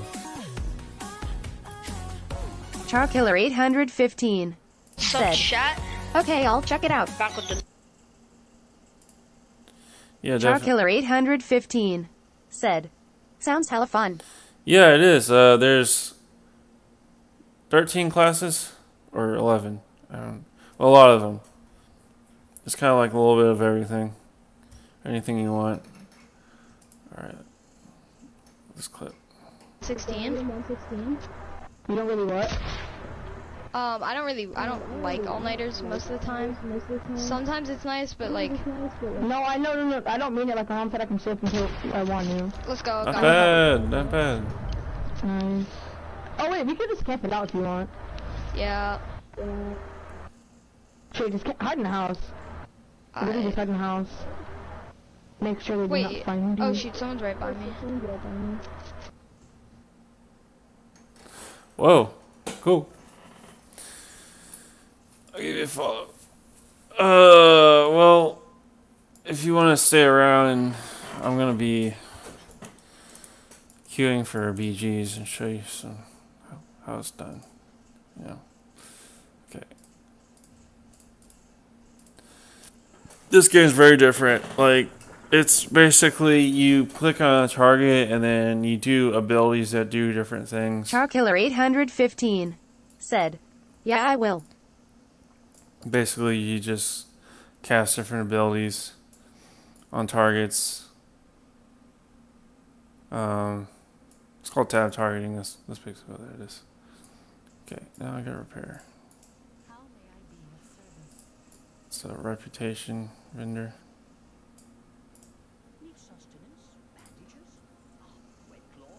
And this should be enough.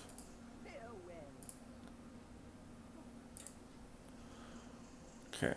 Charkiller 815 said, "If you want to, I'll watch an ad for you. Smile."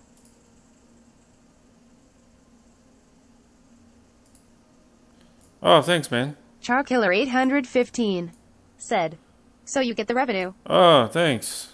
Sure, I guess I'll do one now.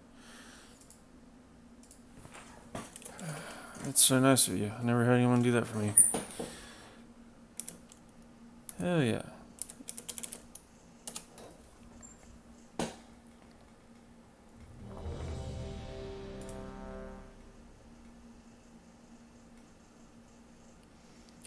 See, this is a dungeon I'm going into. So it's 5 people, 1 healer, which heals everyone up in HP. Tank, who takes all the damage, and it takes all he makes the targets attack him, and then the damage dealers just try to damage the enemies down as fast as possible. And they all kind of work together. It's pretty fun. See, this guy's I want that mammoth. What's it called again? Traveler's Tundra Mammoth.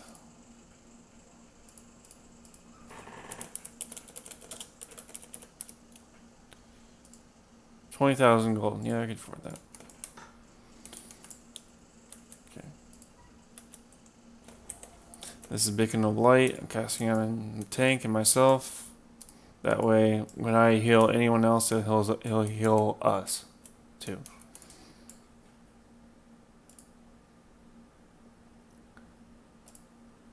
Alright, that break.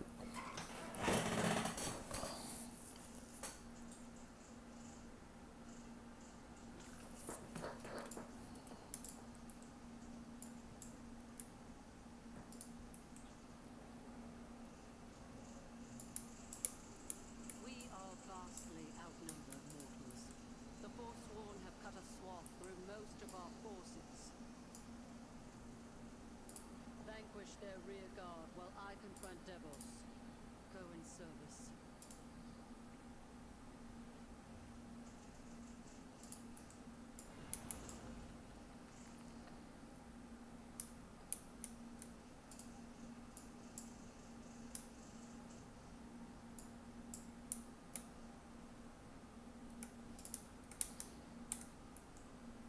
Yeah.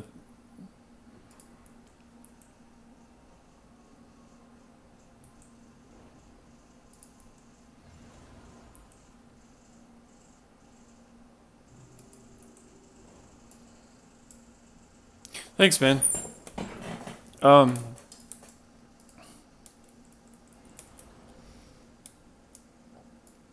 So anyway, this is how dungeons work. 5 people. There's also raids that have 25. All in one group, in one area.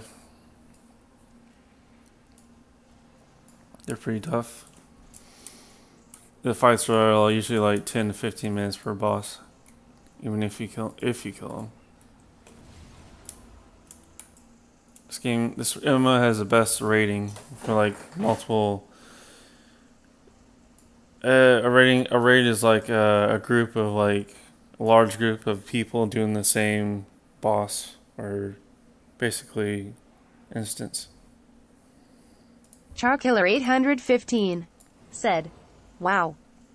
Yeah, the zones are beautiful. Like basically the story is that this character Sylvanas Brenrunner is doing a deal with the equivalent of the Grim Reaper to subvert the cycles of life and death. She's just tired of like fighting for gods and fighting for higher beings for new for like a deal or something. So she wants to make one last deal with the jailer to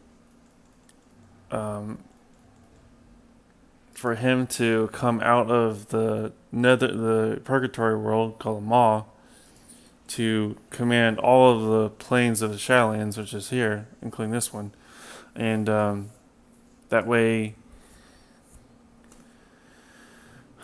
So, how do I explain it?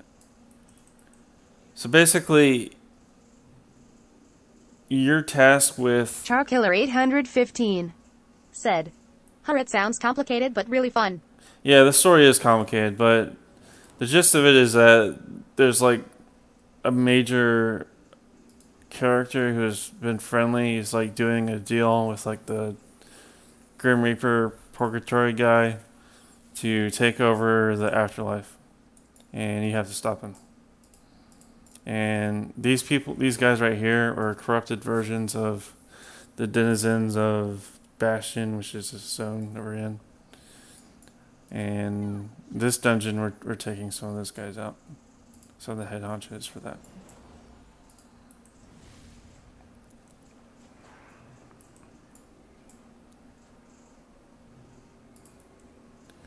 Yeah, I've never done this fight actually. Probably help if I actually learn how to do what I was doing. Yeah, you get the hang of it, you know. Kind of like Fortnite. Fuck. I am not dodging that. I need to. There's heroic dungeons, which are a lot harder, but require a higher item level, which is like the stats of the average quality of your gear. And for every time you kill a boss, there's a chance for one piece of loot to be given to one of your party members. And then eventually you'll get gear that's good enough to do heroic dungeons, and then eventually mythic dungeons too. Yeah, just let the guy die. Damn it. Killed him though. Ba-ba. See, I didn't get any gear, but I did get gold, so I could buy stuff.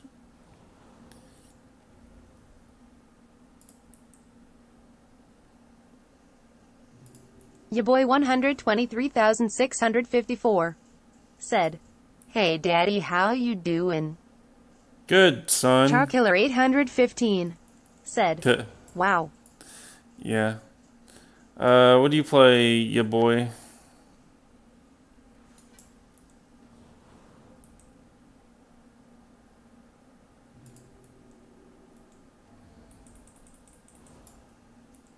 Ya boy 123,654 said, "Fortnite." Oh, Fortnite, cool. Ya boy 123,654 said, "An NBA 2K21." Oh, nice. Yeah, I heard 2K was pretty good this year. You play Shadowlands or World of Warcraft?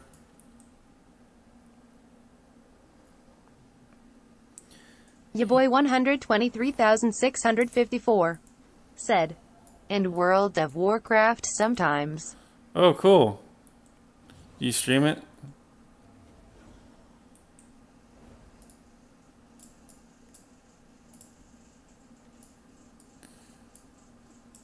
Ya boy 123,654 said, "Nah."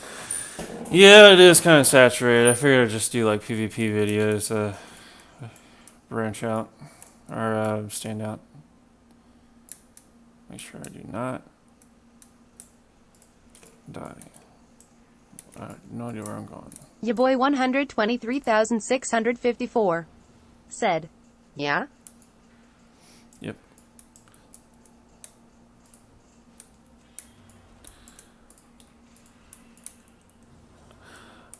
Sometimes I do like watching politics in the background, so if you don't like to hear about it, you can let me know. And I'll change it to pretzel. Why Just did they me. get the moral high ground on this, and anyone who disagrees is I like for politics. America? Well, there are a couple answers. I mean, you've seen it. Ya boy 123,654 said, oh no, it's fine, I don't mind. Okay. Military, if we're being honest. If it's not your sons and daughters, it's easy to shame somebody Tucker else. Carlson's mind-numbing idiocy reaches full Not a lot of force. cost, and not a lot of people have skin in the game. That's a big piece of it. More like that is, grifting, you know, actually. just got broader apathy in this country Not towards idiocy. foreign policy. He's smart. He's really good at what he does. So true. Actually. That is so true. I'm not gonna connect. Well, keep going. Oh, well, I'm going to connect. Yeah. I'm going to connect. The idea that Tucker Carlson, who would go on his show on CNN in the early days, prior to our invasion of Iraq, have no problem saying we should invade Iraq, but actually when he went back out into the to the parking lot in between takes, smoking a cigarette, doesn't care about Iraq one iota, he would say. The idea that this Damn it. war... God damn, that takes so much damage. Of course. This was initiated by the right in this country, by the Republicans. I usually just heal the person who has the less Millions of people health remaining went out first. onto the streets to protest against Iraq, The most. protest against our continued occupation of Afghanistan. It's conceivable there was some people. I'm gonna change it to health remaining. But I have to really stretch my imagination to believe that. They were not there. It was the left that was protesting these wars. It was the left that was calling for them back. It was the left that was... True. I don't know why the right never did that in 2006 to end these Iraq. That doesn't mean that they did. But we're talking about the left here. Here's Tucker in 2006. What? I got this from the Atlantic. I mean, this is after he had supported it and he was remorseful. In one 2006 recording, Carlson says, "Although I hate the war, I just have zero sympathy for them, the Iraqis, or their culture. A culture where people just don't use toilet paper or forks." What? When interlocutor says it's understandable that Iraqis want Americans, quote, off their soil, Carlson responds, "They can just shut the fuck up and obey is my view, and you know, the second we leave, they're going to be calling for us to return, because they can't govern themselves." That sounds kind of like a justification. Holy fuck. I didn't know he said that. I mean, John McCain, the rational Republican, was out there saying, when people were calling for a withdrawal from Iraq and Afghanistan, he was out there and saying, like, we've had troops in Germany for 50 years, I think he was saying at the time. We've had troops in Japan for 50 years. He would, I mean, talk about architect of forever war. This has been the sane Republican view for decades upon decades, and the idea that somehow this is the left is in love with forever war. I mean, give me a break. Well, that's this why guy just is able to say anything. I know. Well, one, he completely and conveniently doesn't ever reckon with, in any serious way, his past on this issue, and he's instead just rebranded himself as a more edgy type of conservative so he can stand out on Fox. I believe they call it paleo-conservative, whatever the hell that means. That's what they used to call Pat Buchanan. Oh yeah, that's the kind that Can't help for shit. Being at the fuck? DNC in 2004, and one of the guys came up to me, right winger, and they didn't know what Air America was. They didn't the idea that there could be anybody on the left on radio. They didn't believe, and he just came up to me, and goes like, "So you guys Air America, right?" Yeah. He goes, "Yeah, I'm not with those neocons. No, it's like they're all Jews." And I'm like, I see. Yeah, he's no Buchanan guy. Yeah. Jews. Yeah, right. God damn I it. was like, wow, okay. Yeah. They're gonna be mad at me. I mean, and so he's attempted to, I mean, and I think Maybe. honestly duped a new age of conservative Trump supporter, you know, younger folks who want to feel like they're different substantively from other Republicans while basically supporting all of the other policies. I mean, like, but that is what annoyed me when we talked about that clip on CNN yesterday when they went after Trump for announcing that he would withdraw troops and basically saying that it was an effort to hurt Joe Biden in that area. Because then it gives idiots like Tucker Carlson this cover to say, look, we're on the side of bringing our troops home and not going to those other dirty nations, which is basically where his protectionist philosophy comes from, right? Yep. Like, it's very different. It comes from racism as opposed to not wanting people to die and destabilizing governments and allowing them to do what they want. But it gives that kind of talking point more life when it should be laughed at like the joke that it is. What CNN said the other day.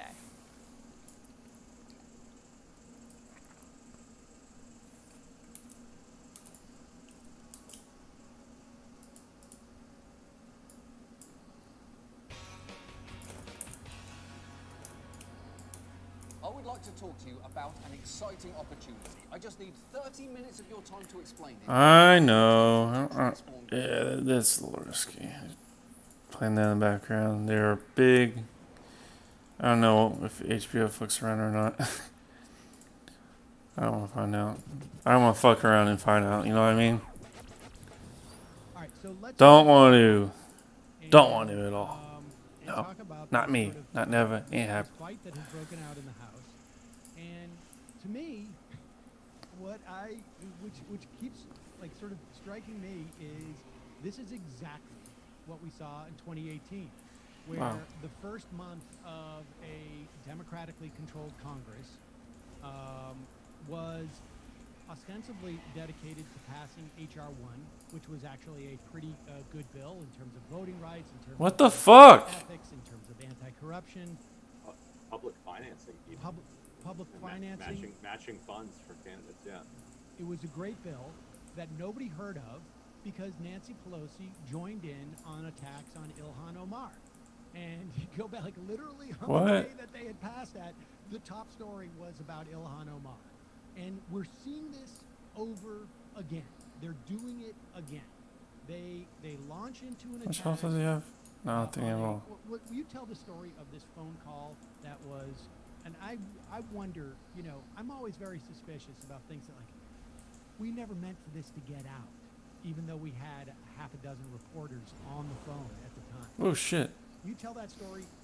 Well, the reporters weren't exactly on the phone, but right. So it's, you know, they used to have caucus meetings in, you know, and soon they'll again be having some caucus meetings indoors, maybe masked up. But the way that the caucus has been meeting privately is over conference call, and some staff call into these conference calls as well.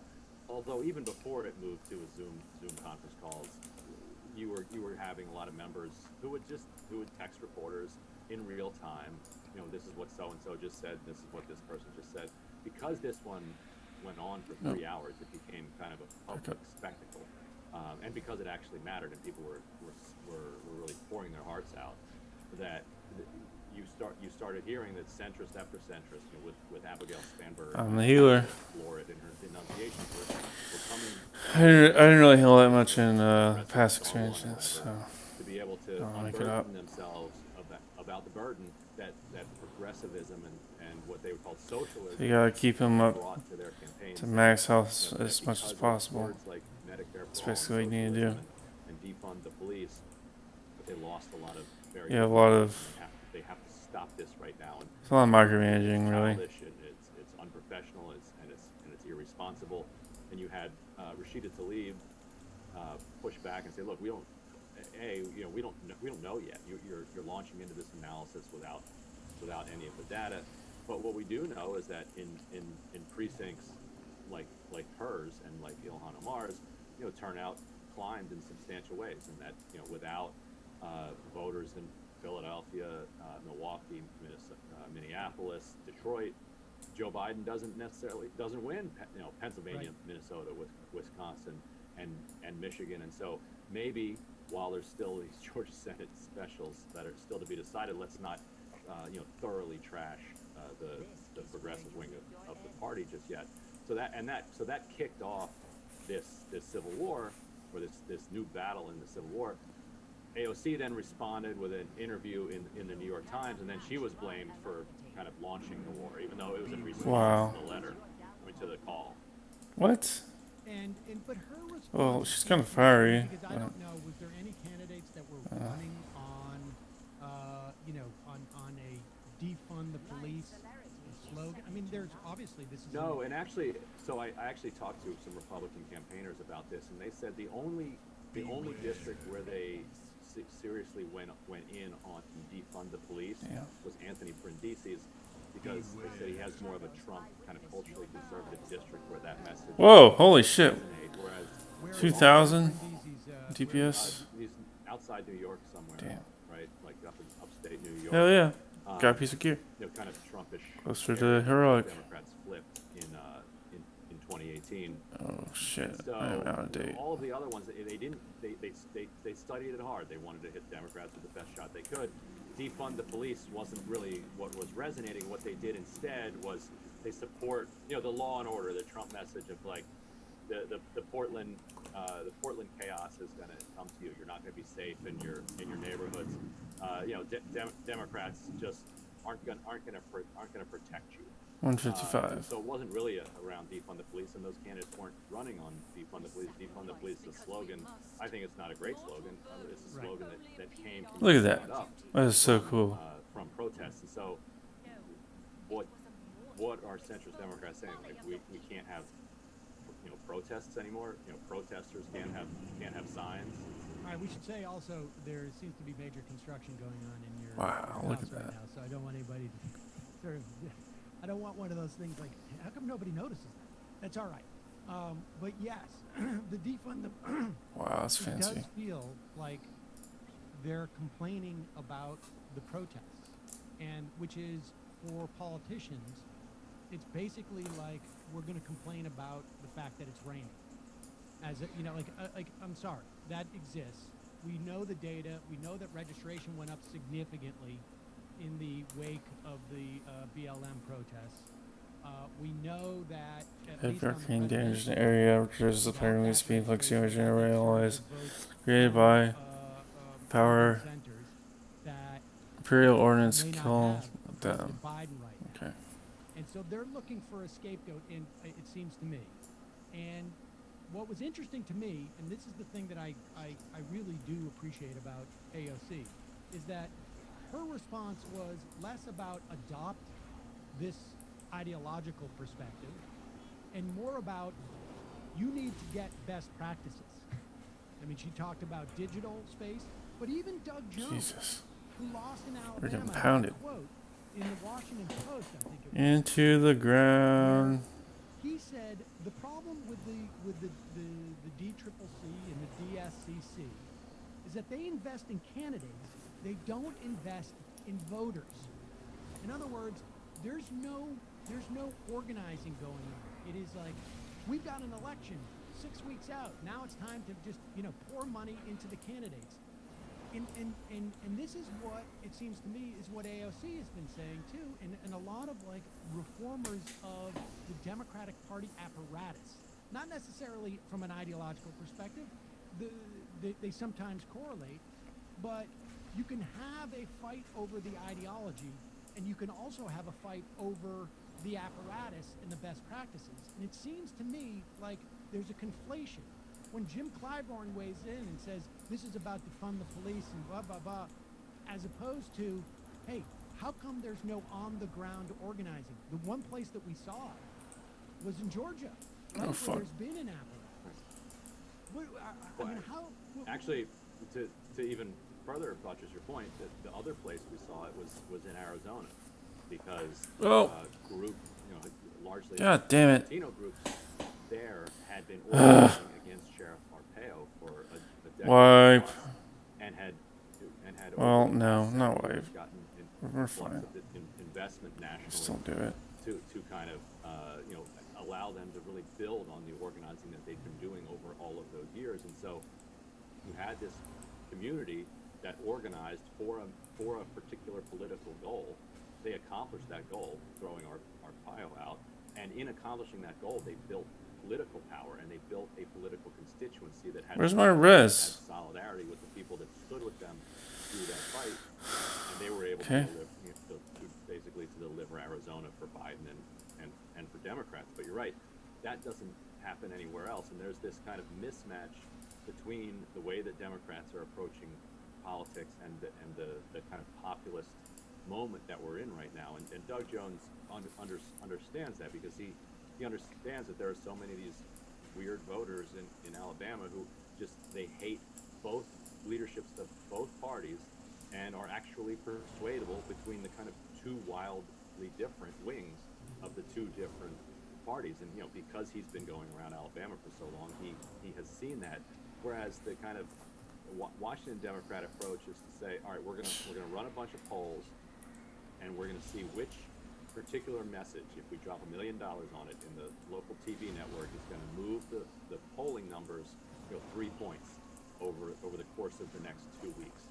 And they do that polling, and it turns out that people want their drug prices to be lower than they want them to be higher, if those are their choices. Yeah, how about that? Lower.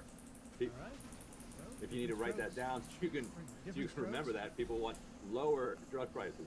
And if you have a pre-existing condition, that you are entitled to continue to live.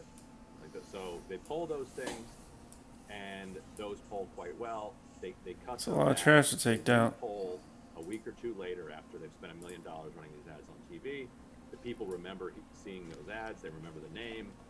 The polling numbers go up. Everybody gets a cut along the way. Whether it's somewhere between 8 and 15% of whatever that media buy was. Everybody's happy.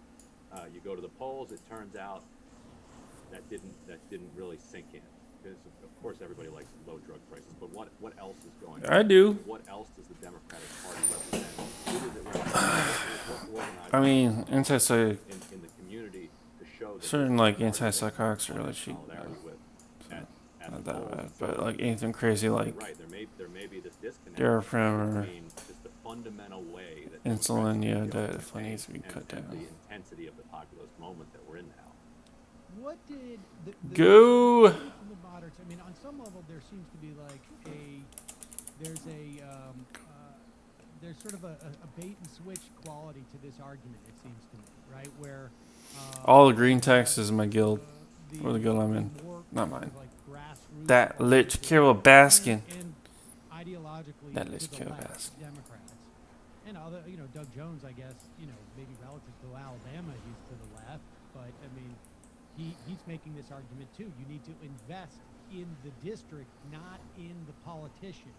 You need to build an apparatus on the ground that exists separate from and is more durable than a certain campaign that an individual is going to run at any given time.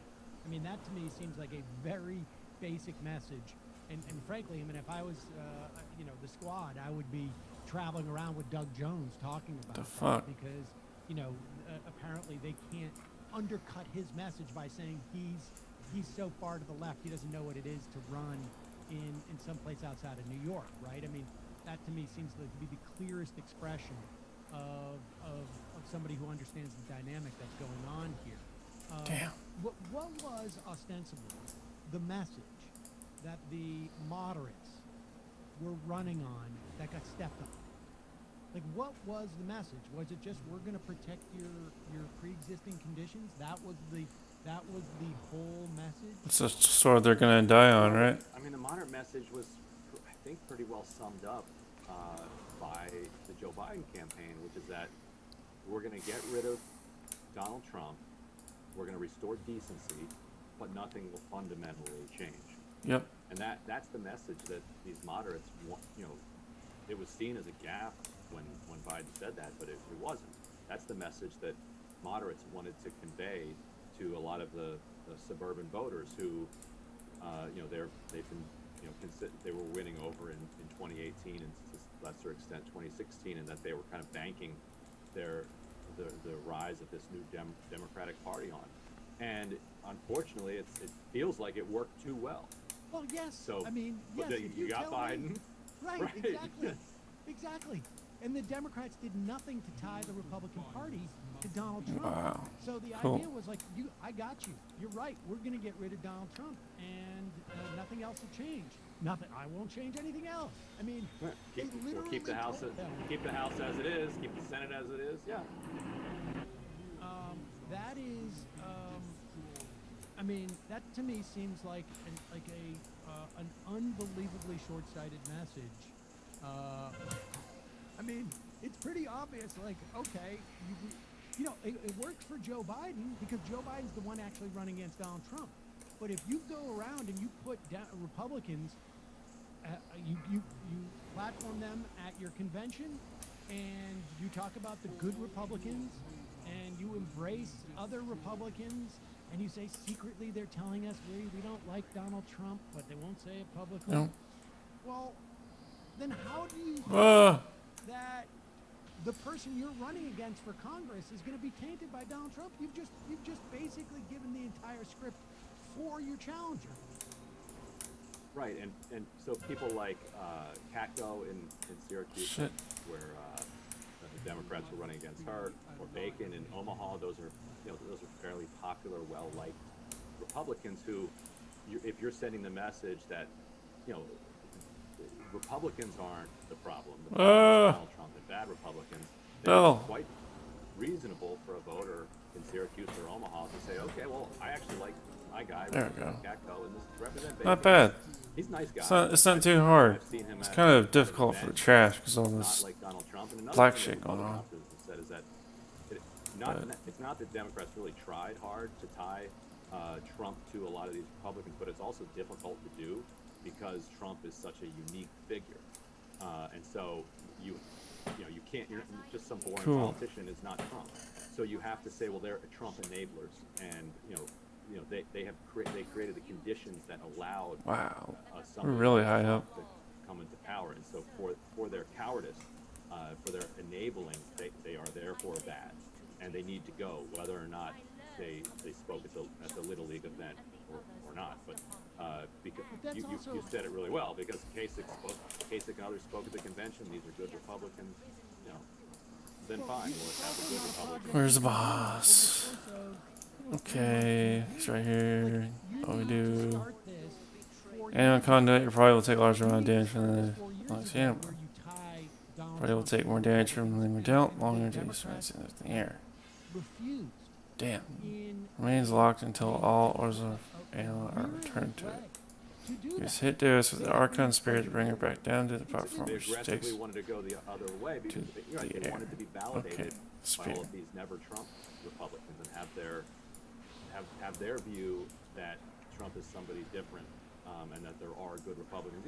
MSNBC is, no offense to Peacock, has a ton of Republicans who tell the MSNBC viewing audience that, look, this is these are bad Republicans, we're the good Republicans. So without a doubt, I mean, but it's not Comcast's job to say that Republicans have enabled Donald Trump. I mean, honestly, we're halfway there. We're living on prayer. Oh. I'm attempting to got him. to make that point about I think. But the Democrats have, because I think your assessment is true. But the Democrats, they need to do this first. Oh, it's like a if champion. They're not cleaving, if they're not tying Donald Trump or their local congressman to Donald Trump, or Mitch McConnell to Donald Trump, or Paul Ryan, who incidentally was one of those people who pushed this whole California voting, late votes coming in 2017. That's suspicious. I mean, there's been many opportunities to tie the Republicans to Donald Trump, and 1641, and daring them, to vote against them, vote for that stimulus. Make Mitch She's McConnell big as fuck. Against them or not, make She's them thick. actually behave in the way that they're communicating. Again, it gets back to Chris Coons. Take it down. Saying, we're going to give Republicans the advantage of supporting Donald Trump when they want to, but also the advantage of them actually not really supporting Donald Trump. And so if we get rid of Donald Trump, they'll be fine. I mean, Joe Biden said this over and over and over again. He told people we need a Republican. What is that? And he said this during the campaign, and it helped him. Go ahead. No, Pelosi said Get the wrecked. exact same thing. We need a strong Sphere. Republican Party, and Biden talked about having a Republican as his running mate. And everyone in the audience when he said that laughed, and he Chase. He was like, no. I'm not telling a joke here. I'm serious. It's just fear. I would love to have a Republican as my running mate. I don't think that there are any right now that. Oh yeah, the anima. Conditions that I could put on my ticket. But I would do it. And so if that's the signal. Oh, I gotta heal. Duh. There shouldn't be any. Oh no. Voters said, okay, well then we'll do Biden and a bunch of Republicans. So is there? Are there any figures in the Democratic Don't die. Party other than what we've heard from Cliv and damn it. who have this a similar perspective on what went wrong, or is it? Are we going to just? Damn it. That it's the progressive fault, and go through this cycle again. She's halfway at health. So I'll try to. They'll try to make it work. He has a re-election in 2022 and would much prefer to avoid a primary challenge rather than grapple with primary challenge. At the same time, Schumer is quite a well-known political animal. This is somebody who has spent his entire life kind of reading political tea leaves and divining what the correct direction is. And I do get the sense that he actually is aware of the realignment and the populist anger that's out there. It's not obvious that he's going to be able to be the one that can lead it. He's formerly known as Wall Street Chuck. It's not going to be easy for my I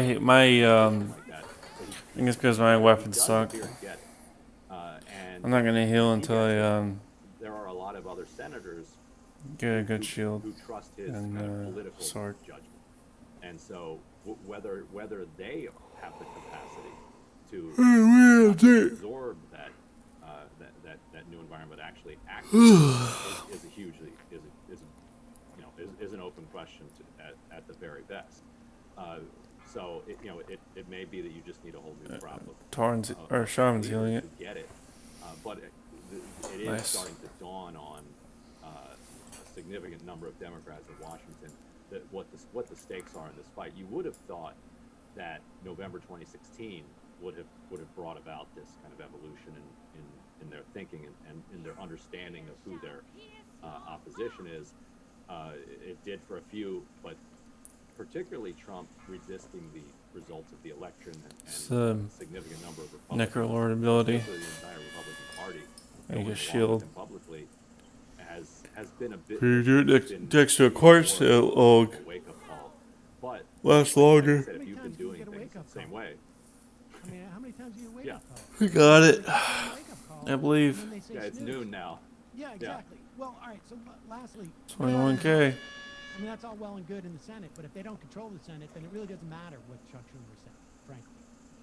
Right.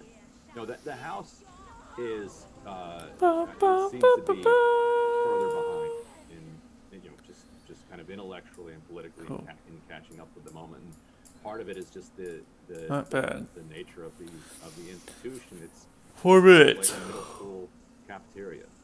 It has so many different cliques revolving around. That's a big ass bell. And tossing food at each other and talking about who the cool kids are, What? who the losers are. That it very quickly. Imagine if you were one of these angels, what your life would be like. Interpersonal knife fighting, which is And then have like the marine resources cut off. analysis of where the country is headed, Like and having even air if you could have that analysis, it makes it cut very off from difficult for people to get world. on the same team. I cannot imagine that. Direction, something that might be easier in the Senate, where you have 48. Better. To the extent that there's any type of leadership fight, it's happening as to who's going to follow Nancy Pelosi after these 2 years. Probably. I mean, she's going to have to work hard to lock down. With such a small majority, she can only lose a handful. Yeah, that's the thing. Like the House and the Congress are like dead even. Speaker of the House. Is that what you're saying?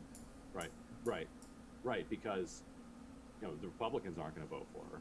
Right. Yeah. So you need a majority, and so she's going to need people like most of the squad and people like Josh Gottheimer, the No Labels crew, the Problem Solvers Caucus. All This these is rest people that area. have been hostile to her. She's going to need most of them. Okay, I am gonna call it. I'll be back on at 11 a.m. tomorrow.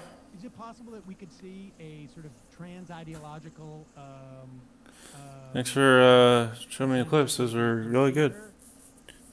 I need the editing skill. Anything's possible. You need to work on that. Had those, Tim Ryan kind of ran a trans-ideological attempt to unseat her, and he might have been premature. He got beaten. All right. Yeah, I'll be back on at 11 a.m. tomorrow with himself. Pretty sure he ran for president.